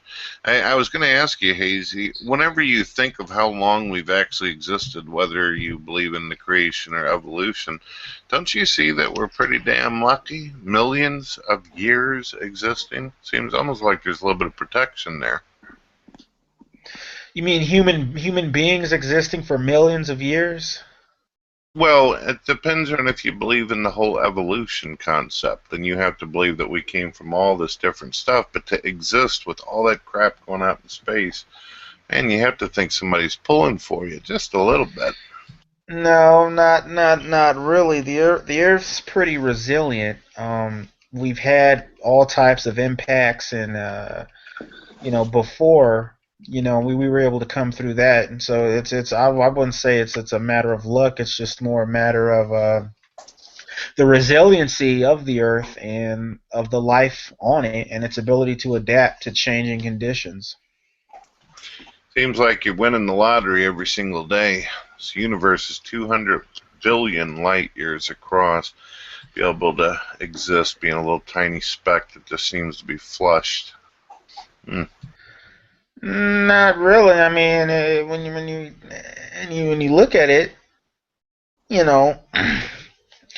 yeah, the Earth's a tiny speck, but there's also a whole lot of other tiny specks out there that are drawing gravity and objects toward it and that type of thing. It's not like we're the only one. We're just one amongst trillions, and that type of thing. So, the odds are pretty spread out, if you ask me. Well, I do have to commend you on your great deal of faith for the universe. Well, I mean, it's logic. I mean, it's not so much faith. It's just, I mean, it's more of just observing, nature and seeing how, nature, the universe and nature works itself out. Everything has a reason, and everything exists for a reason, and we're just one little, how could you say it, microcosm of a much larger program, that's operating, and the reality that's in front of us. Goodness gracious, man. It sounds like you just made an argument for intelligent design. Holy cow. Go ahead, guys. That is the way it's I don't see how. Oh, what's the program you're talking about? There's a reason. I'm sorry, go ahead. No, I was just going to say. The reason is nature. Everything exists in nature for a reason. And every reason we have exists because of nature. So, yeah, there. Oh, okay. I understand what you mean now. But it's not necessarily like an intelligent design kind of argument. You're just saying it's cause and effect. Yeah, absolutely cause and effect. No, I don't believe in an almighty, all-knowing being out there. Go ahead, Eric. What were you going to say? I just heard incorporated mention of program. I just wondered if there was something you wanted to add to that. If there is it, or is it just nature? Nature's program? It's nature's program. Nature is a program, and the program is nature. But not the TV program, right? No, I'm not talking about a television program. No, I'm talking about nature, the universe, that type of thing. Gotcha. But who knows? Someone could be watching us out there. Laughing at us. Look at those little dumb monkeys killing each other on that little blue planet. They're so unintelligent. Who knows?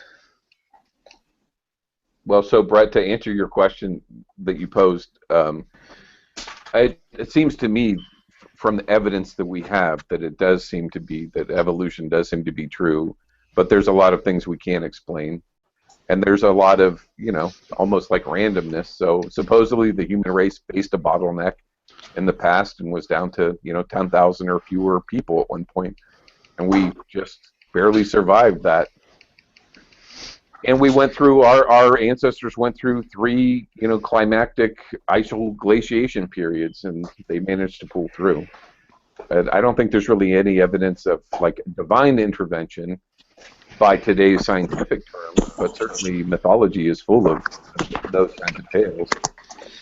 Hazy, I'm going to be going out and getting me some air in a moment. Before I do that, I'd like to ask you, do you think that it would hurt your logic or rationality or somehow wound your integrity that if you knew that within a week something was coming that would destroy this earth with you on it, would it hurt you in any kind of way just to simply say, If there is a God and you're listening and you're watching, please, something.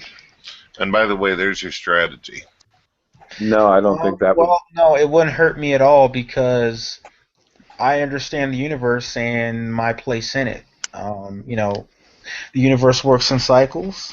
Okay, nothing can last forever. You know, and that whole type of thing. Everything must come to an end. But by coming to an end, you pave the way for something new in the future to come about, and you pave the way for new beginnings. So, you know, and that whole type of thing. You know, the universe is going to continue to exist regardless of if there's a rock out there or not. It's going to come and wipe us all out or wipe me out. You know, wipe everyone out. You know, it doesn't matter. Even if it does come and wipe us all out, so what? Okay, universe is going to keep going on. Cycle's going to keep going on. Nature's going to keep going on. End Well, of I think story. underlying that question is the idea of can religious beliefs and can mythology still serve people even though we have science? And I think it can. And I think it can and I've seen it serve people. It serves me very well. Yeah, in the face of grief, suffering, impending death, all those kinds of things, it can definitely help people. Or even less tragic situations, too. Fair enough.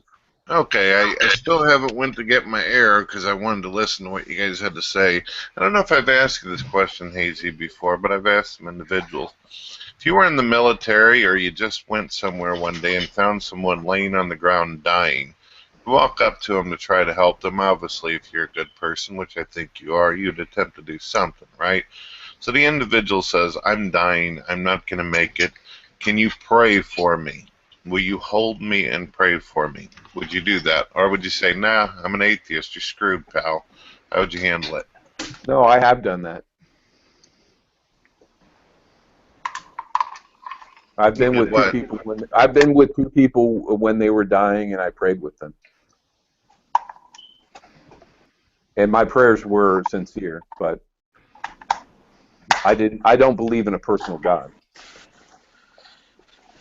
All right, fair enough. I'll be right back in a couple minutes. I gotta get me some air, and I appreciate your honesty, Hazy. You too, brother. Thanks. No, I think a rather more interesting situation would be everyone believes an asteroid impact is going to happen like within the next year. You know, NASA's predicted it, ESA has predicted it, Japan, you know, everyone, they're all saying, yep, it's going to hit us and there's nothing we can do about it and it's going to be an extinction level event. And so society collapses and everything on the presumption that there's only a year to go. And darn it all, their calculations were slightly off. It comes skimming through the atmosphere, makes a nice spectacle as it passes by, but ultimately it misses and just continues on its way after bouncing off the atmosphere. So that ultimately nothing comes of the impact itself. All the trouble is with society.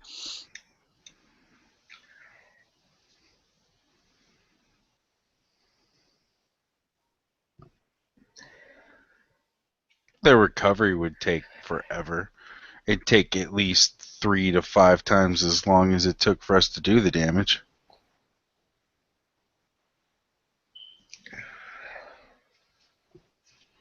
You know, personally, I don't think that the biggest threat to humanity is a comet out there in the sky that's hurtling through space.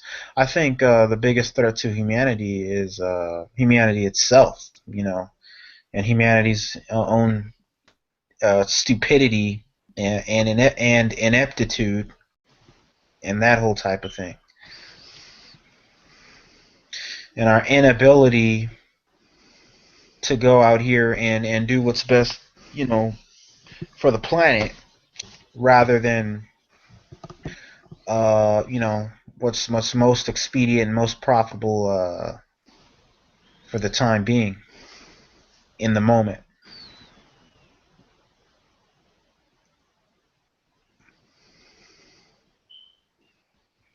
I just wish there was a way we could definitively prove the non-existence of God, so we could get that the God part of the doubt out of education and science and and all that kind of stuff, because it's the doubt that God puts in it that people are like, nope, you can't teach that, it was Jesus. Well, we don't need to do that. Religion has its place in the society. It has its place. Okay, it has its purpose. It has a specific function. And Incorporated. Can I ask you why do you assert that? So I agree with you, and it makes me think of Joseph Campbell and the idea of the four functions of mythology. Are you familiar with that idea? No, but all that I would say is that there's some people out there, religion has its place, and there's some people that need religion, So why take it away from them? Let them have it. Let them have their. What is it that you think that they need from religion that they can't get elsewhere? Various things. Some people are just more prone to following a religion or needing a religion, or finding solace in organized religion, whereas others, such as myself and such as others, we're not so prone. We don't need it as much. Okay, but I don't think that we have to set up a system where we eliminate religion, and just keep science. I think that there's plenty. It's a big world, and there's plenty of space for both religion and science. It's just, I think when you get to certain subjects, the believer has a barrier, because that taps into your science is proving my beliefs wrong. Well, what does it matter? I mean, when if so, then let them have their religion. I mean, there's really no reason to take it away from them. There's no imminent threat to humanity that's going to come if people are allowed to have their religion. Just let them have it. Well, what I'm talking about is the negative influence that the laws and stuff like that have. That coming from a God-based viewpoint, these things are wrong, so therefore we must uphold laws to discriminate or not allow this type of information in the classroom. When you get to those kind of matters and you've got religion dipping its fingers in, it's like, I'm sorry, I don't need the Bible in my science class for my kids. I don't. Hell, some states are passing laws, or if a teacher teaches something that someone finds offensive, they could get fined and go to fucking jail. Yeah, well, and that's a lot of religious based. Yeah, a lot of those things are societal. In my opinion, I think that a lot of those things are on the state level, especially here in the United States. I know in Texas is so damn backwards, man. I mean, I know they teach creationism in the schools down there.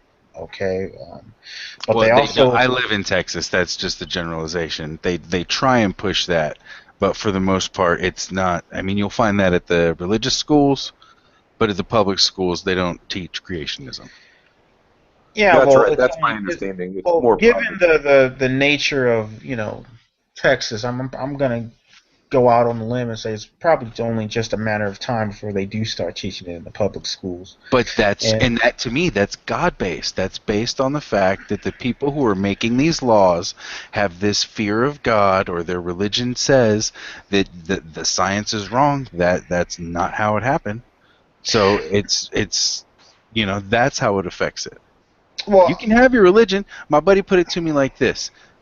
For some reason, the belief in Jesus is keeping that girl off that pole, her lips off the dick and her lips off the pipe. Then, you know what? so be it. Let her believe, and I'm fine with that. But when that belief dictates what my kids can and can't learn in school, or says that this person can't get married, or you have the right to discriminate somebody based on nothing except your strongly held religious beliefs, that's when I think it gets messed up. Yeah, I would agree. That whole type of thing. I think, and then in the case of Texas, places like that, it comes down to who the leaders in that, of that particular society are. If your leaders are a bunch of backwards, religious fundamentalists, then of course you're going to, like in Iran, Saudi Arabia, countries like that, of course you're going to get, an religified education system. Of course they're going to push that more than science. Just Why do depends you, on. if you don't mind me asking, why do you guys say over and over that somehow religion is going after science? The issue that most religious people have out there, at least whenever it comes to anything, is the particular, a specific field of evolution, which even atheists are out there that question its validity. So, I mean, why do you say all science? Obviously, religious people don't have problems with all science. In fact, a lot of us admire and respect and endorse it. Well, you're saying that, BrettKeane, but I mean, your comments aren't really reflecting what's really going on out there. I mean, we got parents, all across the country saying, they don't want their kid learning about evolution. They don't want their kid learning that they came from a monkey, and and all that kind of stuff. But I don't think they would learn that, even if they were taught that. I don't see Well, how they would do that. I don't have any issue with people being educated on many, many different things. In fact, I'm fine with people getting educated about different religions and different views as well. I'm all open to education and many different things. Yeah, that should be something done out of primary. That should be something that someone chooses to look into. Right. And I'm not sure I agree. So Brett touches on an important. I wouldn't want religion pushed on your children or anything like that. I want it to be a situation where people get to make a choice. Well, I think the question historically in the U.S. public education system was whether things like creationism should be taught in science class rather than in social studies. That's where the real problem was. Well, I've actually talked about this before. I don't think that religion belongs in the public school. I do, however, think that children, if they decide they want to open up their Koran and study hall or their Bible and read it, they should be able to. That issue. I agree with that. Just don't be passing them out. Anybody can read whatever book they want, wherever they want. Just it becomes different when you start handing those out to everybody. My main issue is that if you open the door for one specific thing, then you have to be fair and open it to others. And there's just not enough hours in the school day to teach every single type of thing out there. Now, if people want to take a course when they get older in theology, so be it. But not in the public schools.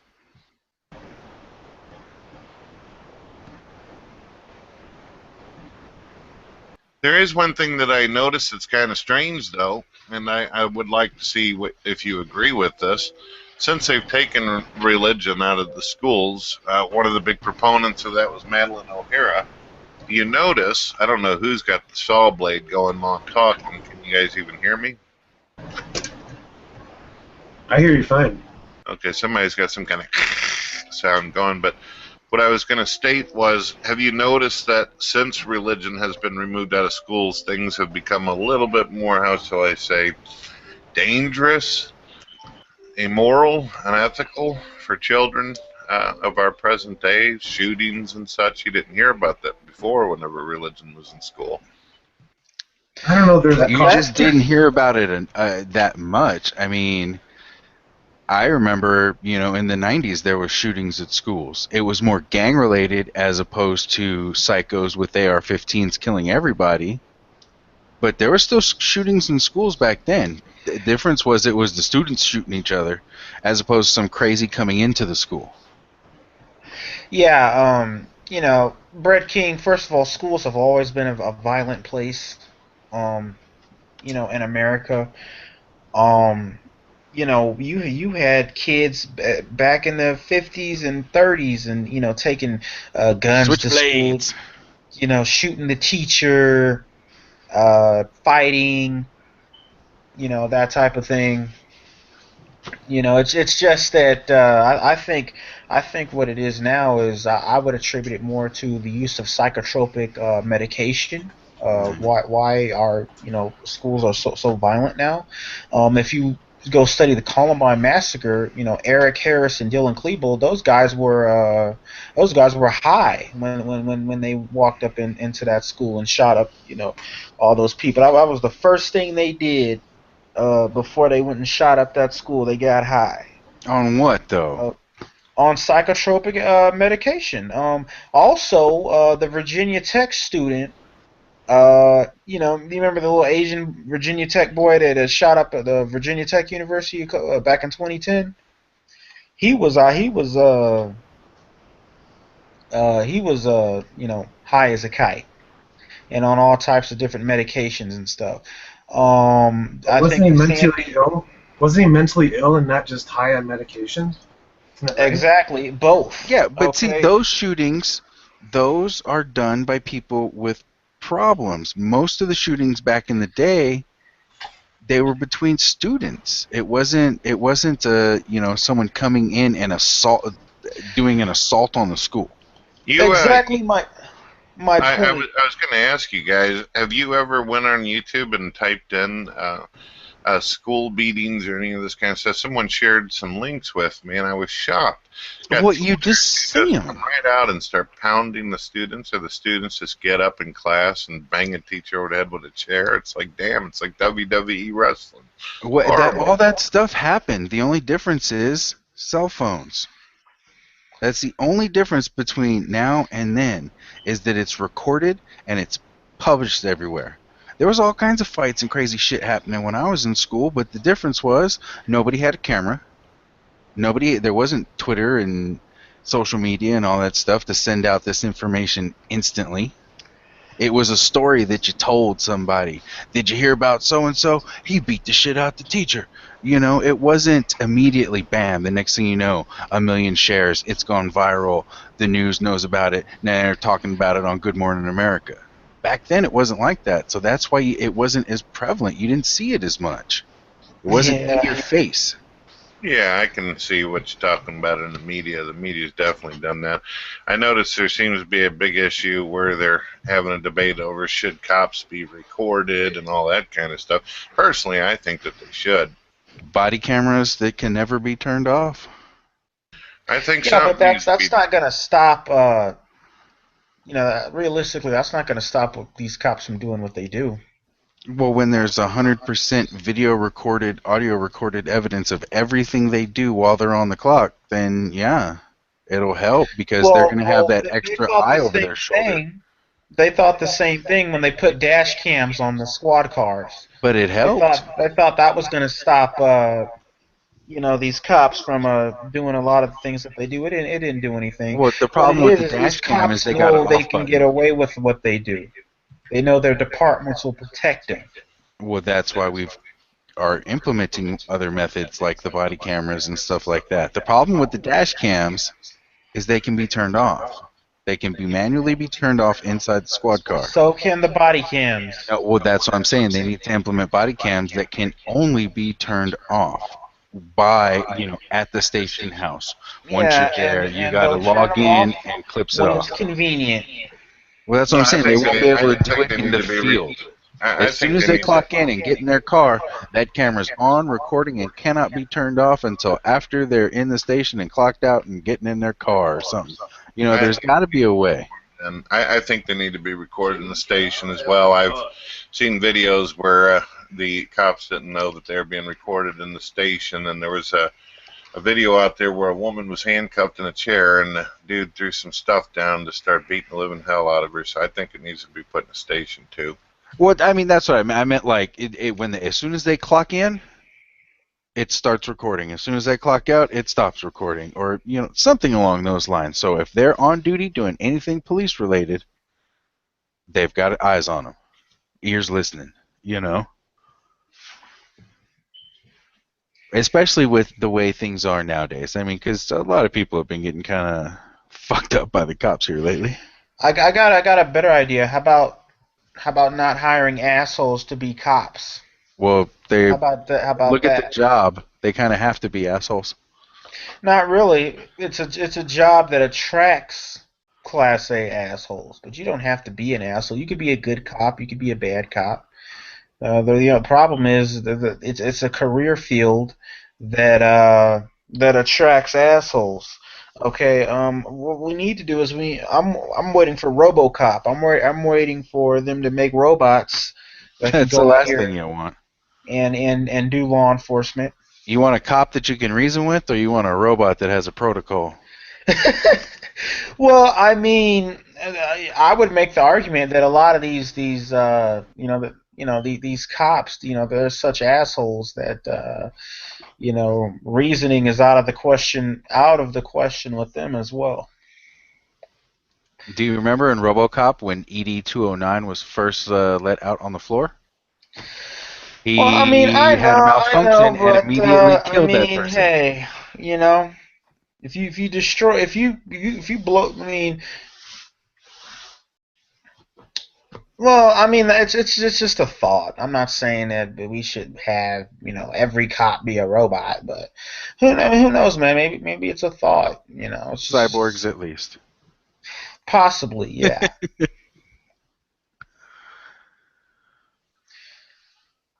Yeah. Yeah, right there, what you just mentioned, that's one of Stephen Hawking's biggest fears. He is convinced that artificial intelligence is going to cause us a real bad problem in the future. Well, if it can learn and it learns the way, I mean, we've typically seen robots learn, it will learn that we're irrelevant. How do you guys feel about cloning? Whatever. Did you know that there's 30 human beings living on the planet right now who are clones? Awesome. Yeah. I never expected to rise in the future. I don't really have too big of an issue with the whole cloning concept, but I do wonder if they would try to use what is referred to as harvesting. I think there might be an ethical issue there.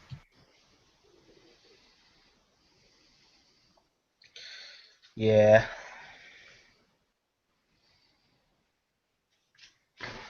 You guys think, or BrettKeane, you think cloning is compatible with your theist beliefs or beliefs in a deity, an all-powerful creator deity? Well, I think that cloning is fine, basically using information that God already made to create the clone. We are making clones every day in replications, aren't we? But I'm talking about actually cloning a whole, full human being and then releasing that human being into society. Well, I think that you just release any human being into society without some kind of proper education or appropriate behavior modification, you're going to have issues. So, thank you. Well, let me ask you something. What if someone made a clone of you, BrettKeane? What if someone made an exact clone of you? What if you were out somewhere and someone got your DNA and made an exact clone of you, and you're out, doing your grocery shopping one day, and then voila, there you are. Well, then that would be two hated individuals in the world, obviously. But if they're doing it without my permission, I think that would be an ethical dilemma for sure. You gotta get people's permission before you go doing stuff like that to people. There'd be a delay in the development too, right? I mean, because you wouldn't see yourself at your age. It would be just like kind of like your son or something like that, right? Let me give you an example of something else that could be considered pretty hardcore with it as well. Imagine that you've had someone that has passed away and they used the blood of someone that you were related to, your mother, your father, brothers and sisters. And you go into the store and you see that individual walking around when you know for a fact that that loved one has died like years before. That'd be kind of creepy. But again, unless they had advanced growth, like the clones in Star Wars, unless they had some sort of accelerated growth, there would be no way for you to ever really meet that person in the capacity we're talking about, because they would be so far behind you, growth-wise. I mean, they don't clone a whole human. They're not like fucking. Yeah, exactly. Yeah. They're not like fully manufacturing full-grown humans. They would have to grow up from a baby. So you wouldn't see that person in a way that you would have remembered them for at least 20 to 30 years. Yeah, you have a point, but let's say this happened 20 years ago, and you're in the grocery store, and you see a guy that looks just like you. Would you and you knew it was your clone? Would you try to kill the clone? Get rid of it? Why? No. Because you don't want a replica of you walking, Why walking not? around out there. No, I wouldn't have any anger at the clone whatsoever, because the clone would be a completely different personality. It'd have its own identity. I would be pissed at the people who sat there and did this without my permission, but I would not hold any resentment or anger towards the clone. Yeah, it'd be like like alternate universe you, because it would have had a different upbringing and, all that stuff. It would be you, but shit, it could be I'm 6'250". This could be the 6'185" built version of me, and I'm the fat guy on the couch version of me, So maybe you could give him some health tips based on your experience, because you have the same DNA, right? Right. I can give him a tip, be like, sir, by the time you're 25, your hair falls out. Look out. I mean, but otherwise, why would I have a problem with a clone? I mean, do you have a problem with somebody who kind of looks like you? Or somebody who looks a whole lot like you? I mean... What if these clones were programmed a certain way? What if they were programmed to murder? Well, now you're going a bit far. If they were evil clones, then of course I would want the evil clones, disposed of. But that's going a bit far with it. Would you kill them if they were this? Would you kill them if they were that? Let me devise a scenario where you want to kill your clone. Yeah, that sounds like the whole Bill and Ted's Bogus Journey thing here. Now we got to do something. I don't be thrown off the cliff while Megadeth Go to Hell's running. Here's another interesting fact. You guys know that a lot of the chicken you eat, those are clones? I've heard of that. Yeah, they grow the... Yeah, those chickens that you eat, they're clones. Yeah, okay. I'm cool with that. They're delicious. I mean, better living through science.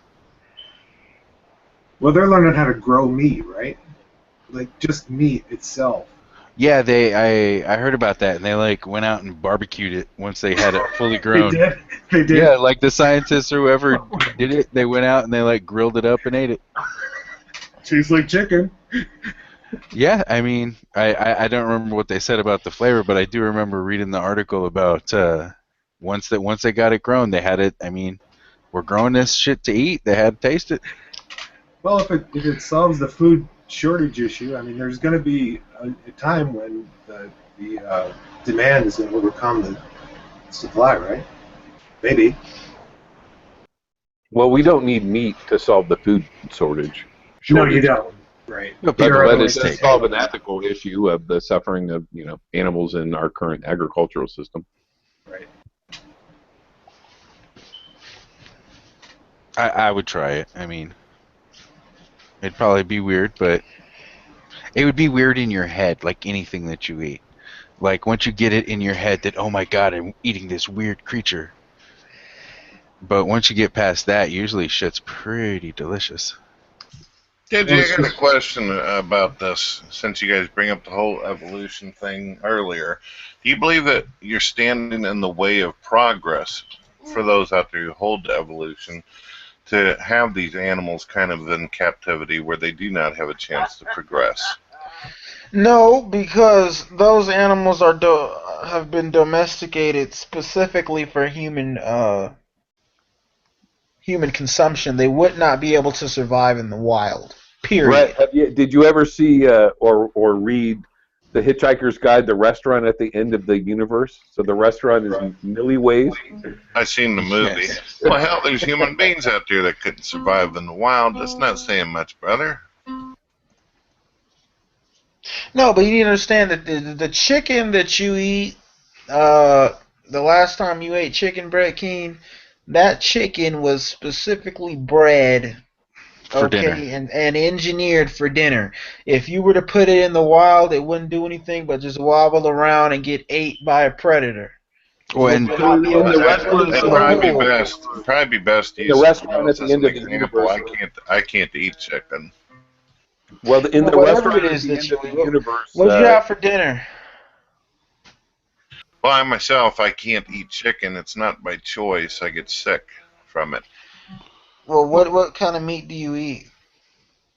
Well, I myself, I can see myself enjoying a porterhouse, but I've listened to some of the moral arguments and ethical propositions put forth in this, and it causes me to wonder. But I mean, Well, so everything that we eat is specifically grown so we can eat it. When's the last time you seen wild cows? Exactly. They do not exist in the wild. Well, I'm not one of these type of individuals that's going to stand outside a Waffle House and tell people what the hell they're going to eat or whatever. It's just I've been hearing a lot of good points from both theists as well as non-believers on this particular issue.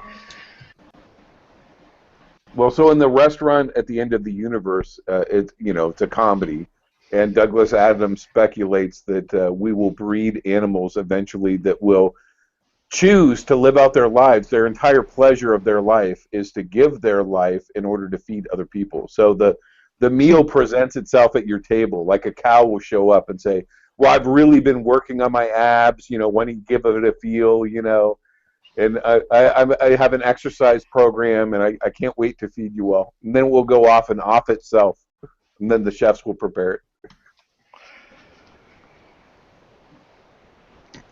Willing food. Exactly. Yeah, I remember in the British series, it was a pig on a table. Yeah, that's right. It was kind of a weird alien pig-like creature. Yeah. Well, isn't that kind of the exchange that these animals made way back in antiquity when they first decided to live with humans? I mean, the humans would feed them, provide them with sustenance more so than that they would be able to get in the wild, and the exchange was they were our farm animals. I mean, wasn't that already done then with the domestication of animals? I think it was more of our choice than their choice. Yeah, well, exactly. it was both choices. I mean, it was. Is there really a conscientious, intelligent choice to be turned into? I mean, you've seen, right, some of the video of agricultural animals and how they're treated. Have you ever looked at a cow in the face? Do you even see a spark of intelligence? He's begging to be a belt and a steak. I've actually grown up in an area of country where I have looked at cows, been up on them and everything, and surprisingly, some of them do seem pretty smart. Some of them will actually follow you, and I found that they can actually run pretty damn fast too. Yeah. So yeah. Yeah, but they can't really run, when it's time to get slaughtered. They just have to kind of get in line and wait for their turn to get their throat slit. Or chickens can run pretty damn fast. I don't know if you've seen them things. Not the chickens we eat. Half of them can't run. Well, I do think they can run, but they run right into the hands of the people that are going to slaughter them. So Which again, I have no problem with any of that because I like meat. I think in vitro meat is a real deal. I mean, that is coming to the future. Which I mean, either way, I'm down. I mean, as long as it tastes good, fried up. Right. I mean, I draw the line at people, of course, but as long as it tastes good, fried up. Well, raising Really? cows So, through you, the so you farm. really don't care about the conditions that animals To a certain are point, under.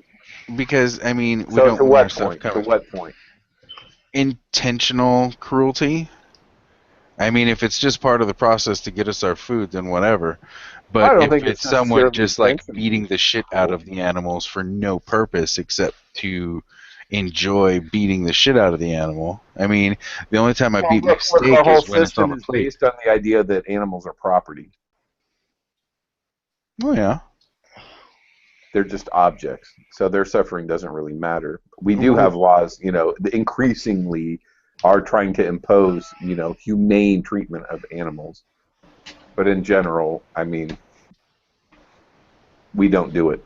And people don't care. And they don't think about it. They just stuff their face. Yeah. As a whole, yeah. And raising cows on farms is a pretty inefficient way of producing nutrition, because they could probably find a way to make meat in the lab or through a factory situation.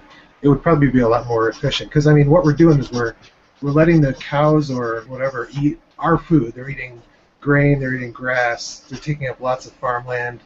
They drink a lot of water. There's a lot of waste as a result, and then we're just eating them. I think there could be a lot more efficient ways to feed the planet.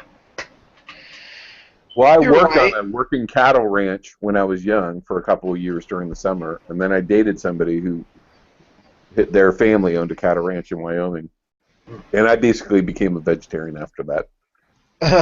Wow. North Korea was experimenting with there's a guy in Europe who grows like 20-pound rabbits, and North Korea was actually looking at buying them, as a means of feeding their people. But they're like a special breed of rabbit. Man, guinea Really, pigs. really big. Guinea pigs? Did you say guinea pigs? Guinea pigs, yeah. And micro farming is taking off in the U.S. now, so bugs. Hey, if you can make a bar out of it, doesn't taste like a bug, that's fine. Right, put it in a tortilla and I'm down. Tortilla. I'm in Texas, man. Everything goes in a fucking tortilla. Mix it with some beans, there's a little crunch in there, that's fine. Rice, beans, and beetles, man. There is a product on the market now called, what's the name of it? It's Beyond Meat, and it's actually pretty good. Beyond Meat. Beyond Meat, honestly. And this stuff, it's available in different stores, like specialty market. It costs about as much as meat. You get close to the same amount of protein, but it's all vegetarian product. But you would be surprised. I mean, it's very hard to tell the difference, for example, with like their version of fajita chicken in a taco. The ground beef, you can tell that there's a difference. They spice it and everything. It looks the same. The texture's the same, but the flavor's not the same. Yeah. But it's really close, and it's good. It's good stuff. Yeah, we eat Boca burgers here, with whatever they're made of. It's some vegetable protein. Grains and mushroom, I think. Yeah, we like them. They're fine.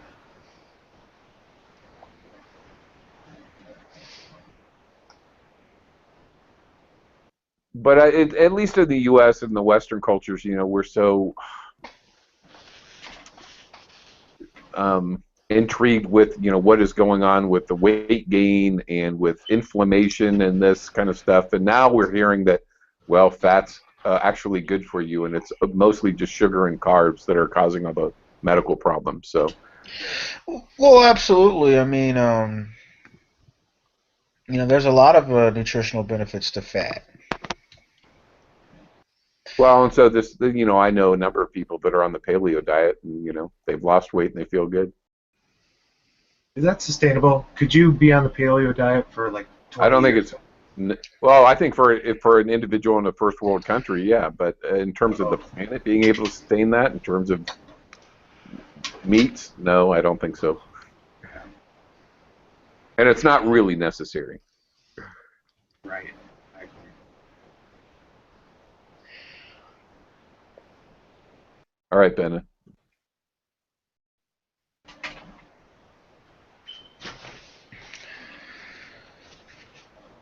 What do you guys think of population control? You think that could be a possible way of bringing the numbers down so that you don't have so many people to feed?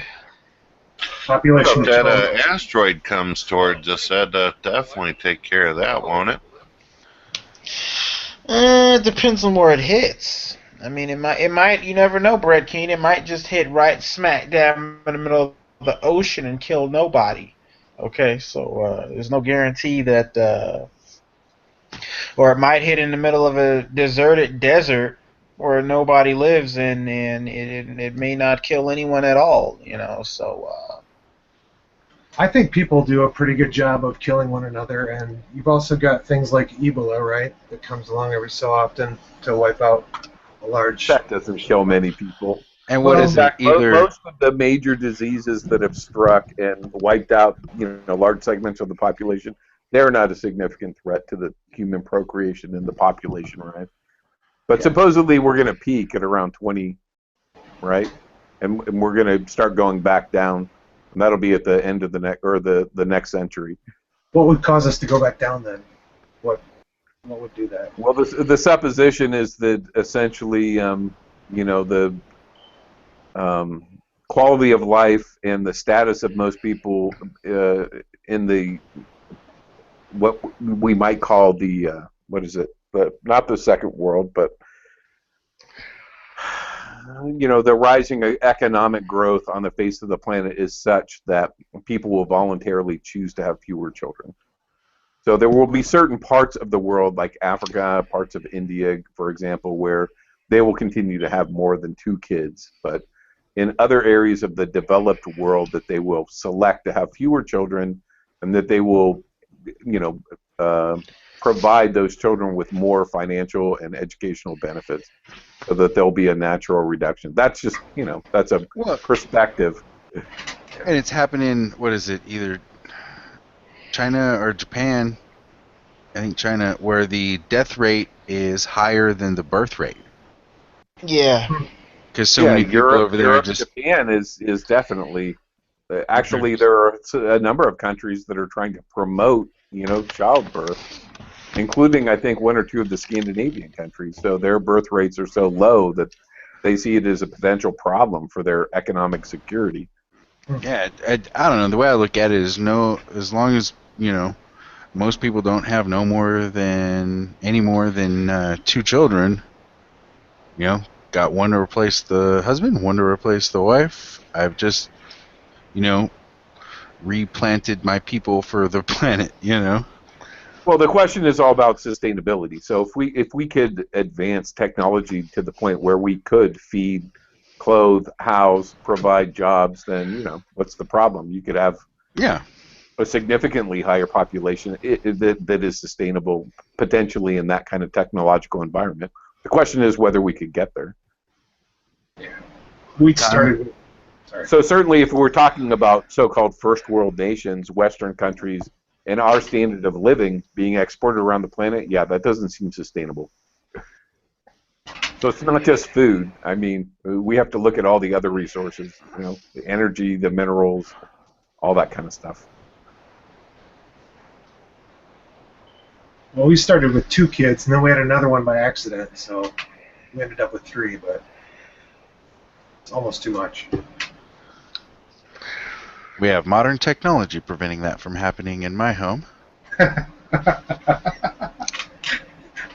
got the double snip. Supposedly the male birth control pill is on its way. Which, for single dudes, I think that would be rad. What I saw was there was some sort of shot or implant that pretty much turns it off until you go get the shot to turn it back on. What? Yeah, exactly. It's like a switch? Pretty much, yeah. It kills, you're shooting blanks until you go back and you have them reload your gun. Is it effective, like 99, above 99? It's still very early in trials and stuff. Yeah, exactly. For that one. They've got the pill, which is way further along, but the inhibitor style one, it's very early. But it's super promising because if I was younger, that's the option I would have gone. Granted, I didn't have my kids till I was 30 anyway, but still, it would have been nice. Well, that's the other thing that's going on. So that's more and more common, you know. People used to marry when they were in their 20s and have kids in their early 20s. Now they're waiting until their 30s, even late 30s. Mm-hmm. Yeah. I was 35 before we started. Yeah, it's smart, especially for men, because men don't have a biological clock. It's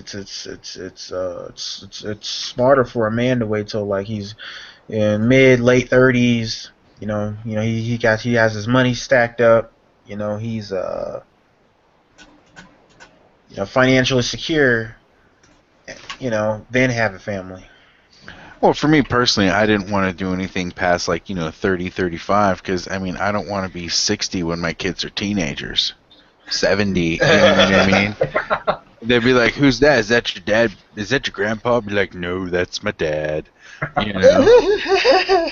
But, that's happening a lot, right? Especially with guys that are middle age and restarting a family. They get divorced and they start over. Mm-hmm. But the other thing is then the genetic lottery of, statistically, people who are older in their late 30s and early 40s have higher rates of genetic damage that could be incurred. And it's not insignificant when you look at the rates of things like autism, supposedly. Isn't autism caused by wouldn't you say that's more because of no, I see what you're saying. Well, they call it the autism spectrum, so there's like a whole range of different phenomena, and we just don't have a handle on it. I think we're still in the dark ages when it comes to understanding a lot of that. But supposedly, statistically, like if a couple is in their 40s and they have kids, they have a much higher rate of, statistically, of having a kid diagnosed with some form of autism. We don't know exactly why. And, there is such a thing as genetic counseling, and potentially they have the new CRISPR technology. I mean, it's possible that in the near future they'll be able to deal with those kinds of problems in vitro or early in a pregnancy and determine CRISPR? if that's the case and actually fix it. Yeah, so CRISPR, it's CRISPR. It's a form of being able to manipulate the genome in fertilized ovums. So there was a lot of IP conflict, so there were a lot of patent wars about the technology, but it's starting to roll out, and they suspect that they'll be able to actually cure some genetic diseases, things like sickle cell anemia and things like that. But, so they do the test ahead of time, and then they determine if they need the treatment? Is that what it is? Yeah, exactly. And they can actually remove the genes that it might cause harm and replace them with, essentially healthy gene. So it will prevent a child, for example, from getting sickle cell anemia. Who knows? But it has the potential for doing a lot of other things where we could actually, manipulate the genome of the unborn. What if they remove a gene and they replace it, but they don't understand the consequences, and the gene that they replace it with ends up being something crazy like a murder gene or something like that? Make people want to go, make the baby go around, grow up to be a serial killer or something. You never know. Well, the odds of a child that, all that, and then growing up to be a serial killer, if that actually happened, I'm sure that the first thing they would blame would be, the genes. Yeah. Because it was that kind of person. But you don't do that with regular serial killers. Regular? Well, you know what I mean. I'm sorry. I'm sorry. Naturally born serial killers. Yes. Wait, isn't that a movie? Anyone here think there's a possibility that nature has, serial killer murder genes in certain people as a means of natural population control? I think there's always going to be crazy people who do really fucked up shit, but I don't believe that that's like nature's control. No, I do. I do believe in mental illness. Now, I mean, mental illness can be Oh, the yeah. cause of people being deranged and making choices like that. So I think it's more likely that it's just there's a lot of identified mental illnesses that not cause people, but I mean they're more apt to make bad choices like that. I think. But I don't think it's nature thinning itself out. Mm, That I think it just happens. yeah. Is it a form of population control? Would I call it natural? Not so much. Because it's people making choices. Granted, mental illness does affect those choices. Let's say there's a ratio. I have 100 babies born, and out of every 100 babies, at least one of them is gonna have a serial killer gene. That would be natural. That would be something that naturally occurs in the gene pool. Exactly, I agree. And so the question would be, when we don't know, is there some survival strategy in place that is producing people that may have, antisocial elements to their behavior, whether it's, sociopathy, child molestation, whatever, all those kinds of things that society at large views as problems and abuses, but maybe there is some survival strategy behind that. We don't know. I mean, it's not a pleasant thought. I mean, it's not pleasant, but who knows? Maybe serial killers and stuff and sociopaths, maybe they keep us on our toes as a species. Well, I don't necessarily think that's the case, but I mean, so the question would be, is that more of a random thing, or are there potential, or are certain people actually having these antisocial behaviors inherited, which pose a survival value in certain circumstances? So if we look back 50,000 years, or 150,000 years, or 700,000 years ago, potentially were there some benefits to having those things? And there are evolutionists and evolutionary psychiatrists and people in that realm that contemplate those, but they don't have an answer. So do you mean we like don't know if it's an accident of nature or that might have a potential benefit or not? I'm sorry. Go ahead. I was curious, Hazy, did you watch the interview video that I put up on my channel of Jeffrey Dahmer and his views? It's pretty rough. He basically seen humans as nothing more than a lump of cells that he wasn't accountable for. That's how he's seen it. I think it's a weird way of looking at it too. Well, what do you expect from somebody who has almost no empathy?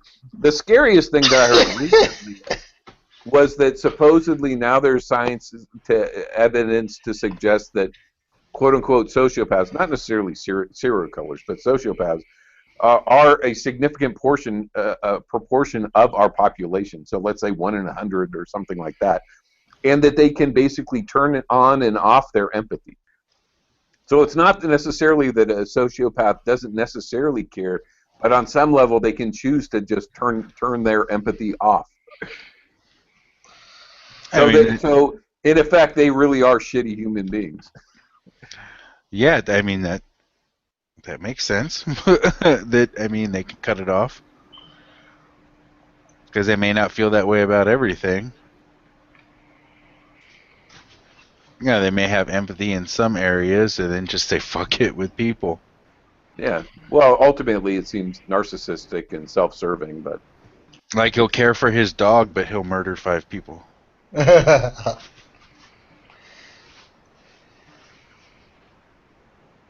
Well, the weird thing is the idea that they can actually experience empathy for, like, let's say, a family member. But at some point, for whatever reason, if it seems to serve their psychology, they could jettison all their empathy for that person. So it's like that black and white thinking, black and white kind of emotional state that people who may suffer from bipolar disorder, or not bipolar, I'm sorry, borderline personality are sometimes labeled with.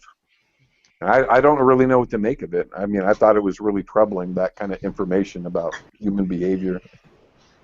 So there's one guy who like appears. Go ahead. I'm sorry.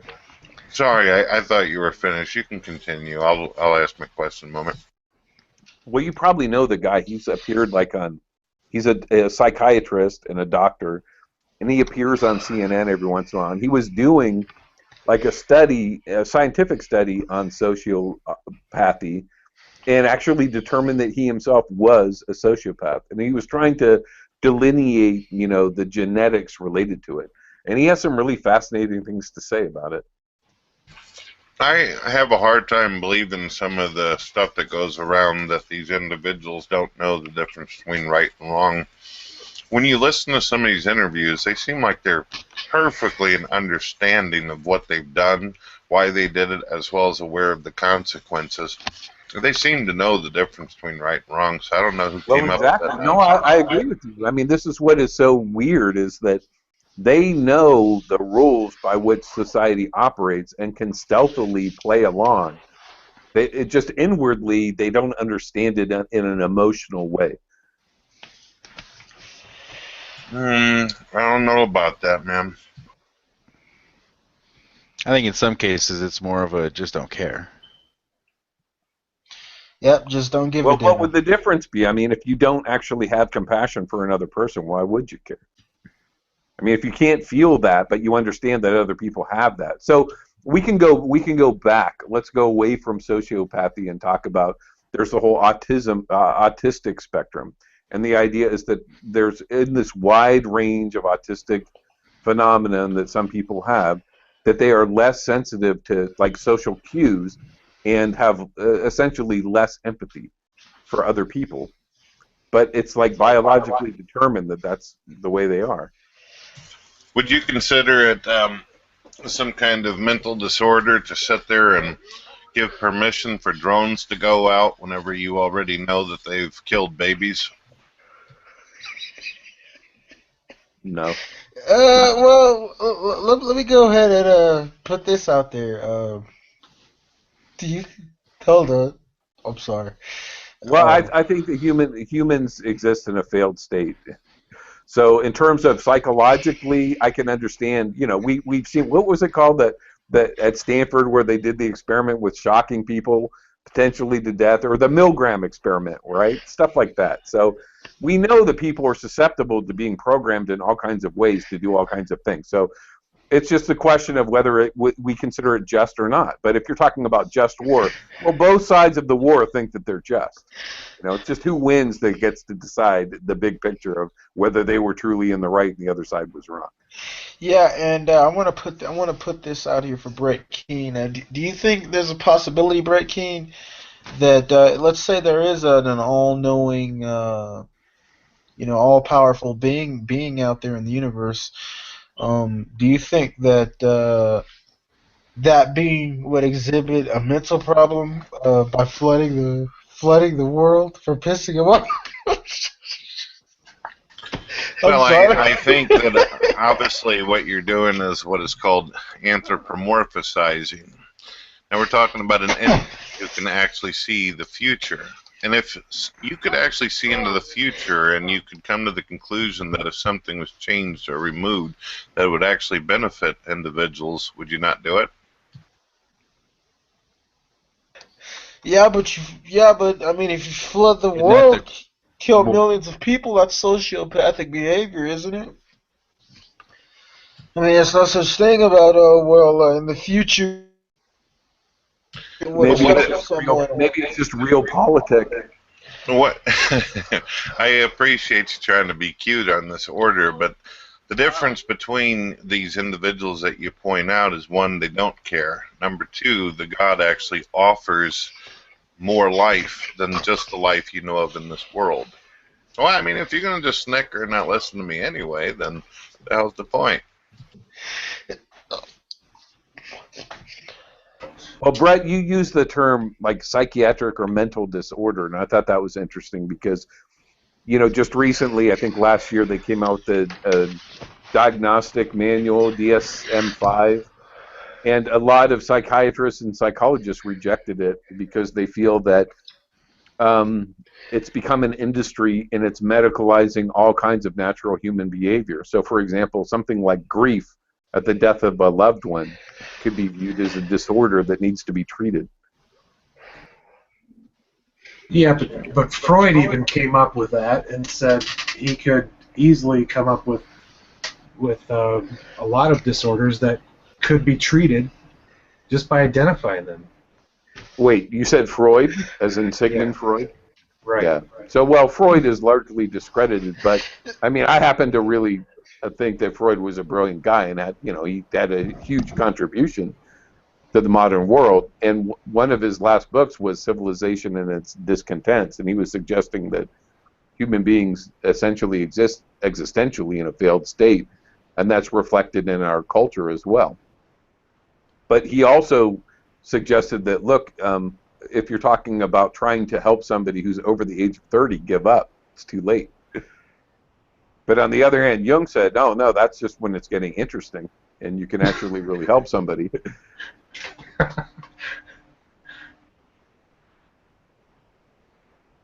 So, Hazy, just out of curiosity, what do you see between the difference of, let's say, God, who gives an afterlife, an eternity for human beings to exist in, as opposed to Mr., let's say, for example, Joseph Stalin, who killed 62 million individuals and offers nothing but an end? Well, I don't know if that's really what Stalin was, quote-unquote, offering. I mean, obviously, I don't know who's got the highest death count for their trying to implement their social engineering policies, Mao or Stalin. But, I mean, I see it as a disgusting, tragedy on a human scale. So, I mean, I can't really correlate that. So the idea of, let's say, communism rejecting religion, and even the Chinese, saying, for example, Mao saying it's the poison of the mind, I can understand where they're coming from in asserting that and trying to move beyond traditional religion and its influence over the culture and say, no, we're going to use a progressive scientific social engineering to try to better the culture. But what we saw was, essentially authoritarian regimes that used mass murder and didn't recognize human rights. And they weren't ultimately successful in the end. I mean, there has been no communist state that has been successful. You agree, though, hypothetically, if you were to believe that there was a God that had an afterlife, though, death would be a completely different concept. When Joseph Stalin was killing individuals, in his mind, these individuals were simply not going to exist anymore. They were nothing but splattered Windex on the floor. Who gives a damn? But for a God who offers an afterlife, murder, death, killing, it doesn't even actually exist in this God's world, because the life continues after. Well, and the Abrahamic religion isn't alone in that view. So, I mean, certainly the Hindus, if you read the Bhagavad Gita, it can be pretty chilling as well, right? Where you've got Arjuna and Krishna about to go into battle, and Krishna reveals himself to Arjuna because Arjuna, who is the warrior of the culture and fulfilling his role, says, I can't do it. I see these guys on the other side of the line that I'm about to kill. They're my brothers, they're my fathers, they're uncles, they're friends, I'm going to lay down my arms. And Krishna says, what the fuck do you think you're doing?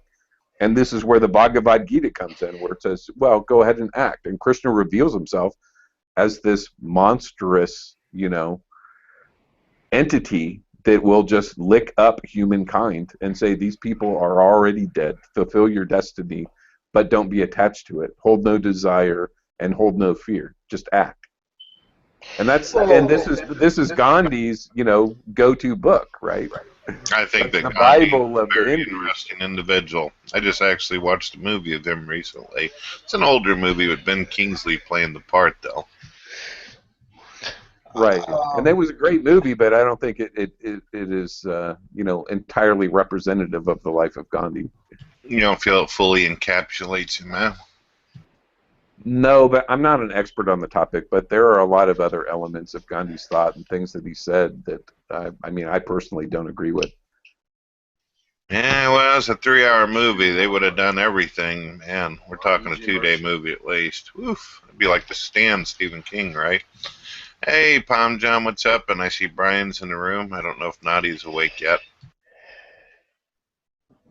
Well, I would make the argument, BrettKeane, doesn't the God in the Bible, doesn't he also not offer anything? Because if you look in the book of Revelations, it says that only the elect, he's only going to deal with a group of people called the elect, which are supposed to be 144,000 individuals, and everyone else basically is going to, supposedly go along with the mark of the beast and be cast into the lake of fire, and he's not going to deal with them. He's only going to deal with the elect. So, mathematically, what are your chances of being in that group?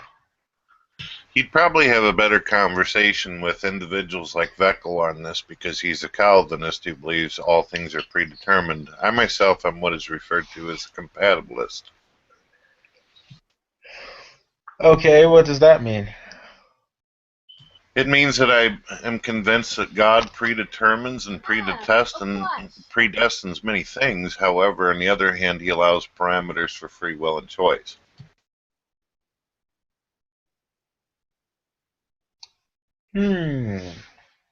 So, Incorporated, do you believe in free will? I'm sorry, go ahead, Eric. Well, I was just going to ask, so the number, Brett, you think the number could change based on people's free will? And the number was just a number, not arbitrarily chosen, but just it was accurate at the time? I think that some individuals might even be predetermined or selected from the get-go for some purpose to fulfill God's will. But other individuals, they are left up to the parameters of choice. I'll give you kind of an example, something kind of an easy analogy with this. A lot of you in here are your gamers. Obviously, you realize that developers, they put limitations on, let's say, their MMO or their game on what you can and can't do. And although the entire world and universe of that particular game is set up, you still have the choice at what direction you want to go into, even though the parameters are laid out. You still have some amount of choice there.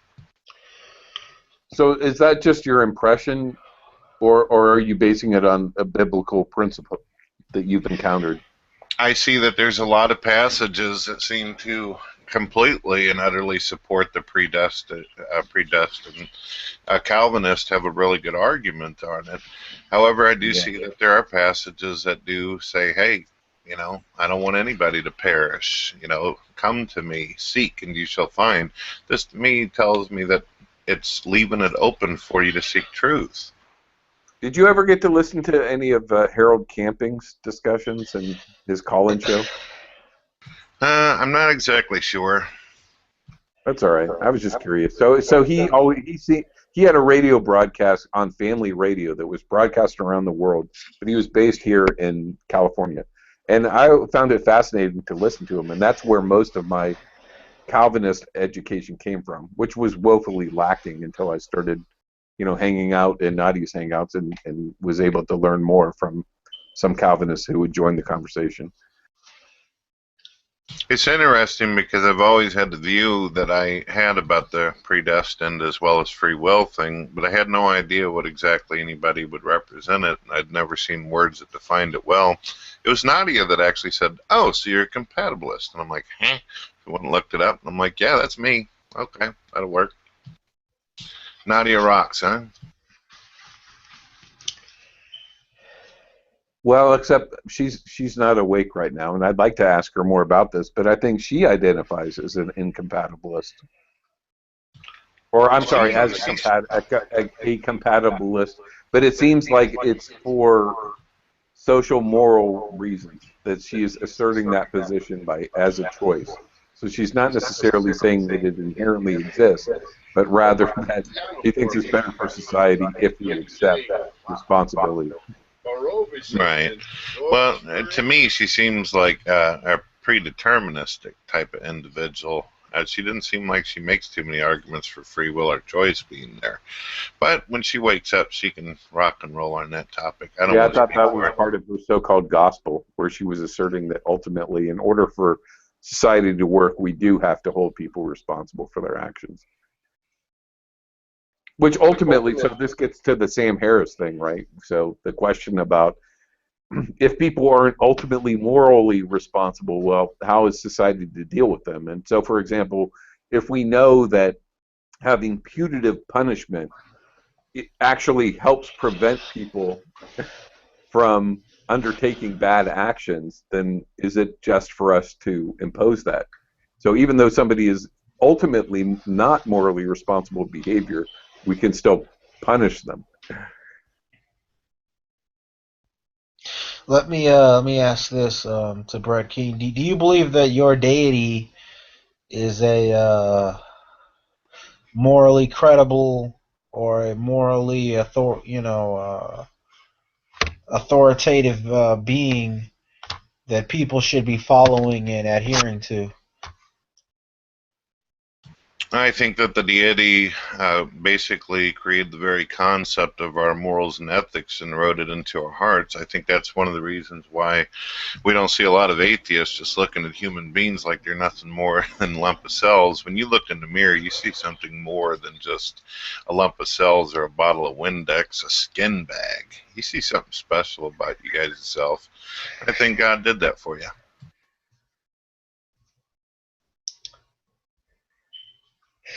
Okay, well, what if one just wants to say, well, I see uniqueness, through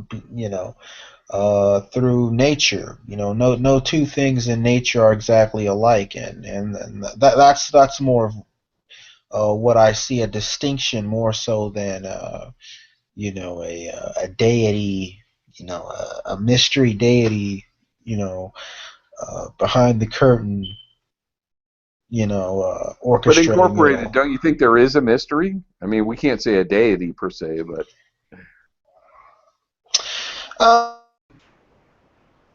You can't. I mean, there's no logical basis for it. You can't really prove it. You can't really. well, I so that's mean, a mystery, right? There's something, but it's unprovable. I mean, we don't know. There's, the whole question of the problem of evil, a first cause. well, it's a mystery in the sense of the speculation of it, but we know what the building blocks of life are, and we know scientifically how that all came together. And there was no Exodus story, like what BrettKeane talks about. That's just a story. That did not actually happen. Okay, there was no God snapping his fingers, and then there was light, and then there were plants, and then there were animals that didn't even eat each other and that type of thing. Well, None of evolution says that happened, but I mean, I would say that mythologies are metaphorical, and as a story, that those metaphors hold true. In terms of a literal interpretation, no. I mean, I agree with you 100%. Literally, it doesn't jive. The whole creation story seems to be inherited from earlier traditions, Babylonian and Assyrian culture, and the Genesis story it was itself seems contradictory plagiarized. to what science suggests in many ways. But that doesn't mean that there isn't truth in it. Yeah, absolutely. The Judeo-Christian deity, and that whole belief system in the Bible and all that stuff. Yeah, absolutely, it was plagiarized from earlier belief systems. Babylon, Assyria, Well, Egypt. plagiarize seems a little bit harsh because it seems like it's somehow an immoral act. But all our societies are just it's just everything we know now we learn from everything that came before us. So it just seems to be a natural, element of diffusion of information and ideas. And the myth, And not only that, but some of them spontaneously arrive mythologically in different cultures, so they have the same symbolic story. So the creation myths and flood myths are universal in general. I'm sorry, go ahead, Eric. Yeah, I was going to say the myth and the mystery is really what makes me most interested in life, and that's why I do have a belief in God. I'm also a scientist. I'm also a very analytical engineer, and it doesn't matter to me that mystery and that myth and it's kind of a fantasy if you really look at it, but to me that's what makes life interesting for me. But I can't say that everybody should think that you want to believe in an invisible man, but that's my belief. But I can see why you'd say that's crazy. How many of you in here believe in spontaneous generation? Spontaneous how? Oh, spontaneous generation. You know that scientific term, right? No. I don't know that I believe it, but I've seen it reported. So, for example, one example might be in physics. They talk about the potential for other dimensions to exist, for vacuum energy to exist, for quantum foam to exist, and for particles and antiparticles to spontaneously appear in the universe and then destroy each other in a fraction of a moment. But if it happens to occur near a black hole, some of these particles won't annihilate each other and will become estranged and become Hawking radiation. Hazy, I think that you're thinking of a different term, but that's pretty interesting. Well, so like abiogenesis, there are weird cases, especially in the animal kingdom with reptiles, right? Of species being able to procreate without having any kind of sexual, and for that matter, now scientists and archaeologists claim that they believe they have found a fish in the archaeological remains of a fish that seems to be the first evidence of having sexual dimorphism and reproduction.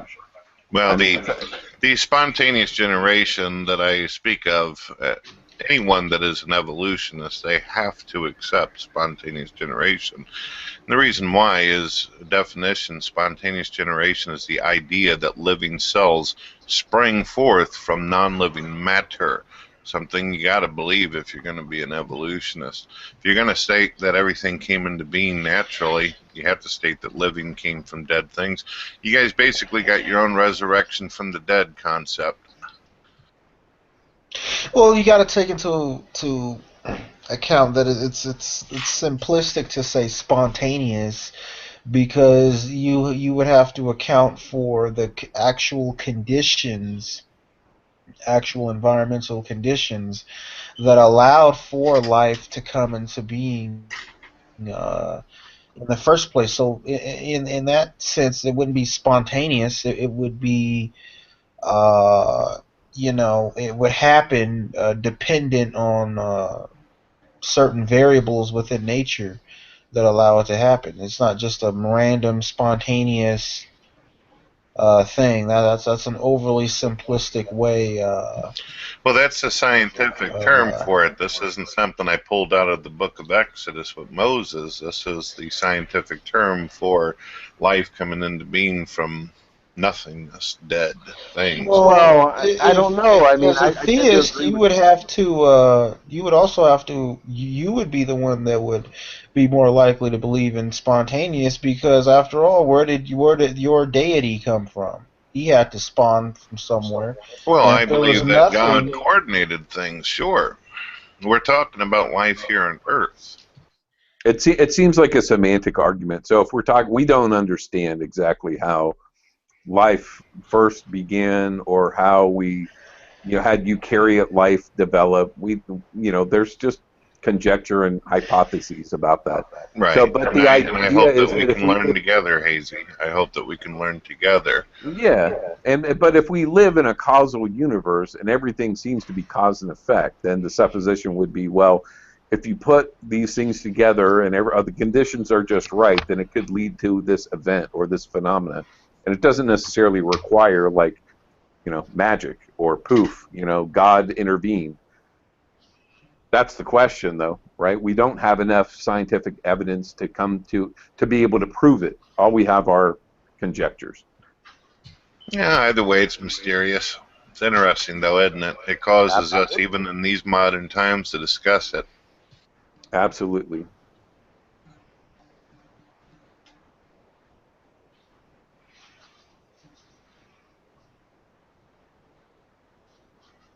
All right, I got something else that might cause people to slap themselves in the forehead. Would you state, by definition, that the singularity in Big Bang is of supernatural origin, based upon definition? Yes. Well, how do you define No. supernatural? Yes. But I've seen the video, so I cheated. Yeah, I know you did.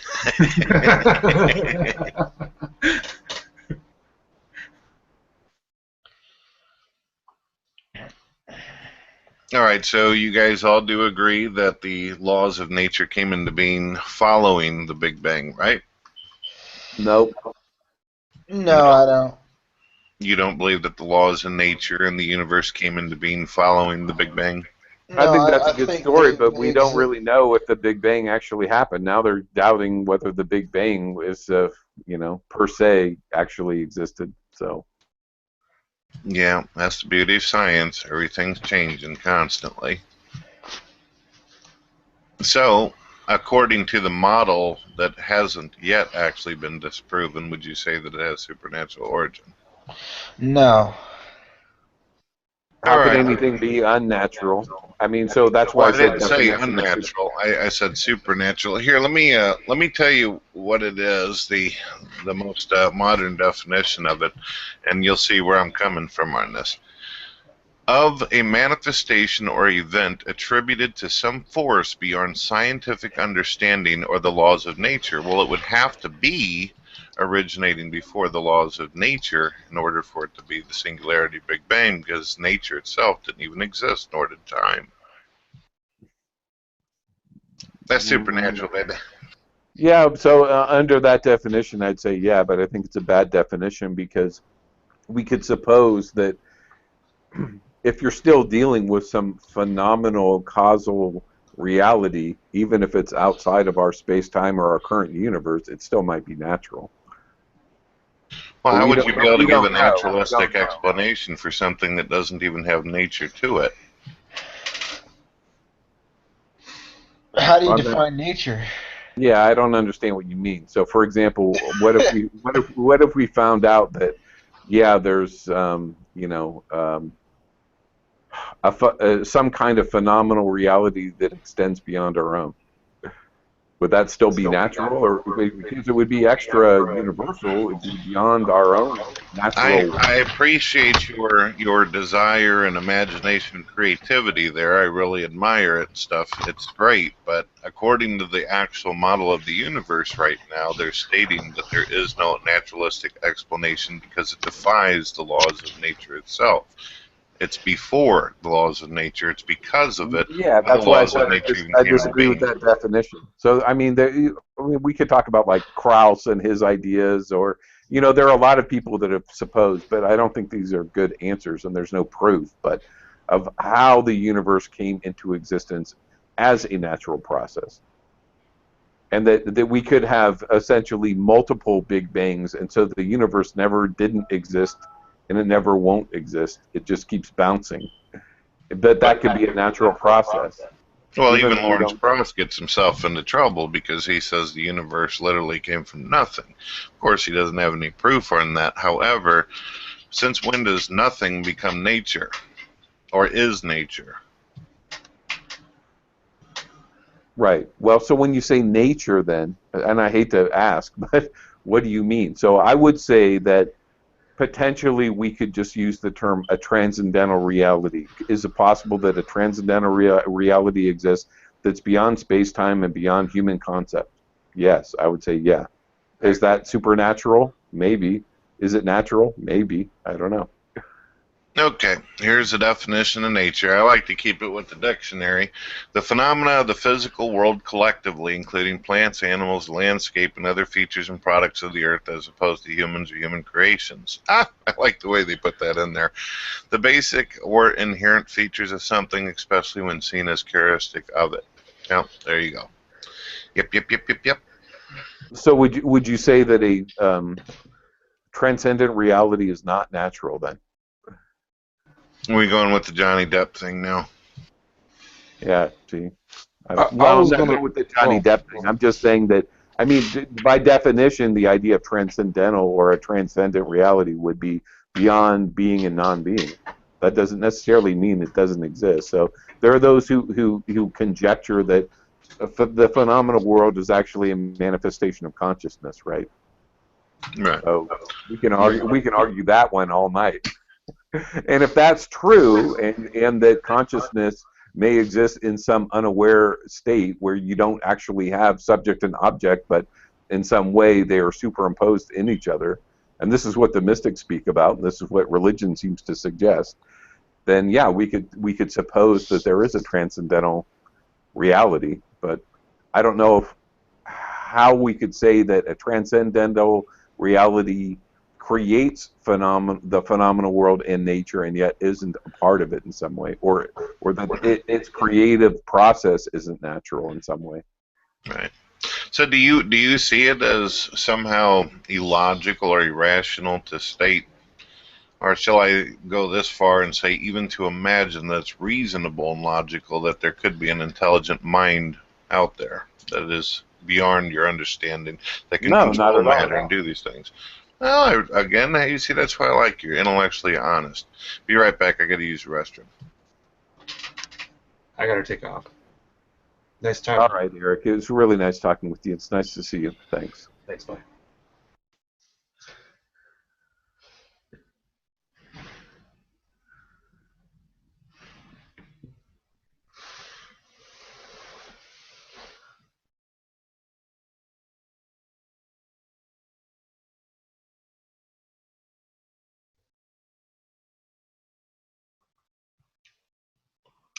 see, I was gonna say, can you hear me, Hazy?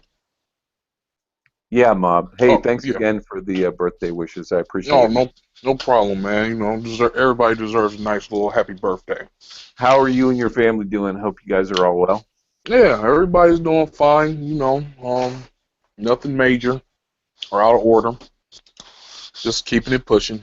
You know, but because you know I'm in here, I'm connected to my phone now, so I'm doing some things and I'm listening to you guys, and what I was hearing about the natural thing, that was interesting. You said, well, how do you define nature? And I was assuming that nature is a definition that, of course, mankind put out conceptually as anything within the realm of third dimension. I think I think that's the safest way to describe nature. Yeah, phenomenal reality. And you're right, that's all humans do is label stuff, concepts. Yeah. Right. So if it's beyond third dimensional, if it's not physical, then it's not natural, or it's just not what we deem as natural. So yeah, but that was pretty much my point there, though.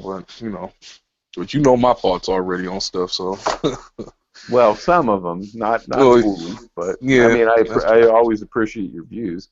So what Mr. Keane was discussing was the idea that, of a metaphysics, right? And so yeah, because debate on whether a metaphysics, a transcendent reality, spirituality, whether these things transcend, quote unquote, nature by the definition of phenomenal reality. And then that just makes me think, well, is it still cause and effect or not? Because our universe does seem to be cause and effect. But even scientists today and physicists suppose that they can't explain exactly what's happening, but there seems to be like information that is being created in our universe, in our phenomenal universe. So, for example, with quantum foam, you actually have particles that are being emitted into our universe and then spontaneously combusting as matter and antimatter, but that doesn't always happen. That sometimes those particles can become, separated. They don't annihilate, and that's actually like creating new matter, or whatever you want to call it, energy in our universe from what? From the void, and we don't understand what that is. But that doesn't mean it's still not deterministic or even strictly deterministic. So there could be even another dimension of reality, of our own phenomenal reality that we haven't explained scientifically yet, that is still completely deterministic. So basically, you're saying that they were saying matter appeared out of the void, just not needing any other external qualities, just pop, just right there, just boom, just happening. Well, that's the question: is what are the external qualities that would create that? So we can only speculate. And again, I mean, I don't know how much sway to hold in some of these ideas. I only read, pop science and that kind of stuff. I'm not. Oh yeah.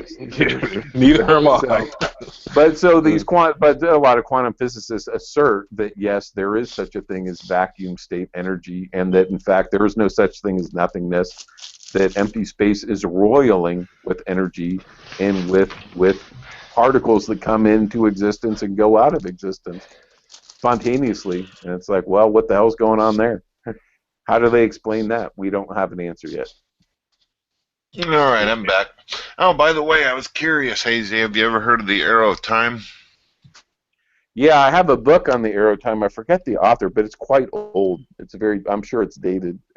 And I'm fascinated with that concept. That's cool, man. A lot of people are like, Arrow of Time, what is that, from Zelda? So you like the concept of the parallel universe? I don't know if I like it. I mean, I like the metaphor, like, for example, I don't believe there's many definitions of the multi-universe.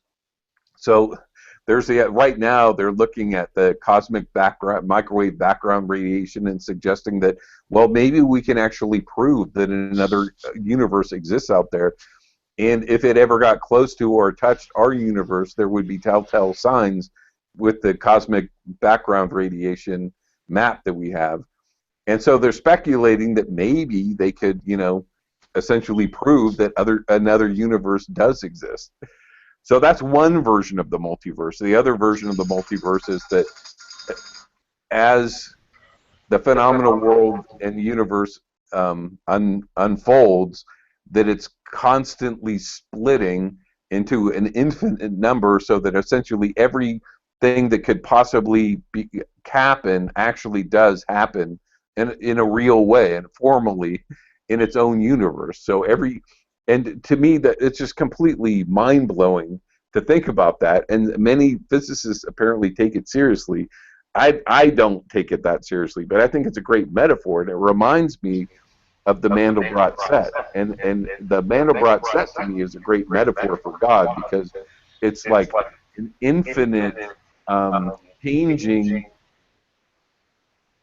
phenomenon that is replicating in itself through, in an infinite way, with slight differences taking place, so that, it's just... Yeah, that's fascinating. Can I well, share something with you real quick, Hazy? Right? And I'd like to hear you guys' interpretation of it, if you wouldn't mind. I'm going to read this very quickly to you, see what you think. The question of whether there exists a creator and ruler of the universe has been answered in the affirmative by some of the highest intellects that have ever existed. This was cited by Charles Darwin, the founder of evolutionary biology, as cited in his book, Descent of Man. What is your views on that? How do you interpret what he said on that? Just because someone else said it doesn't mean it's true. Well, I mean, to me, it always just gets back to the idea of a first cause, and that historically we've been trying to create an answer for that. So these are the existential cosmological questions that inform the mythology of the entire planet. So right now we have over 4,200 different religious belief systems on the planet. There used to be more, and they're all trying to answer that question in their own way. And it's based on what they know. And it's pattern recognition and conjecture. Got one more for you. You ready? Somebody a little bit more modern.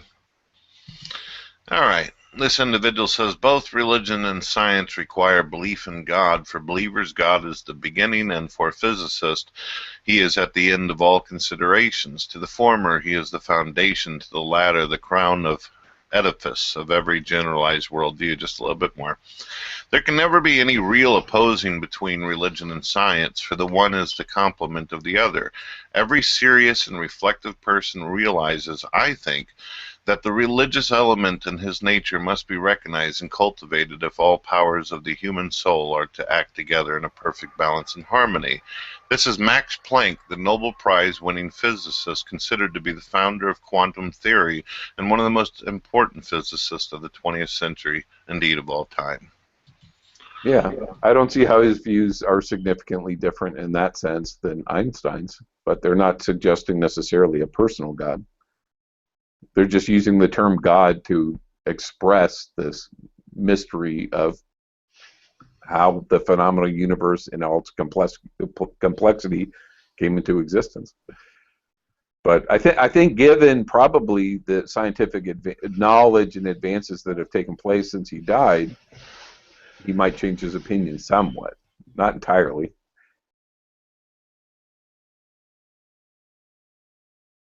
Why would he change it for?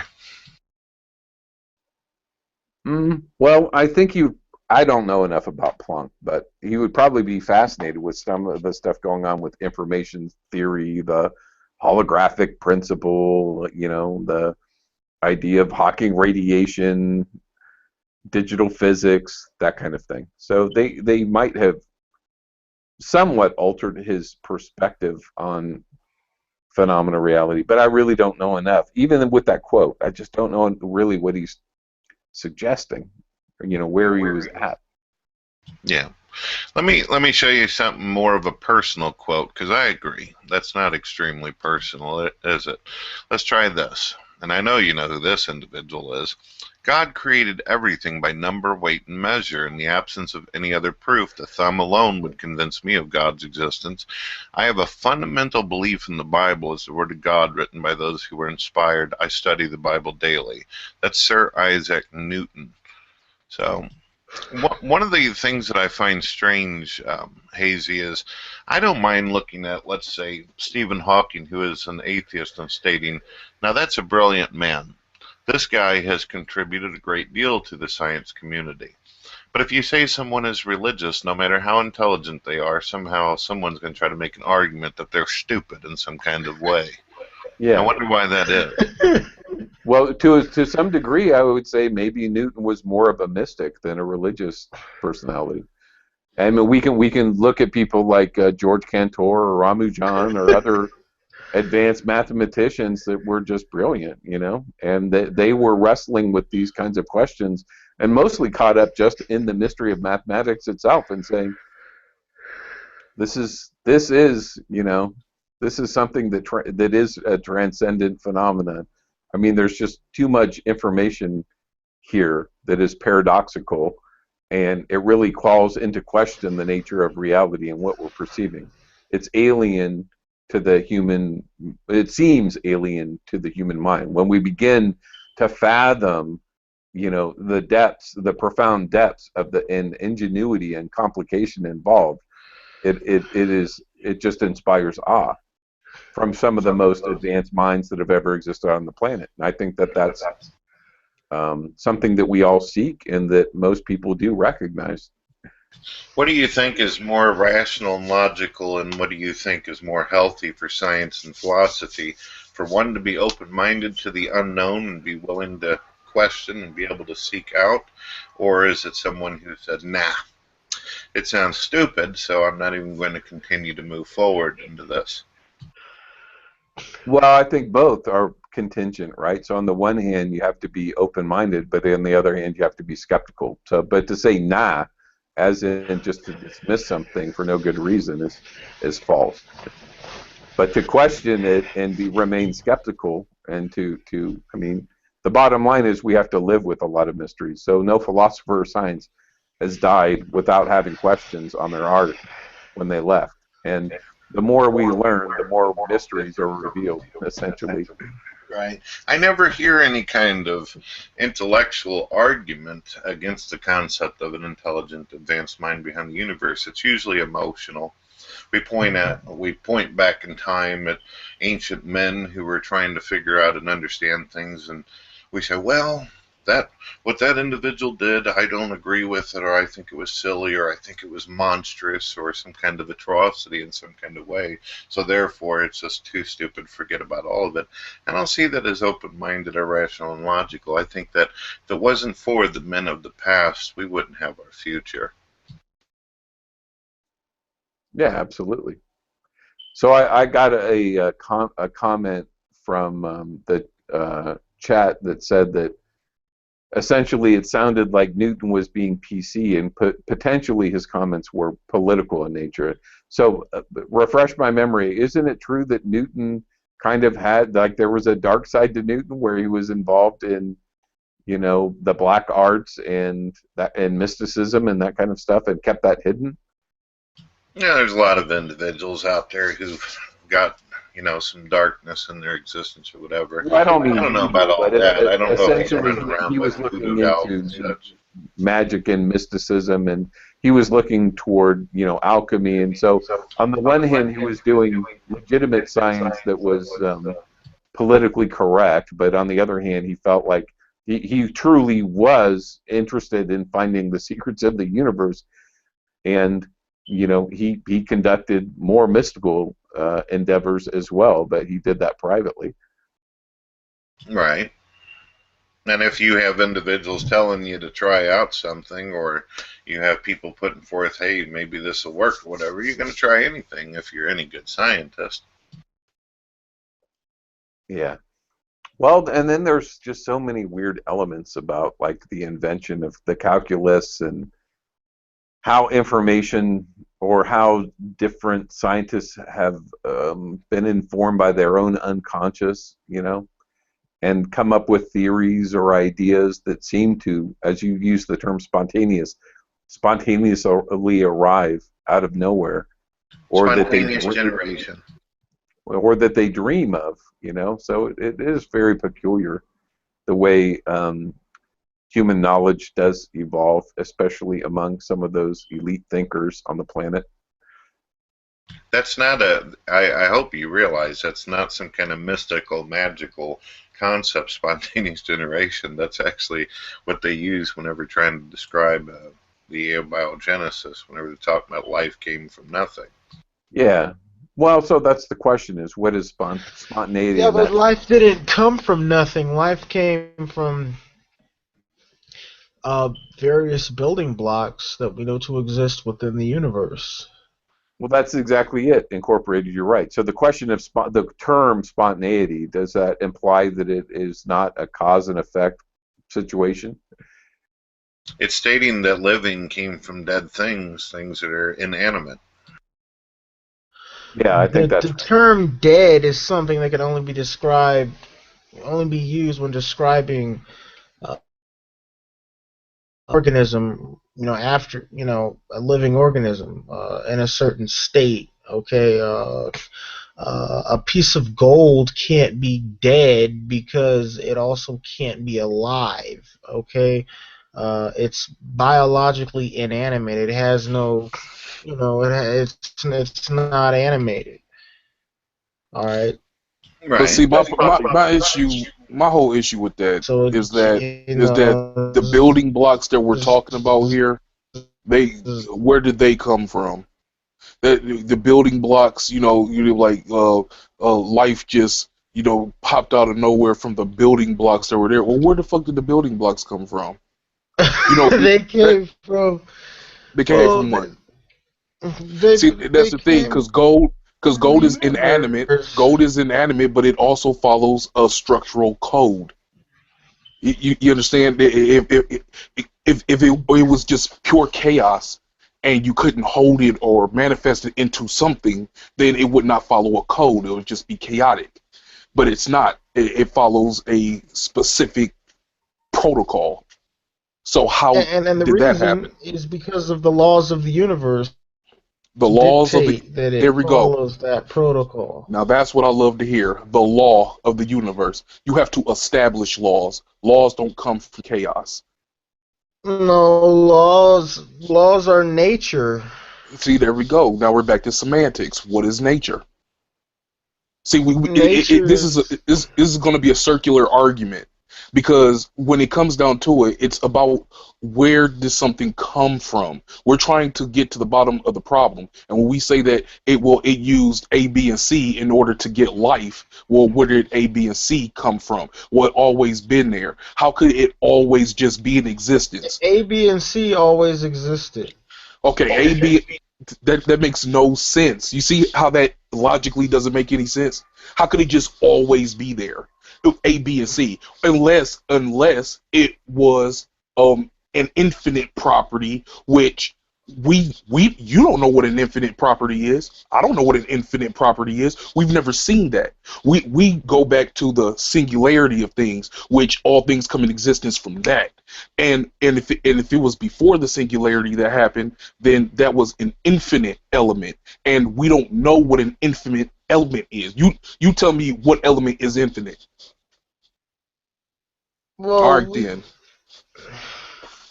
We know that. We know that space-time universe is infinite. Time is not infinite. Time is a manifestation.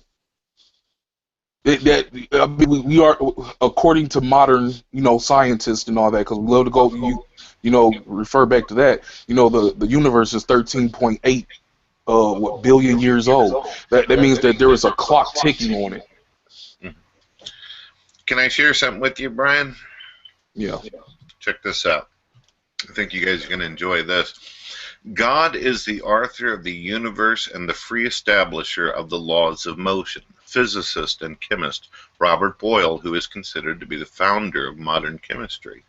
Do you know that most of the founders of a lot of these different methods out there are by theists? I'm not stating that there's not non-believers out there doing things, but it's even theists who came up with a very scientific method. So when talking about these things, I don't think we should have giggling and chuckling going on. Obviously, great men have views on this subject. Oh, somebody ran off on this. That sucks. Hopefully he'll be back. That was incorporated. So, Brett, can I ask you briefly, do you think that he meant a personal God, or what is it that chemist's definition of God? Well, I am convinced that there was obviously some choice there. I mean, just listen to the quote. God is the author of the universe. This would require action. This would require some kind of purpose. And the free establisher of the laws of motion. This is stating that not only did the author create the universe, but created the parameters within it and the laws that we are able to, and the minds and brains that we have in order to translate and interpret and even be able to perceive the very math and the coherency of it, showing once and for all that the universe is rational and logical even in itself. Sorry, hopefully I didn't go cuckoo for Cocoa Puffs on that. I'm just trying to answer your question. No, that was a great answer, and you made some very brilliant points. So, I mean, essentially, the author was speculating that there must be a meaning or a purpose, and that there's some that whatever the first cause was, it had an intention, and I would question that.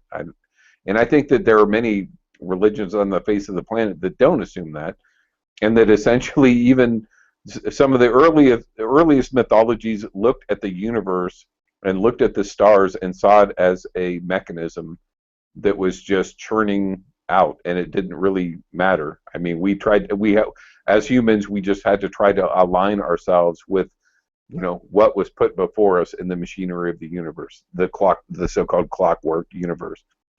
But this individual seems to be supposing that there's a personality, an individual, a personal God, and an intention and a meaning. And I think that's a bridge too far. I don't think that that's an irrational speculation to make. I mean, fair enough. We can, but there just isn't sufficient evidence to justify that that's the case.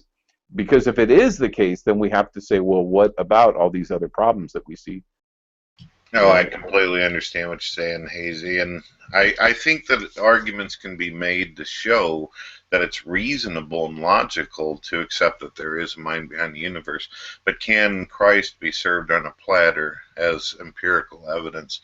Not so sure of that, but I do think that one can come to the conclusion that it's perfectly rational to state that there's more out there beyond our nose. Yeah, absolutely. And I'm not suggesting that. I mean, that point of view is the dominant point of view for most of human history.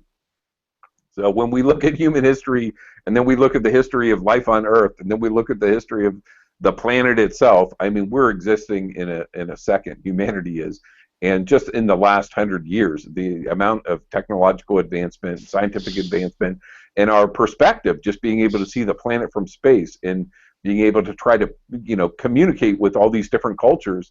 I mean, that's just happened in the blink of an eye, and we're still trying to come to terms with that as a species. And most of human history attests to the same kinds of views that individual is espousing, and they're perfectly reasonable given the world as it has been, and given the cultural leanings that individuals have. So the questions remain for sure.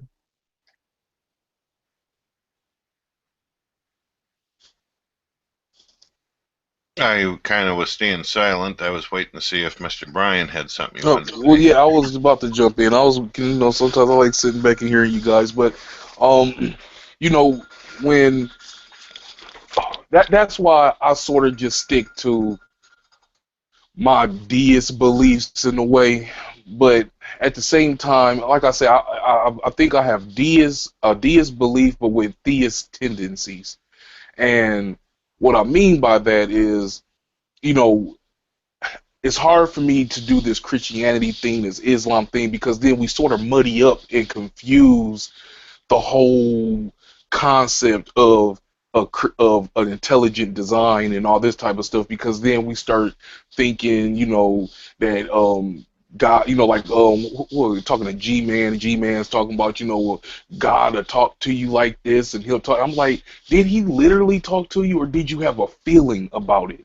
And so now we got a debate about that, and it sort of just takes us off course of is there something out there? Because then when atheists hear that, they be like, oh hell, he didn't hear nothing in his damn sleep, where somebody or Jesus is holding him and all this type of stuff. And so they throw that off, and then they just totally throw off everything. Just, oh, hell no, there's no creator, because they associate an intelligent being with Christ and, Muhammad and angel, what was it, Gabriel, for Muhammad and all this type of stuff. So it's too much of that going on, in my opinion. But at the same time, there's too much of that going on within the atheist community. That many people within the atheist community don't have a sufficient understanding of world religion and other people's belief systems and mythology as a whole, and they tend to be, concentrate on the Abrahamic religions, and so they miss a lot. Right. That exactly. It seems like atheists' main mission is to try to debunk religion, and it's like, dude, y'all sort of wasting your time by just focusing on those religions, when you need to really just sit down and look and find out how are these things following a process out of quote unquote out of nothing. Like that alone does not make any sense. So now let's sit down and try to figure this out. How things can follow code like a computer program, and there's no programmer. That logically does not make any sense. So we have to step back for a second, get off our high horse, saying there's nothing out there, and be like, okay, well, hold on, because we're all about logic, right? So if we're all about logic, well, let's logically apply logic, and bam, okay, that doesn't make sense. Now, when I say I have theist tendencies, is because I think that one of the purest things inside of this whole entire universe is our thought process. I'll never sway from that, because we our brains, or not necessarily our brains, but our minds, or like I just say our minds, because I believe we are our minds. We are our minds. We are our minds more than we are this physical flesh. Okay, and when we apply our thoughts to things, we have the power to develop technological developments that can split atoms. Okay, so it's almost like we're doing something God-like. When we take Dolly the sheep and we clone the sheep, we're doing something God-like. Now, are we? So exactly. So it's not that we are. I'm not trying to say that we are God, but in a way, it's like God is living through us. And so it's like he tipped over the first domino, all the dominoes start falling, and then what he did was basically just absorb himself into the universe, and now we are the experience. Because sometimes I gotta think, because of course I don't know all the answers, but when you sit and you think about it, if he's just in a void, that'd be pretty boring. If he's just somewhere that's just completely infinite all the time, he knows everything, he's just sitting there, that'll seem a little bit boring, in my opinion. So why not, just basically create something and spill yourself into that creation? I mean, I don't know. I still have to do theories on that or whatever, but that's what I believe personally. I think it's an interesting point, Brian.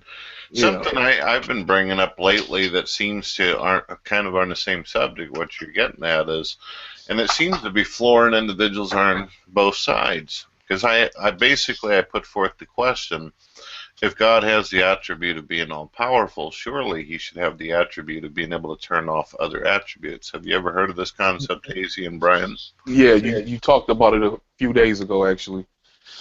No, I'm not familiar. I don't really understand what you mean. Please go ahead. Well, for example, I hate to bring this particular analogy in because, unfortunately, I do think that atheists, some of them have triggers. You know what I mean by trigger? But I'll get into it. Christ. Obviously, a lot of people see him as a Trinitarian figure or through a oneness type of concept. In order for Christ to be pierced, if he were to be the entity of God or simply a divine nature of the Son of God, in order to be pierced or killed or harmed by being tortured, like by the soldiers, this would mean that he would have to bring himself down. He would have to lessen his attributes in order for him to be able to experience that particular event. Does that make sense to you? Yeah. I mean, I think I understand where you're coming from. Yeah, I understand. You're basically saying that God has to disconnect himself and send a piece of himself down onto the planet in order to have a genuine experience. Well, I've heard it questioned this way: was Jesus true God or true man? If he was true God, he didn't suffer. If he was man, he did. Right. Well, that's the concept of the attributes. Basically, if God has these attributes of all-knowing, all-powerful, and all these, the question is asked then, can he turn off these attributes? Can he make it to where he's not fully aware? You see, the reason why this question is important is because when we read the Bible, we read how the character, the entity figure can do this, that it has the power to do it, but it doesn't tell us how it does it, how it accesses this power. You get what I'm saying? Well, this is fundamental in my understanding to Hinduism. Absolutely. Where God is manifesting and losing and finding itself in the phenomenal universe, in everything, and including in all the dramas of human life. Yep. Because it will be ultimately boring. You'll be so bored. If it's not the universe, then what is it?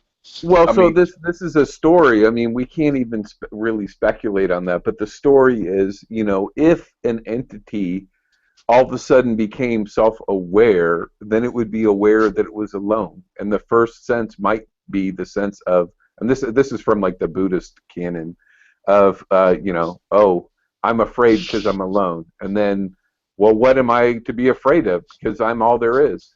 And then the sense of loneliness, that it would be nice to have something else, and that's desire. So you have fear and desire creating the universe.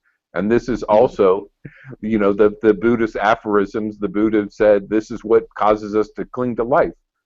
But unfortunately, life is full of suffering, and it's ultimately unfulfilling.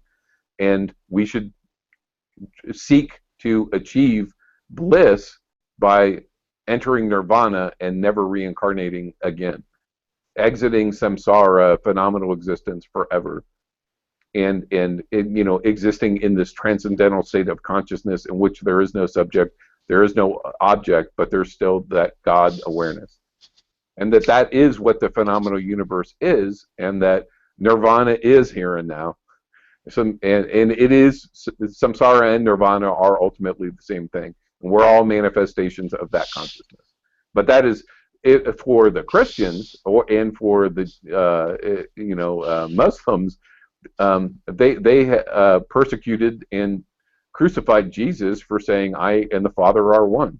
And they did. And that has happened time and time again for people who have made that assertion, including with Hallaj in the Islamic tradition. So the idea that then you have the idea that is a mystical kind of perception that an individual can assert that they are a manifestation of God or Buddha consciousness or whatever you want to call it. But in most of our religious traditions in the West, if you say that, then you're committing a heresy and a blasphemy, and they will put you to death for it.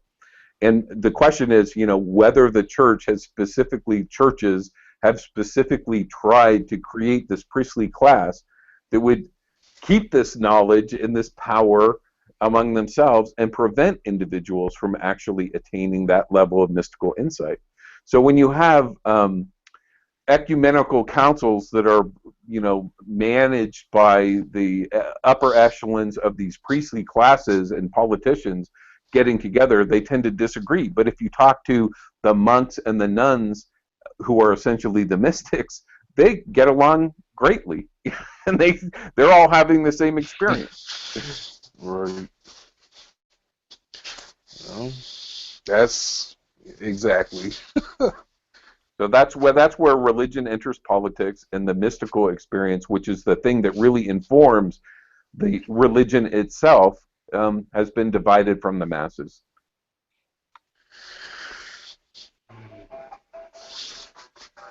But that's what people are seeking, right? Ultimately. Yeah, absolutely. I mean, that's what I'm saying. And then it brings back to the original question, like, how could God allow for a baby or a child to have cancer, and how could they allow this woman to get buried up to her neck and be stoned to death? And then, then you sort of, like atheists, they'll wag their finger at God and be like, if there is a God, he's an asshole, blah, blah, blah, blah, blah. But if you look at it from the concept of what we were just speaking of, that he lost himself into the universe to experience all these things, then that means that he sacrificed his safety net to potentially be, or to experience cancer at a young age, and experience falling from a 40-foot building. He's still, because it's all going to come back to one. Well, this is my problem, Mob. That's exactly my problem with especially with the Eastern traditions, because they tend to assert what you're suggesting, which is that the phenomenal universe is a manifestation of God and the divine. And there was an Indian guru named Sri Krishna Menon, and a great Western scholar went to visit him. And his question, so supposedly in this tradition in India, you just ask questions of the guru, and the guy said, well, if this is the case, and all things are Buddha consciousness, or all things are a manifestation of the divine, how can we say no to anything? How can we say no to the ignorance and the suffering and all the cruelty that exists? And the answer was, well, for you and I, we cannot. And it turns out that that was the very same question that man, that guru asked his own guru. But I have a problem with that. In that it seems, I'm sure. it seems immoral, right? I mean, we're still. The question would be, from that perspective, phenomenal existence is a delusion, and the suffering that seems to be so real and so visceral is ultimately a kind of delusion or illusion, and it's a manifestation of the divine. But for me, it's like, well, how do you make sense of that? How do you justify that? And that's where I have a problem with the Eastern traditions that want to say that, yeah, that the suffering in the world is justified as a manifestation of the divine, because then it just seems so inordinately cruel and full of suffering. And they themselves assert that, yeah, it's better to split samsara, to get out of here and go have nirvana. So their whole religion is based on the idea of, well, let's escape all this bad stuff and head toward becoming a transcendent God in which you don't experience that. So, and even when people die, they say, oh, they're in a better place. Well, that statement alone suggests that, well, there's something wrong with phenomenal reality. Well, I've tried to look at it from both worldviews, both points. As you know, I actually used to be a non-believer, and I see it as, if you look at it from the atheist point of view, bringing up the analogy of the kid with cancer, or the person that dies young and doesn't get to fully, at least anthropomorphize-wise, be able to experience life to its fullest, which is obviously a delusion for some. The point is that as an atheist, this situation can be that you could be buried right next to a guy like Adolf Hitler or Jeffrey Dahmer, and there's no justice at all in this. Justice is simply a convenient, comfortable concept. But at least with God, at least it all comes back to the source sooner or later, and justice can be found eternally. Oof, you guys get a phone call when I was talking? Oh, it always happens. No, I'm here. I was just thinking about what you were saying. So that is what people hope for, right? I mean, there's no justice in this world, no perfect justice. And so the idea is that somehow things will be made right somehow. But if we're all one and we're all manifestation of God, and that makes me question how could we assert that there's going to be justice? How could God essentially ever be unjust? So, and this gets back to the free will debate and the whole the causal process of the universe. And exactly, because well, he split. Well, okay, we're gonna just use this analogy because look, I'm a work in progress with all of this, and it's funny how I've often, I'm starting to hear this often, that I'll sit back and I'm thinking of stuff, or I'll be doing my work for school and everything, and then I'll just boom come up with something, and then when I come up with it, it's like, oh well, that makes sense, and then he was like, oh yeah, that's what they believe over here, and I'm like, for real? Like, I didn't even know that, and so then it makes me have to dig in to see what they're talking about, but at the same time, if this was the case to where he split his conscience up, I personally believe that planet Earth is one of the bottom tiers, if I will. Okay, I believe that when it comes to because you know how big the universe is. I mean, we're literally a microscopic speck. It just we don't have no real impact on the universe at all. So I believe that we're like a bottom tier, and that's why you say, well, at least they're off in a better place. I think everybody subconsciously believes that life is hard, Earth is pretty hard, but there's going to be something better. Well, religious people, there's going to be something better in the long run at the end of the road once you die and once you pass and you move on. I believe that could be true. And then you say, what's the justice? How could he justify himself? Well, that's probably why we're here in the first place. That could have been a justification. And well, let's think about that. I mean, think about all the suffering that has ever existed from any sentient being And if you look at cause and effect, right? I mean, you and I couldn't be having this conversation if the whole universe didn't unfold just the way it did, and we arrived here. And we might be enjoying this conversation, but ultimately, our existence in this moment is dependent on all the suffering of all the other beings that ever existed in the universe in order for us to be here.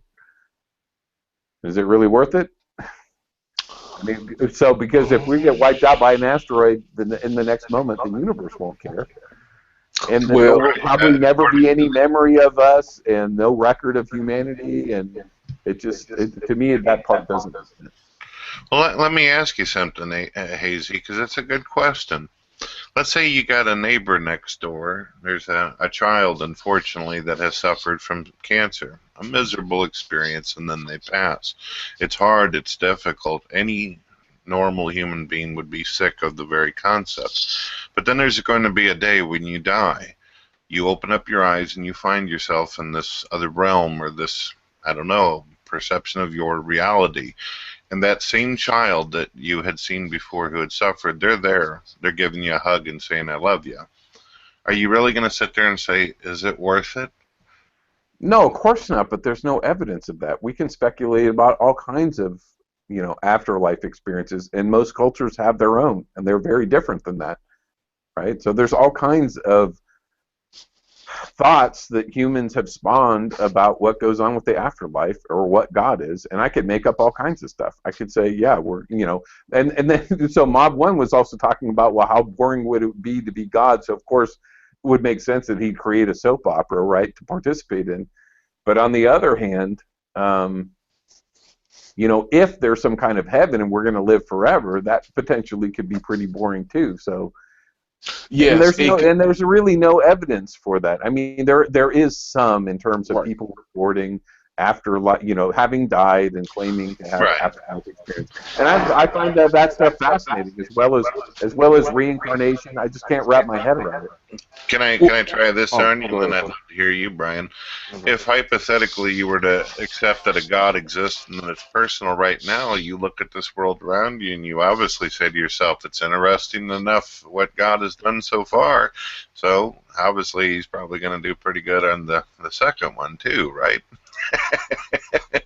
Well, but this kind of goes back to your gaming metaphor, where apparently we're in some kind of holographic reality, and we're avatars, or we're just programs, No. That's just an analogy to show how it's possible for things to be predetermined and still have the ability to have choice. I'm not saying that we're living in the Matrix and I'm Keanu Reeves. Come on, man.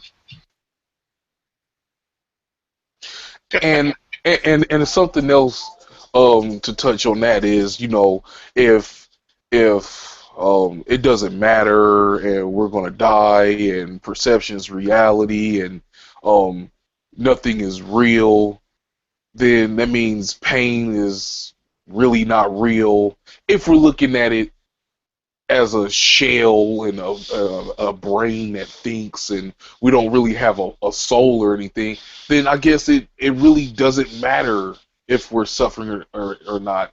If we were somebody, see that's the thing, is that it's hard to separate my awareness as just being, hey, I'm just a person walking around and I'm aware, versus I'm somebody. And I'm feeling this pain and suffering. Now it's a conflict of interest, because now this suffering is being put on somebody.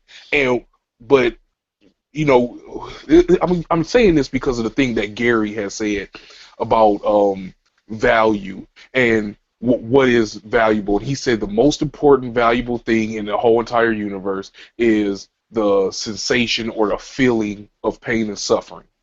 And I was like, but then he went on to say that it's still not, all of this is still an illusion. Your sight is an illusion. Your sense of smell, taste, touch, all of that is an illusion, because your brain is telling you that this is going off and this is triggering. So basically, your brain is the reality, and everything else is not the reality. So if your brain was to cut off, hey, then I guess it doesn't matter in the first place. But But why, that's my big problem. Is why does it matter then? Well, what you were suggesting earlier is that everything is a manifestation of, God. And my thought on an individual life is that, where were you before you were born? And where are you between two thoughts? I mean, it's almost a non-existent state. And yet we are all beings, and we have our individual experiences, but when I die, I expect that I'll be in the same place I was before I was born, which is just non-existence. But that doesn't mean that other selves won't to exist. And they are also... Well, let me address that. Me, because we're all the same thing. We're all a manifestation of this unfolding phenomenal universe. Yes. And so you and the other truly are one. So it's not necessarily reincarnation per se, like there's a soul or a soul school, and we're getting educated, but there's only one transmigrant that manifests in all being, all across the universe, and it is the universe itself. And it's just, populating. Yeah, we're a mob of one. But this is what this is what I'm saying though, is okay, this is my problem with, because I believe in reincarnation, definitely. And the reason why that I believe in reincarnation and why it makes sense to me is because you say, before I was born, there was nothing. And when I die, I assume I'm going to go back to nothingness. But you are totally unaware of what happened before you were born. Yeah, it's like the same level playing field. You don't know what's going to happen after you die, and you don't know what happened before you were born. You can assume what happened. The only thing that you and I and Brett have in common right now in this conversation is that we are aware. We know more about being aware than we do about being dead. And not to mention that we had no choice in the matter. We may have had a choice before our existence, but we're unaware of that today. So all I can do is take the logical proof and apply it today, and that I had no choice. So wouldn't it logically make more sense, since I don't know what happened before and I don't know what happened after, that I would just be born again without my consent, since it already happened? That's logical proof. See, I only can use the facts. I can't say when I die I'm just gonna be gone forever, because that's not the case for me. I was born, I'm aware. I know about being aware more than I know about being dead, and I know and I don't know what happened before I was born. Now, if I had a choice and I could remember that I made a choice to be born, then we could have this conversation of what's gonna happen after I die. But that's a huge speculation that essentially that there's some kind of soul or entity or karma that exists. But anyways, apparently we're boring some of the people in the chat. So, Palm, would you like to introduce a topic?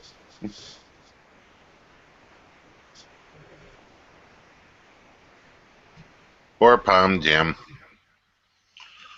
Oh, well, in some ways, I think this is the only thing that humans really like to talk about when it comes down to it. What do you want to talk about? Well, I mean, they want to talk. Humans tend to want to talk about being, existence, and where they're going, and it's that seeking element, trying to make sense of reality. Sorry, it's my Sims 4. I wondered. I was like, what is going on? Okay, somebody's watching porn in the background. No, it's Sims 4. I was trying out some different traits. You can actually add traits to these different characters, and one of them was squeamish, so it started going. Okay, I was just joking. I'm sorry, but so yeah. Back to your point, I understand what you're saying. I just don't see any evidence of like the karma or a soul or any of that, and I personally don't believe in an intrinsic self. I don't think there's enough evidence to support that. I don't see any evidence to support free will. And so I do think that humans essentially, and all other beings, are just a manifestation of the universe unfolding in time that is relatively accidental. I mean, there doesn't seem to be any intrinsic meaning or purpose. And humans are bizarre in that we have this self-reflective ability to know that we're going to die and to do pattern recognition that is incredibly advanced and sophisticated, and yet it seems to be leading, to a lot of problems, like potentially an extinction level kind of problem for our species, because we're wrestling with how do we harness technology and create a sustainable future. Somebody want to broadcast Mr. Warren Helton?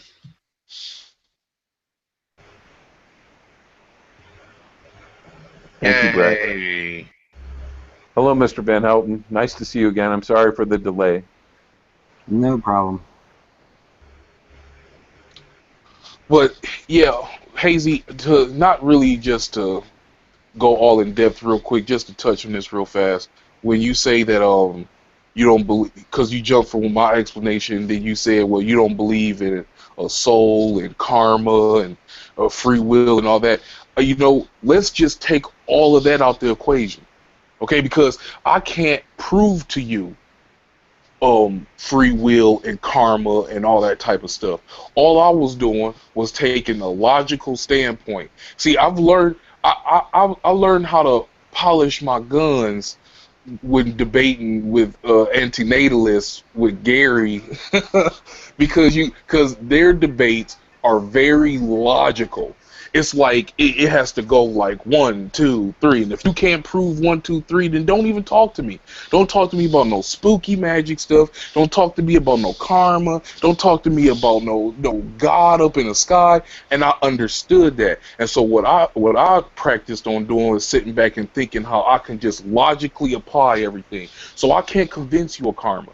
I can't convince you of a soul. No. Let me take one step back. I have been searching for evidence of that, so I have a sincere interest. So for a very long time, I sought for evidence of karma. And in the Eastern tradition, karma ultimately just means cause and effect. But for sure, they believe in reincarnation, and they actually believe in, that your actions essentially are seeds that are going to unravel in the future, if not in this lifetime, in some other one. I got news for you. My question is, how do those seeds get stored? Where is that? Where is the storehouse for our actions? And then if you do an action, how's it being judged, good or bad? So if you do something, you have a good intention, how is that spiritual implication stored? Go ahead, James. I got news for you, Hazy. The Bible believes in reincarnation too, but the Catholics cut it all out when they canonized the Bible. They cut out every reference to reincarnation. Now the question is, why do Catholics do that? Why did they do that? Don't you think you have a right to know that the Bible has reincarnation in it? All right. So Mr. I'm interested in that, but could you talk a little bit more? I mean, the Gnostic. Talk a little bit more about what specifically, like, what books or what verses are you referring to? The Gnostic Gospels. Yeah, I'm familiar. So I'm familiar with the Gnostic Gospels. Yes, yeah. You need to go read those because there's references to reincarnation in there. But see, the Catholic Church decided to cut all that out of the Bible. Now the question is why? Why would they do that? Why would they do that? Well, I think there's a lot of reasons why, right? that we could historically look to, and so the Gnostic tradition was largely lost to the West, but it was considered a heresy in its various incarnations. And I wanted to get back to this discussion because Maud mentioned this in an indirect way. I think that there's a potentially a kind of psychological dissonance taking place between the Western Greco-Roman tradition of individualism and the idea that, okay, there are gods, but we can tell the gods, fuck you, versus the Levant tradition in which it was all about submission to God and following God's orders. And then these two traditions came together, and we have a mixture, especially in America, of this individualistic notion as well as the idea that, oh, it's all God's will and we have to submit to God. But so there's this dichotomy in which, people feel on one hand, we're like worms, we have to submit to God, God is all powerful, humans are nothing. And on the other hand, they're saying, well, God listens to my prayers and God talks to me and tells me what to do.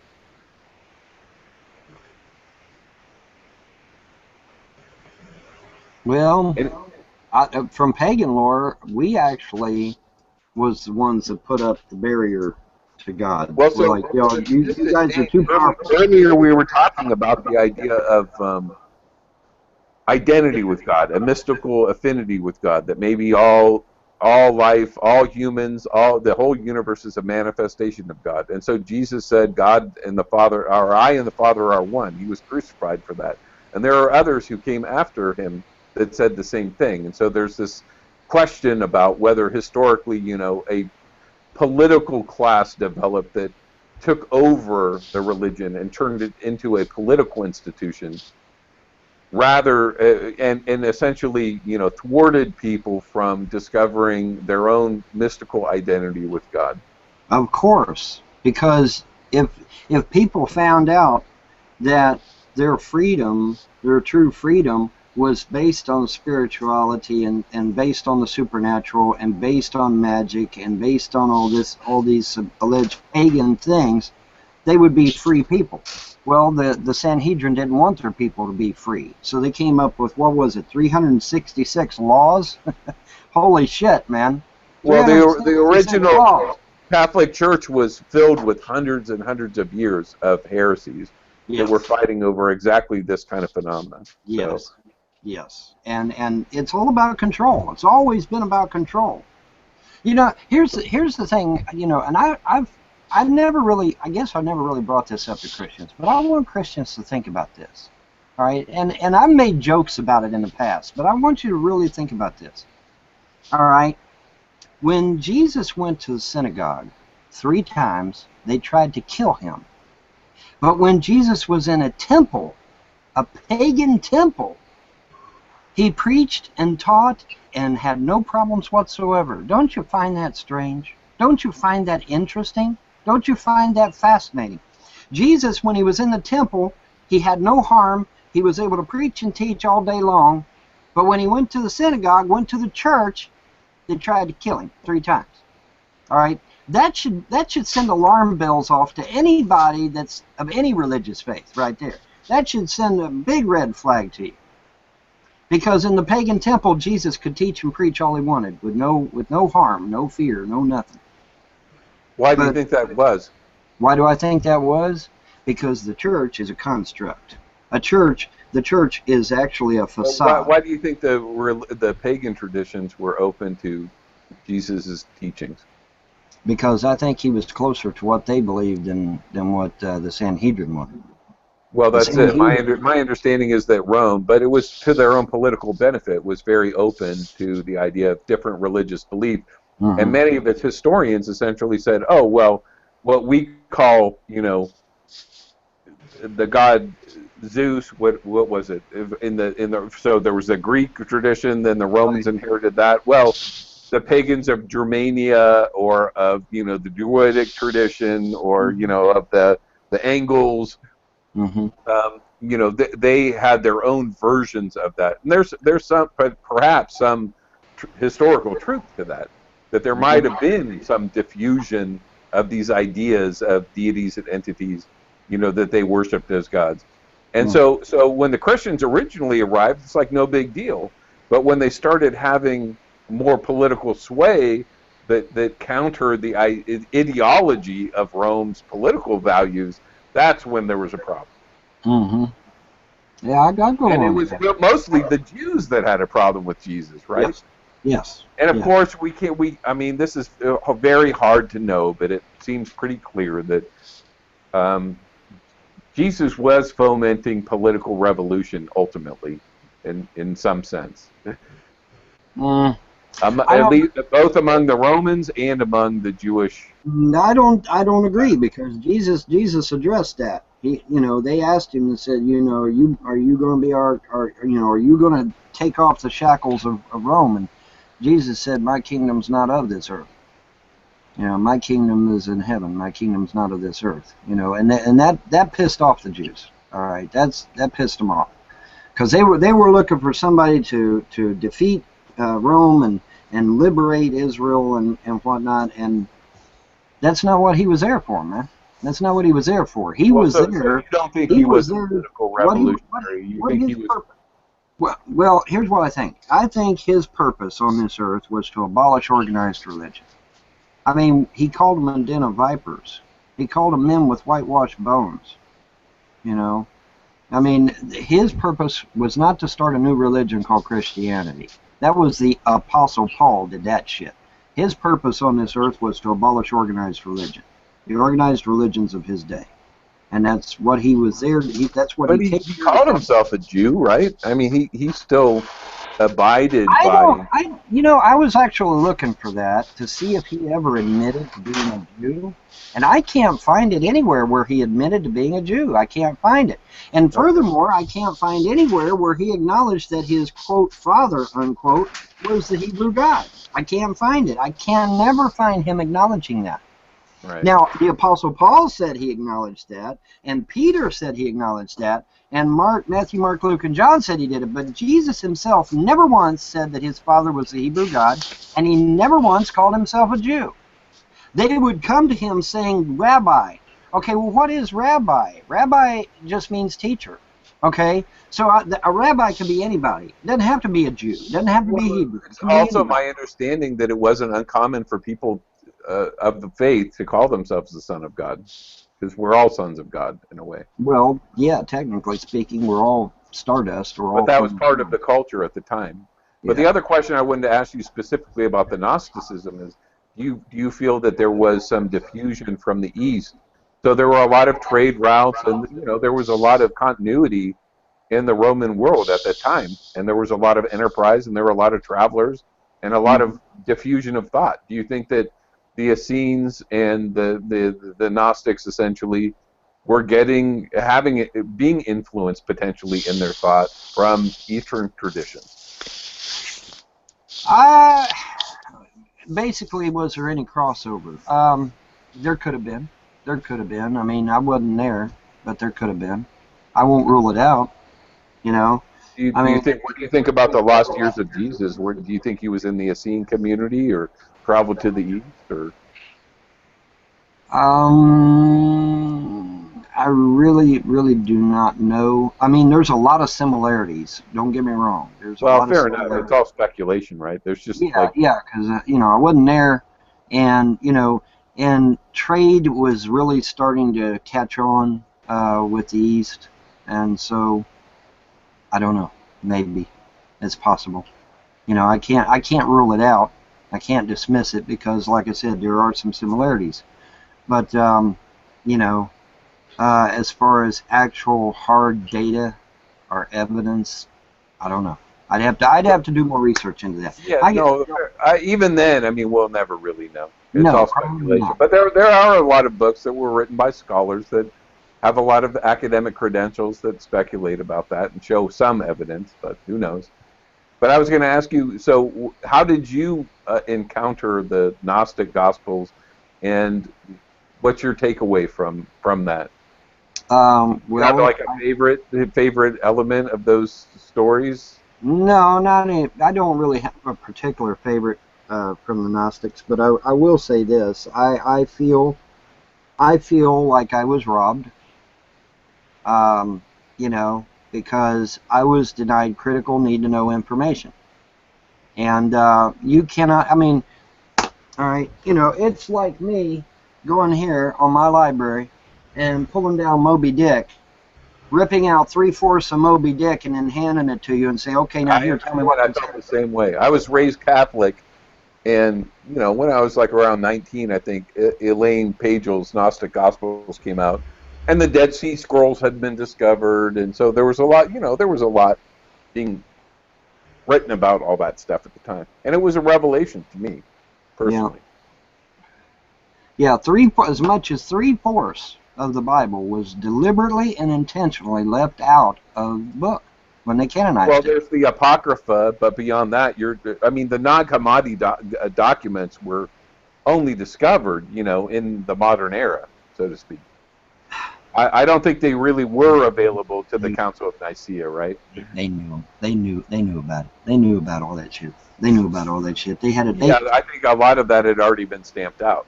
They had underground vaults with all this information, dude. They had scrolls and scrolls and scrolls in these underground vaults, man. Listen, there was duplicates made. Cleopatra stated that there were duplicates made of all the ancient texts. Where did they go? We know that one set went to the Library of Alexandria. We know that. But where did all the rest of them go? Hello? You know, they went somewhere. Yeah. Okay. Hey, I remember as a kid watching Carl Sagan on Cosmos talk about what a tragedy it was that the Library of Alexandria had burnt, and he was supposing that if it had stood and the documents that were in it had survived, that potentially we would have gone to the moon centuries ahead of when we did, and that those ships would have probably had the names of Greek gods written on them. Vimana ships. Yep, ancient Tibetan writings, man, Vimana ships. Actual UFOs in ancient text. Built by humans, no less. Built by humans. Vimana, they call them. Well, that's from, the Mahabharata, right? The Tibetan writing. We would have been to the moon, we would have been to Mars, probably, maybe even out of our own solar system. Who knows? Well, yeah, potentially hundreds of years technologically advanced if the Library of Alexandria hadn't burnt down. And who burned it down the second time? Yeah, the Muslims did. That's another reason why I'm pissed off at the Muslims. Possible we could have blew ourselves up quicker, too. That's true. Yeah. Very true, Mr. Keane. There's always that possibility that we could have royally fucked things up.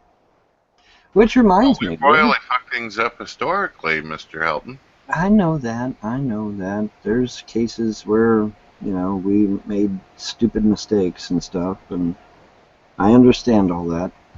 But, with all the crazy people that we have on this planet and all the things going out in space, you have to be convinced something's protecting us, because we've done ourselves in a long time ago. Now, let me throw this at you. If the Library of Alexandria had never been burned down to the ground by the Muslims, we might have had more information on how to fight the elites and break the chains of the elites. What do you think about that? I'm curious, if someone were to find some of this stuff and they were to discover that there's a collection of Nintendo Power magazines that have been saved, what would we say then? Who knows, Helton? I don't know. It's something to think about. I'm just throwing it out there, man. I'm just throwing it out there. Because, look how much influence 13 fucking families have had on this planet, man. They pretty much control the whole fucking planet.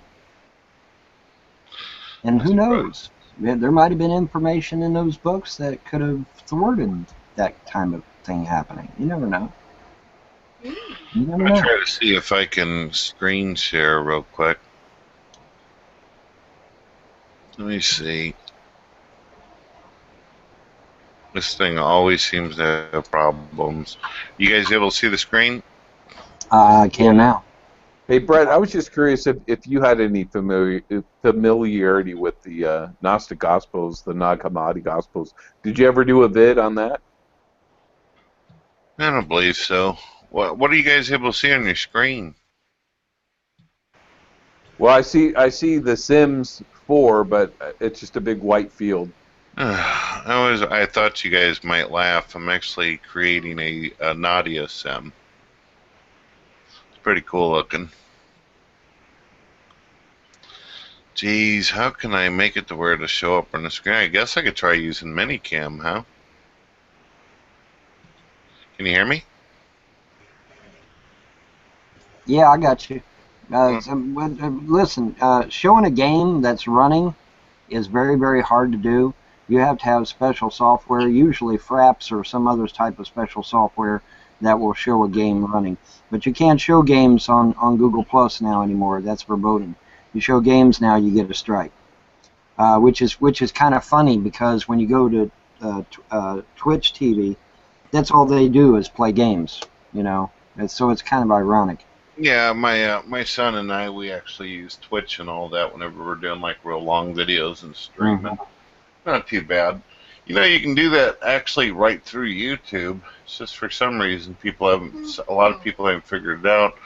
I think I may do a tutorial one of these days teaching people how to stream directly through if they don't like the Hangout format. Yeah. Well, the thing of it is, like I said, Google Plus has had a real cow about showing games here lately. They've been giving people strikes. So, you know, it's just as well you didn't show anything because you would have given Nadia a strike. So. Well, it's Nintendo that's having a big issue. Xbox One, PlayStation 4, they actually endorse and encourage you to record with your machines and stream and put things in video and all that. It's Nintendo that's giving everybody hell. Oh, is it? But nobody plays Nintendo anymore, do they? No, I don't. I used to be loyal to the system, but they kind of fell behind. Well, the console is, you know, I look for the PC to make a major comeback anyway. Because the PC is a much better platform. With console, you're basically stuck with what they give you. With a PC, you can upgrade it however you like, you know, and that's the difference. What are you rolling your eyes at me for, Ocean? What's up? What have I done wrong now? Not that I haven't, but what have I done wrong now? That's rough. Yeah, I know it. My own pagan brother sitting there rolling his eyes at me. What have I done, Ocean?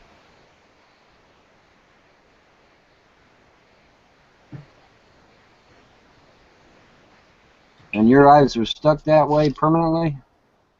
Oh, you're AFK. Okay, hang on. I'm hanging on. What do you got against me, Palm Jam? You don't like the fact that I bring up the fact that paganism existed thousands of years before Christianity? Is that your hang-up? Oh, you like me. Oh, okay. Well, rolling your eyes at me. Rock, man. What's up, Hazy? I was just telling James, I always enjoy listening to James and his views. Very, very intelligent, informed person. We had a few chats about politics and the U.S. and gun rights and all kinds of crazy stuff. It was pretty good. I think we're on the same page with a lot of stuff. Bon, you had wrote something strange in my Skype. I'm not going to say what it is, but would you be able to type what it is that you're talking about? Yeah, I'll just tell you that I've got absolute proof on what I told you on Skype. Absolute proof. No question. I know what they used. I know how they used it, when they used it, blah, blah, blah. I know everything. Yeah, but, you know, there's not much I can do about it now, obviously. The damage is done. Okay, well, I don't understand. The point is, I don't understand what you were even saying happened in the first place. Hello. Oh. Hey, Ocean. Great to see you, man. Vaughn, what were you stating happened in the first place? I'm going to tell you via Skype. Okay. I'm looking at the Sims 4, so I'll have to drop down the window and take a look.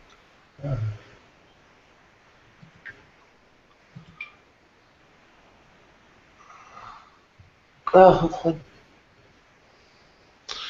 Nadia awake? Yeah. Yay!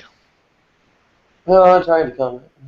I think this first time I've been in your room while you're sleeping, people didn't have psychotic breakdowns and want to hate on me. It's awesome. Yeah, it's nice. It's calm room. It's been a good conversation. Yeah. I've almost gone crazy on Vaughn, but my mic was off. Well, yeah. But it was over some of the things he was saying about the Gospels and formation of the Bible and all that jazz. Why? Are you disputing the fact that the Catholics intentionally and deliberately left out 3/4 of the book? Yeah, I'll dispute that. Okay, cite your evidence. Go ahead. I mean, I'm more interested in your evidence that they did do that, because that's common knowledge, bro. That's common knowledge. Well, let's just look at the Apocrypha, right? I mean, yeah. So how many pages is that? I think that's probably, well, it's not 3/4, but we got a good start on it. If you look at each book, there are reasons cited for their being omitted. Yeah, they didn't want people to know about reincarnation. Well, don't you think people have a right to know about that shit? I That's do. not quite it. And reincarnation, really, it's the a lot of it has to do with some of those books endorsing magic on levels that the Catholic Church wasn't comfortable with. Well, then they screwed up, because when the two Jews were escaping the what was it, the Amalekites or whatever, they actually stayed in the house of a pagan woman, and the pagan woman actually practiced magic to protect them. So apparently they left that part in the Bible for some reason. They must have missed that part. Okay, you know. I mean, there's no escaping it. There's no getting around it, dude. I mean, they deliberately and intentionally modified that book to control people, period. And they didn't want people knowing about reincarnation. They didn't want people to know about magic. They didn't want people to know about the supernatural, other than the supernatural that they approved of. Well, you know, I mean, like I said before, many, many times before, I want the whole book. Give me the whole book, then I'll make an informed decision. Okay, you can't make it. If I take Moby Dick down off my shelf and I rip 3/4 of Moby Dick out and I hand it to you, you're gonna be able to tell me how the book is. I heard you say 3/4 Dude, read the book of Malachi. Read the book of Malachi in the Bible. Read it. According to the book of Malachi, there is just huge number of volumes and books that the Bible is comprised of. Huge number, massive. Okay, and the Catholics left it all out for a reason. Where is it? Well, much of it was probably destroyed. I'd say a good portion of it was actually destroyed, or perhaps kept in an underground vault somewhere. You know, like I said earlier, where did all those copies of the Library of Alexandria go? They went somewhere. They had to go somewhere. They went into the fire. Well, we know about the ones that went into the fire, but we don't know where the copies went. So, James, can I ask, is there any evidence in terms of other texts that might refer to those books that went missing? Well, we have one or two verses in the Bible about Enoch. It said Enoch walked with God, was with God, and then God took him. Okay, and it's kind of strange, because it just kind of threw it in there. You know, it's like, where the hell did this come from? Who's this Enoch guy? And why did he walk with God, live with God, and then God took him? And where did God take him? And all this, you know. And it's like there's absolutely no background on this guy Enoch at all. But if you go to the book of Enoch, guess what? You find out about all that shit. Now, why did they leave the book of Enoch out? Right. Brett, we're getting a little echo from your mic. Oh, sorry about that. Mute it.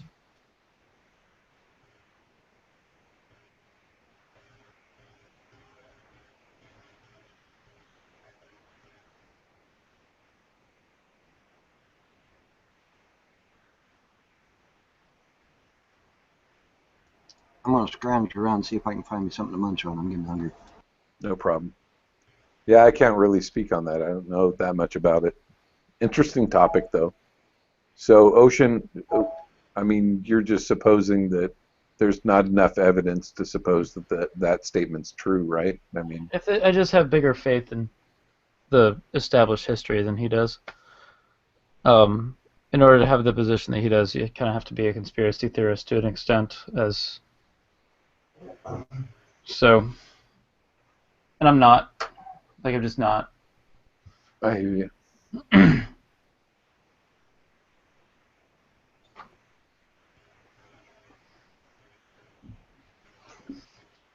So we covered a lot of ground. I'm sorry, go ahead, Nadia. It's nice to see you. Awake and alert again. Well, I'm trying to. Remind me the question that Vaughn was trying to respond to? And you are now? Yeah. Like one line? I'm sorry, I couldn't catch you. What did you say?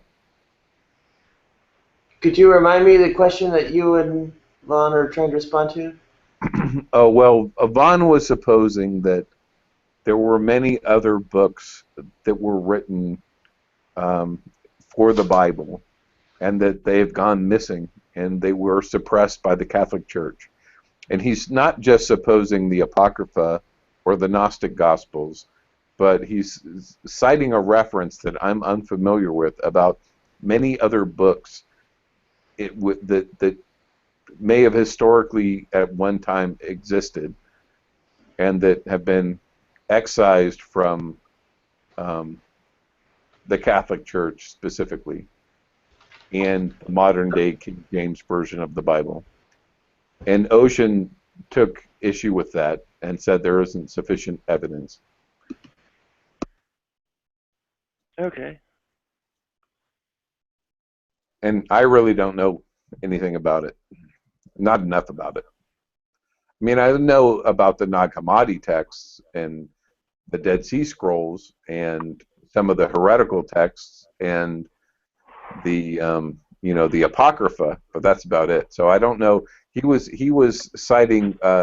James was citing books from Enoch.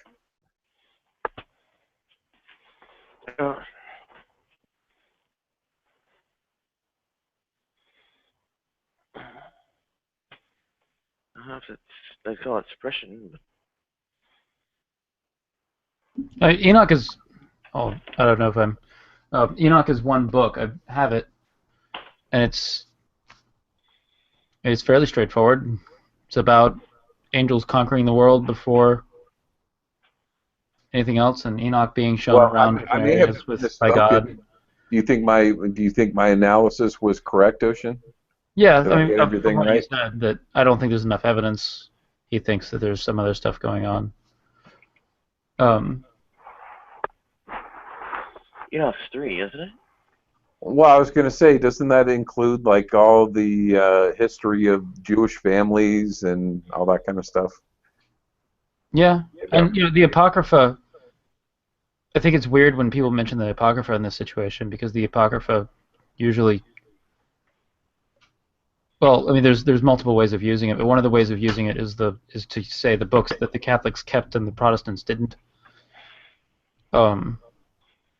There's other books like Enoch that are considered apocryphal that were not included by the Catholics either. Yeah. Well, it is fascinating to think about, like the Book of Job or Revelations of John, how close they came to not being included in the Bible, and the debate that went on over those. I don't think Revelation should have been included. Right, exactly. Yeah, Revelation is really bad. Yeah.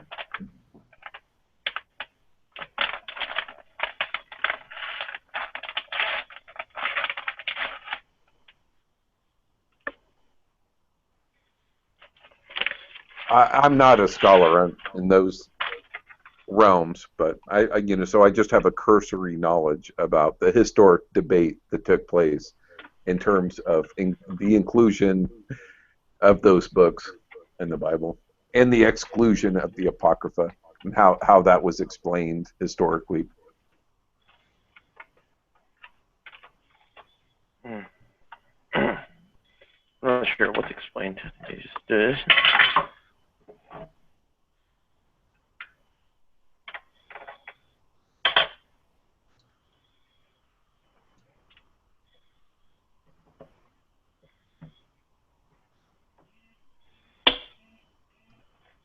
I'm not even sure who they were. I think it was a matter of like tradition or something, wasn't there?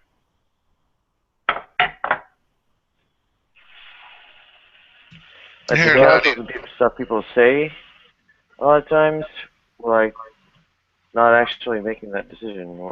Is that right? I'm trying to give you something, Nadia. Here.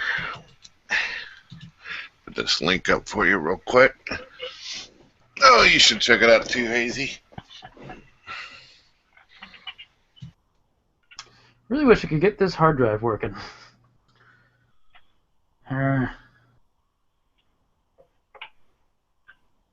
It's always one thing.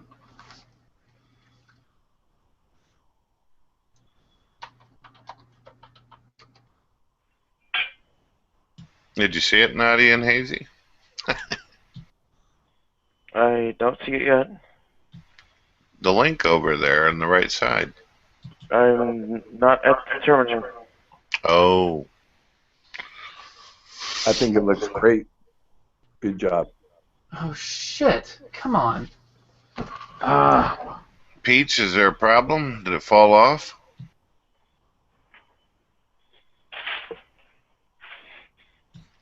Told him not to pull on it so hard.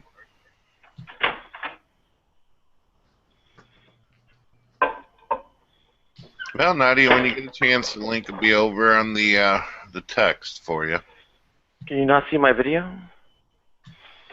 Well, I kind of turned away. You had your ass sticking out in front of the camera. Oh, I meant when I was not in front of the terminal. Okay. Anyway. I can't. I've built a new computer and I can't seem to leave it on for a little while without, because I have to restart it and start it back up again and all sorts of shit in order to change some of the schematics inside, and it keeps downloading updates. So I've got 66 updates to install while I'm waiting for it to shut down. Must be a Windows machine. Yep, No? it's a Windows machine. Okay. Yeah, it was really. Linux is just as bad. It's really funny because usually my Windows updates are on Wednesdays, but now here this last update was on Thursday, and it's like, what the hell? Very strange, man. Because they're usually always on Wednesdays. So No, technically it's Tuesday nights Pacific time, but if they have an emergency update, they'll push it. Yeah, apparently that's what they've done because my Windows updates are always on Wednesdays, and this time it was on Thursday. It's like, what the hell? So it's very weird.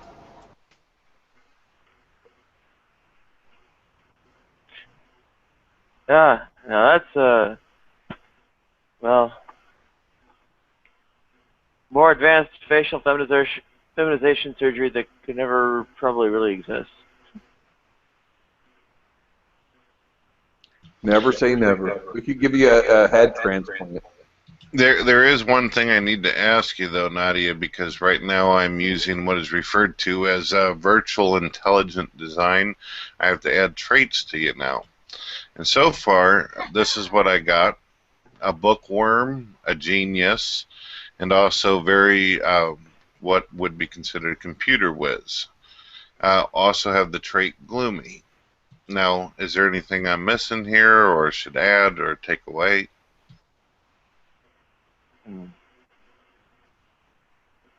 That's what I've added so far. Sexy goddess. Well, there's flirty and all that kind of stuff, but I didn't know. I wanted to make sure that it was something that Nadia was intended in. I'd have to hack it in order to add more traits and everything like that, so I got to stick with 4. So I'm really not familiar with. I mean, I know in general The Sims, but so when you're saying traits, so these are attributes that they give for like behavioral effects for the character. Yes, on Sims 4 it also has added the concept of emotions. It's almost like artificial intelligence. I'm going to be having Nadia running around the neighborhood and stuff, harassing people and such. It'd be fun. I'm just kidding.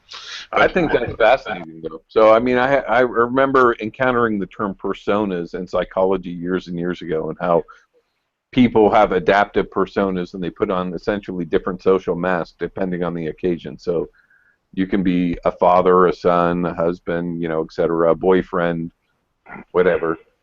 We can just go down the line and how many masks people put on, how many personas they adopt.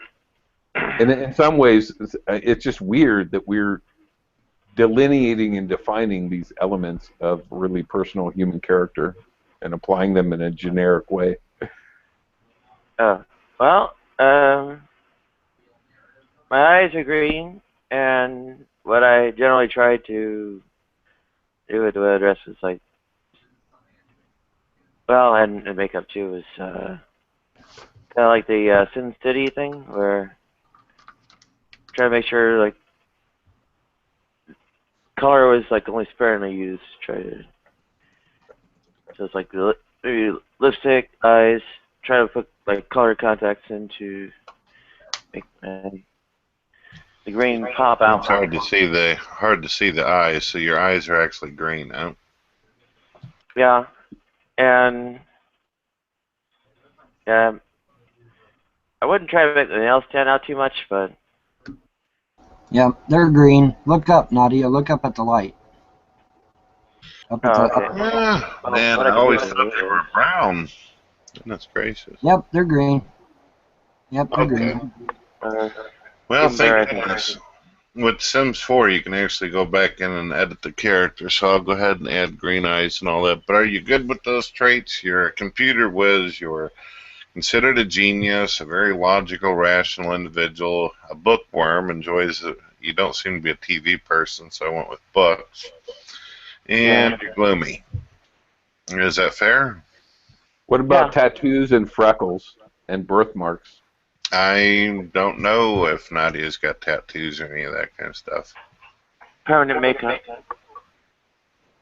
Okay. Hey, Okay, Brett, yes, I can see. What's that? I was going to ask if you ever tried Second Life. Yeah, that was a long time ago, though. I'm going to be putting a Von Helton into the game, too. I've got several other figures in there, but I need to ask him, too, are you going to, would you state that you'd be a political guy or somebody who'd be working like some kind of Secret Service, military type of operation thing? Secret Service, military, you know. Yeah, something having to do with, like, political service, something Every like time that. I've tried to go into politics, I've been shot down in flames. So it'd have to be military or Secret Service or something of that ilk. Well, this is it's a fantasy world, so basically, what would your aspiration be? That's X-Files. President. President. President. I ran twice. Yeah, I ran. You want to be a president, because they do have the political leader where you can have the president guy in there. All right, Vaughn, be the president of my Sims world. Okay. Sounds good. And yep, you should check it out, Hazy. It's pretty interesting. The characters can actually, you know, form relationships. They can actually have kids and all that kind of stuff. It's pretty neat. He's got to know what you look like, Ocean. He's got to know what you look like, bro. Well, when Creatures came out in the 90s, I was really into that, where, you know, it could essentially evolve your own artificial life form, that kind of stuff. Very similar to The Sims, which The Sims I know is much more sophisticated. I just really haven't had time to invest in it. Yeah, I've been creating a lot of different individuals and all that, and putting them in there, people from the past and such, as well as present. So it takes a while though, because you got to do their traits, you got to construct their entire body, the face, everything. It's like, damn. And then of course you got to take care of them.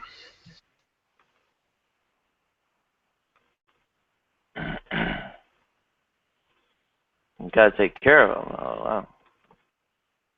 Yes. I could really take care of myself. Never mind anybody else. Well, the game basically, you got to get them off to whatever they're doing and everything. Try to help them do the aspirations, and plus you got to do the minute things like put them to sleep, make them poop, all that kind of stuff. It's Sims. You've heard of it, right? Kind of. It's called The Sims 4. Yes, you make them do minute stuff and as well as fulfill goals and aspirations. It's better than playing video games where you blow stuff up all day. I like to create. Yeah, and I think there's stuff to be learned. So I've been surprised that we haven't had more educational simulations take off. So back in the early days of computer gaming, before you had these huge corporations that invested, you know, millions and millions of dollars into producing basically fighters and that kind of stuff, and you know, there was a lot more creativity and individuality expressed in computer games. And I can remember some. One was called Keeping Up with the Joneses, and it was an economic sim, but essentially very similar to the Sims Project, where you're growing a human being from their youth into their old age, and you had various goals. You could set your own goals for what represents success, and take them through their education, their different jobs. You had to manage their money, all that kind of stuff. So it was a form of home ec. I thought it was incredibly effective.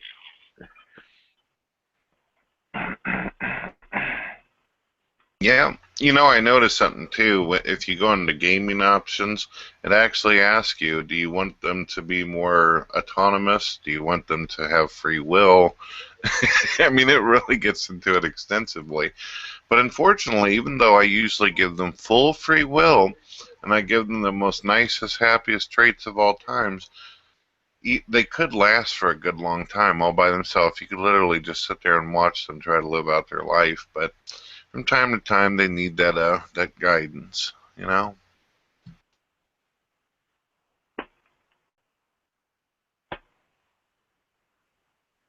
Ask not what your country can do for you, but what you can do for your country.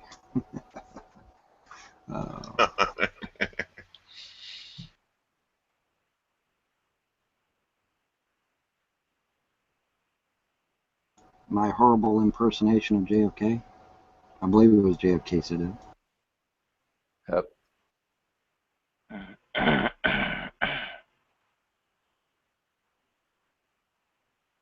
How'd you remove those anyway?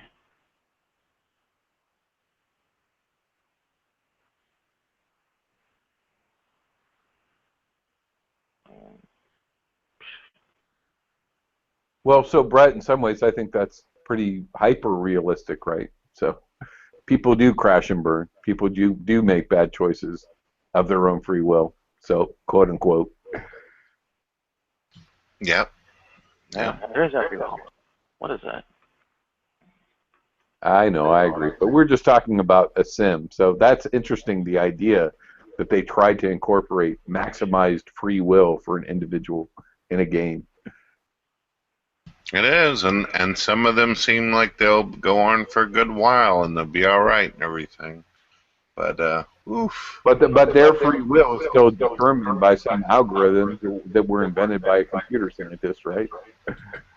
That is correct. Uh-oh. E-Man says you... what are you saying compatibilism is again?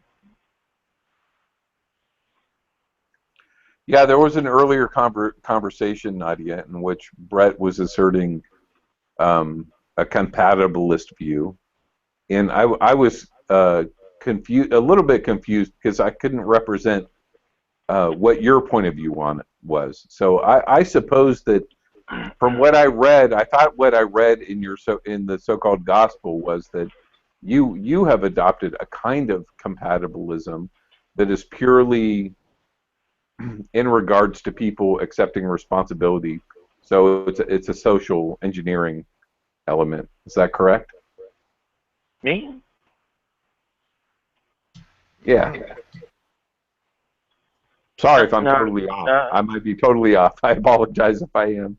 No, it doesn't represent compatibilism. It's just a moral responsibility exists, and so that's my question. Part of the semantic argument against the argument against compatibilism is semantic in nature, and argues that what the compatibilist notions of free will actually represent is moral responsibility, and that the libertarian ideas of free will are crucial to a genuine, or generally calling anything free will. So. Okay. So did you adopt some notion of compatibilism just to allow for personal responsibility as a form of social engineering? No. All right. I'm sorry if I misunderstood you.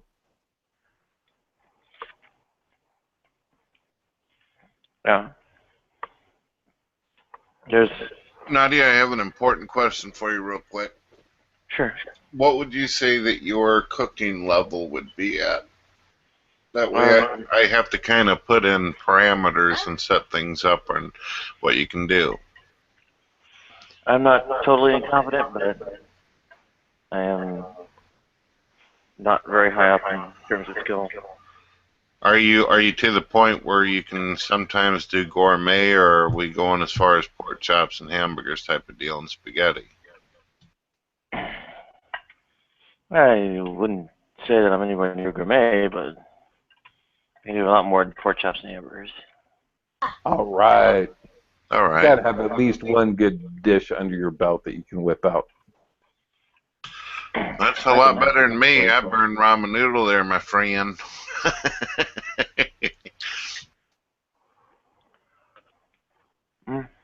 I'll tell you.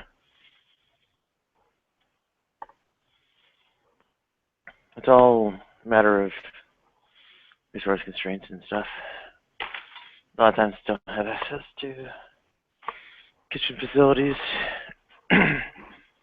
Bachelorette chow, so to speak. Worse than that. Like the slop served at homeless facilities and stuff. Well, just stay away from the Purina Benefil.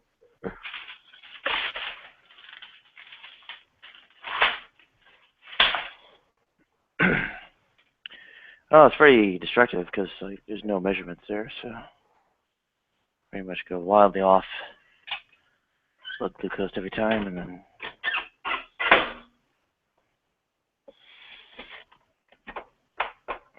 don't have the strips to recover because insurance gets stingy with the strips and stuff.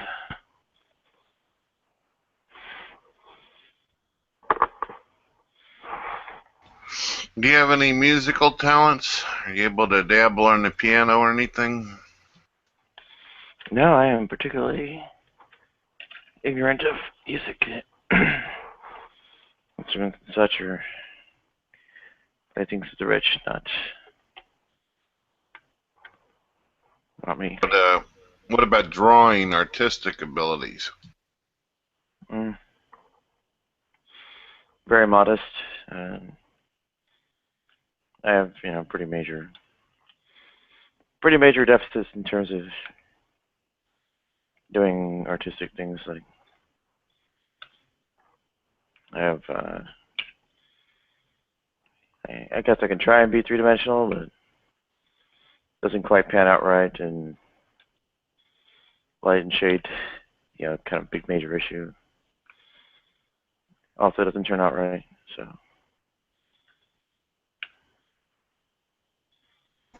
Just watch Bob Ross videos. That's one of the things I did when I was young. I actually watched him on TV. That's what helped me with my artistic ability. Watching Bob Ross. He made it look so damn easy. Of course, my easel didn't look a damn thing like his, but still, it was the attempt, Yeah, maybe I could have learned if I had the facilities.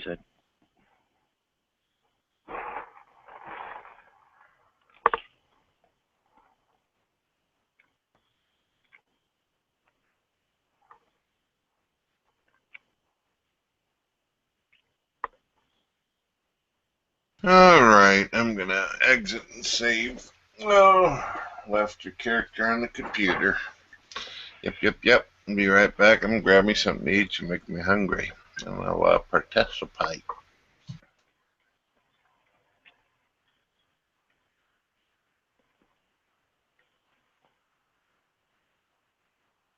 Yeah, that seems like a lot of spices went over the side when it boiled over.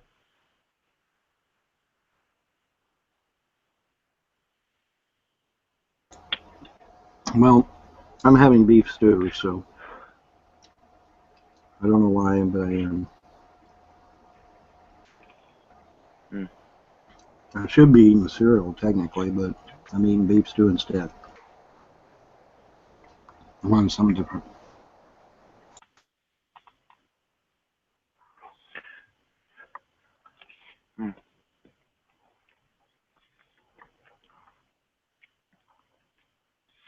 Yeah, stuff from Michael Ann sent me.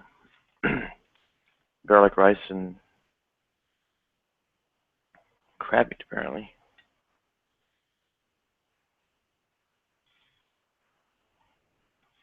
Probably some mix of fish.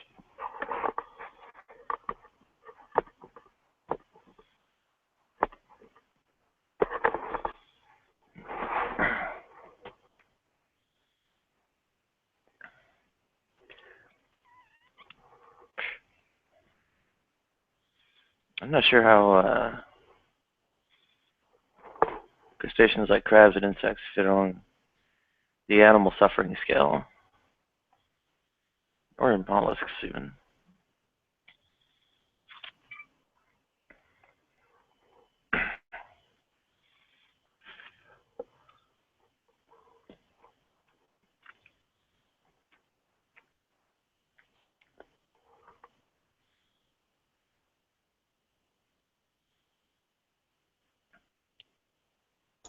I didn't wake you up, did I, Nadia?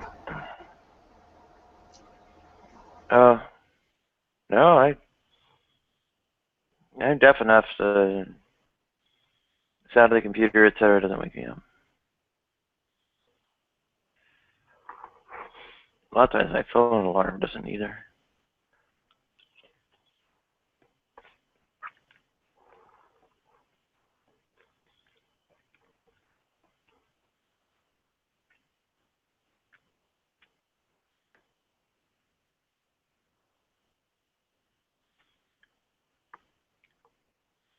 Wow, I must be a real wet blanket. Everybody went quiet.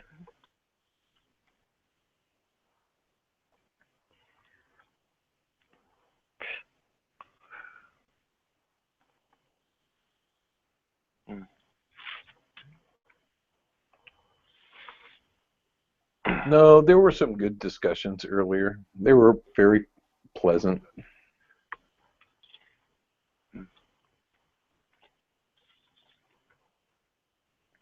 If you were going to play The Sims, what would be the most important part of the game to you? Bopping chicks. Okay. Anybody else?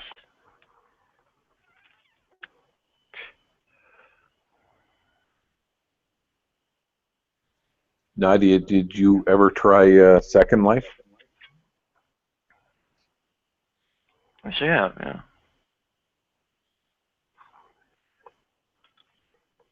Is Second Life free to play? I don't know at this point. I haven't played for a long time. I think that you can play for free, but in order to like have your own space and really develop your own characters and that kind of thing, you need to pay. But it was interesting because they had a barter system. So I knew a guy. So one of the guys that invented SSL, I knew, and he was working. What was it called? For Mozilla at the time, and he retired, in his 30s as a multimillionaire, and he ended up making even more money in places like Second Life, developing apps for people. So he did things like developed custom dragon avatars and dragon eggs, and he did an artificial life sim in Second Life where, he was allowing people to buy eggs and then, cultivate their own dragons that they could have as pets and train and all that kind of stuff. I never saw how you could do that. All I saw is you could plug in, results of mesh editors and various kinds of graphic design stuff.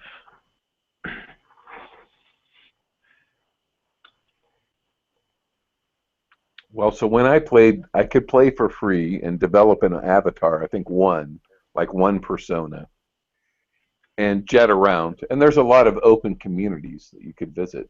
It was really interesting because people were carving out a virtual space, right? I mean, they were imagining that it might be like Snowcraft by, Neil Stevenson.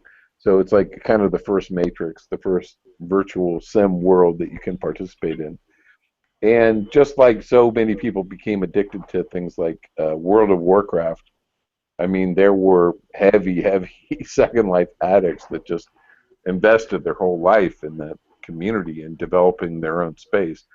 And it wasn't particularly cheap. I mean, people needed to, you know, pay a sufficient amount of money in order to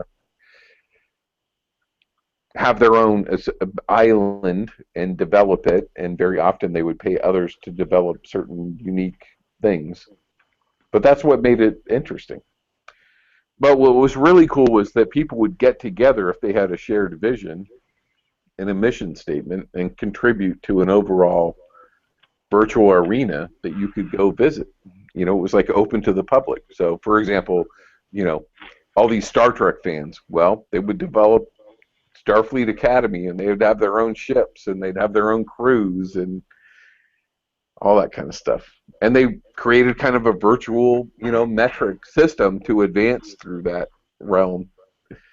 That's just one example of thousands and thousands. And then, of course, all kinds of people were exploring many other avenues of human interaction.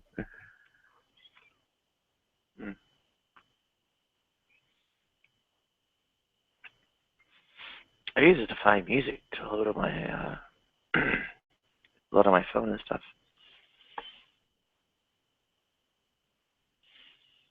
There was some quote unquote,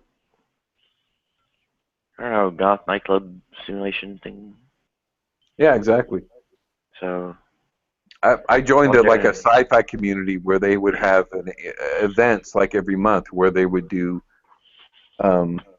what's it called? The show was called like Science Fiction 92000 or something like that.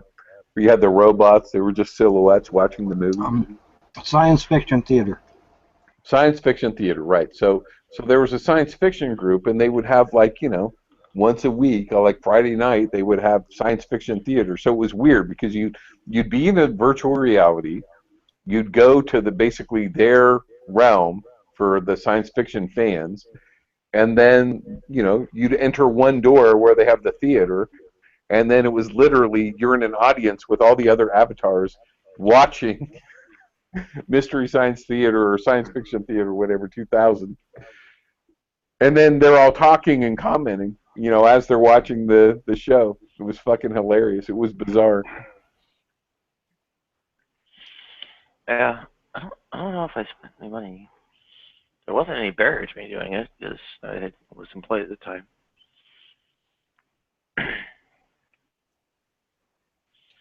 Well, but of course, the main thing I did was to just I like watched the billboard marquee and stuff. Well, I think the character danced on his own or something, and it would like give the artist and song name. I could just go fishing around and download it.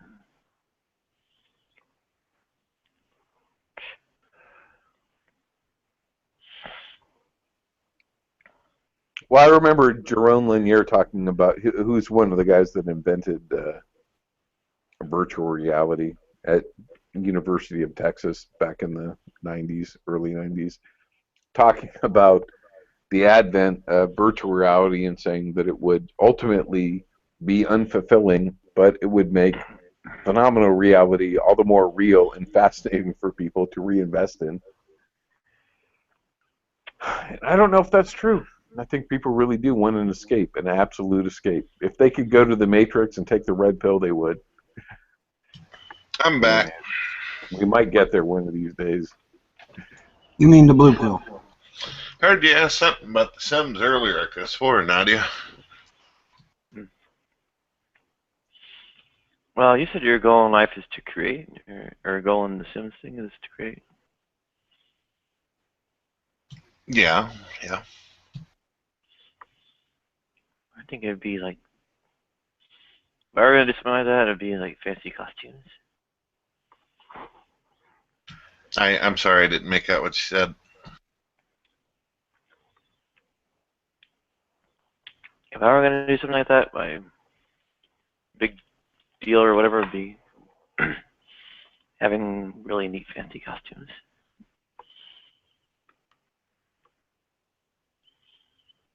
Oh, there's another option too that I do that I think a lot of you probably find interesting.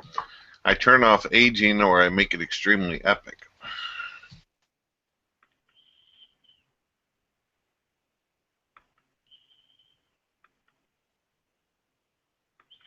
You make it extremely what? I didn't catch the last part of that. I either give individuals epic lifespans or I make it to where it's immortal. Depends on the mood. Oh, cool. Make me immortal, man. That way I can sing that song. I am immortal.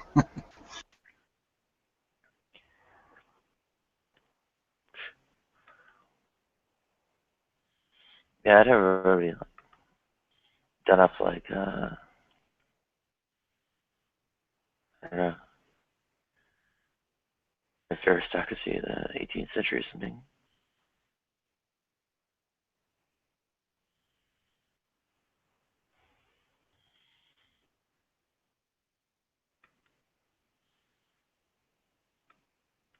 Yeah, you can almost do the whole simulation thing with Skyrim if you mod it up real good and everything. Unfortunately, you put too many mods on, things start acting up and cows start flying, and it's rough.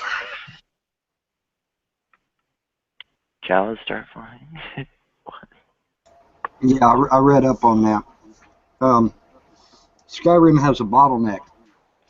It can only take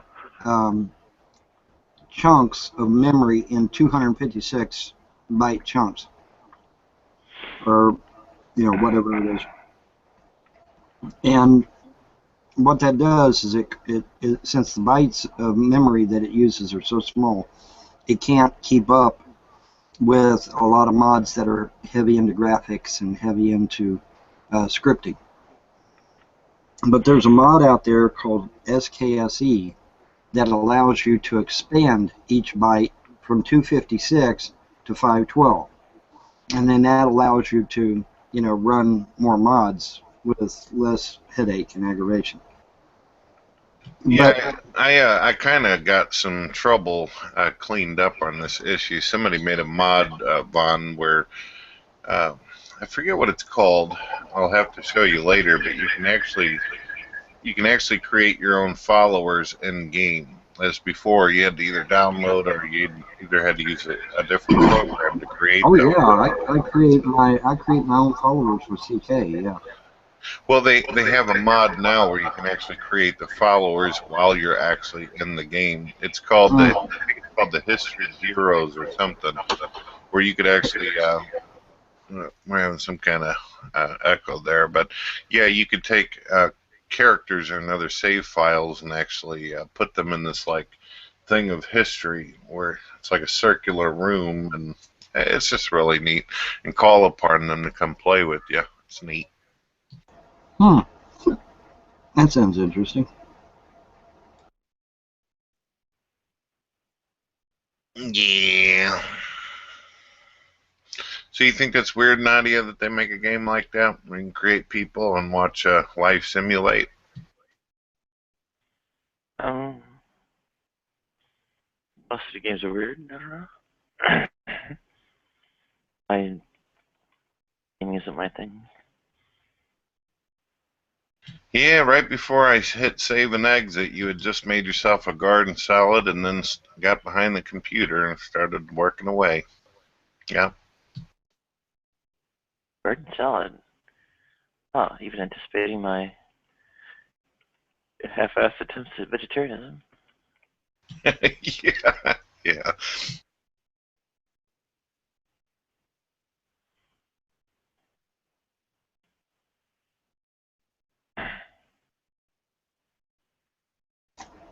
Someone took the... See, when I play Left 4 Dead 2, or Left 4 Dead 1, when I play Left 4 Dead 1, I play this character named Bill. He's an older guy with a white beard and white hair. And somebody snapped a screenshot of me playing that, and then gave me a copy.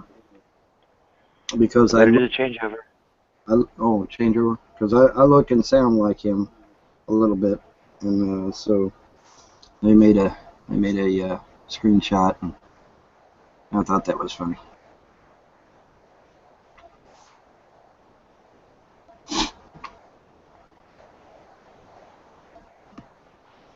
Why are people getting so? Oh, there we go again, Von. Yay! Echo, reverb. Yip, yip, yip, yip, yip.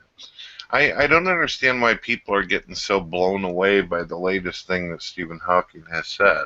I mean, they act like they never heard this before, but his big thing now, besides... There goes the jet. Yeah, besides his artificial intelligence fears and also believing that galactic aliens will enslave us, he is now telling us that aggression is going to kill humanity if we don't do something about it. It's like common knowledge, right? So why is everybody like, wow, he said something really cool? I mean, this was said all the way back in the time of Jesus, so why are people getting all floored? I don't know. I guess because it's coming from him. That would be my guess. I'm going to go ahead and switch over. Media and marketing. A lot of physicists don't think Stephen Hawking's like an incredible genius, and they think that a lot of other great physicists have been overlooked, while Stephen Hawking enjoyed, public attention because of his condition. You don't think that that's actually the case, do you? That they're sitting there doing that just because of his condition? Because I think that'd be kind of unreasonable. Well, I think that is part of the fascination in terms of the media. So I didn't meet him personally, but I did go see Stephen Hawking, and I was pretty disappointed by the presentation. But undoubtedly, I mean, shit, the guy's an incredible genius, but there are a lot of geniuses on the planet, and a lot of them are doing some cool shit, and they don't have the claim that Hawking does. Hawking's acclaim partially does come from his condition. At least in the media. I was curious, Hazy, did you ever get an opportunity to see my video called Miracles Happen to Atheists? I actually specifically spoke with Stephen Hawking. I don't know if I saw that one. I watch a lot of your videos, Brett. I'll have to go check that one out. Thanks for mentioning it. So what were you thinking about? Oh, you want me to review you on it? Well, so what was your interest in whether I'd seen it? Was there a question or? Well, Yeah, switch over. Oh, it's time to switch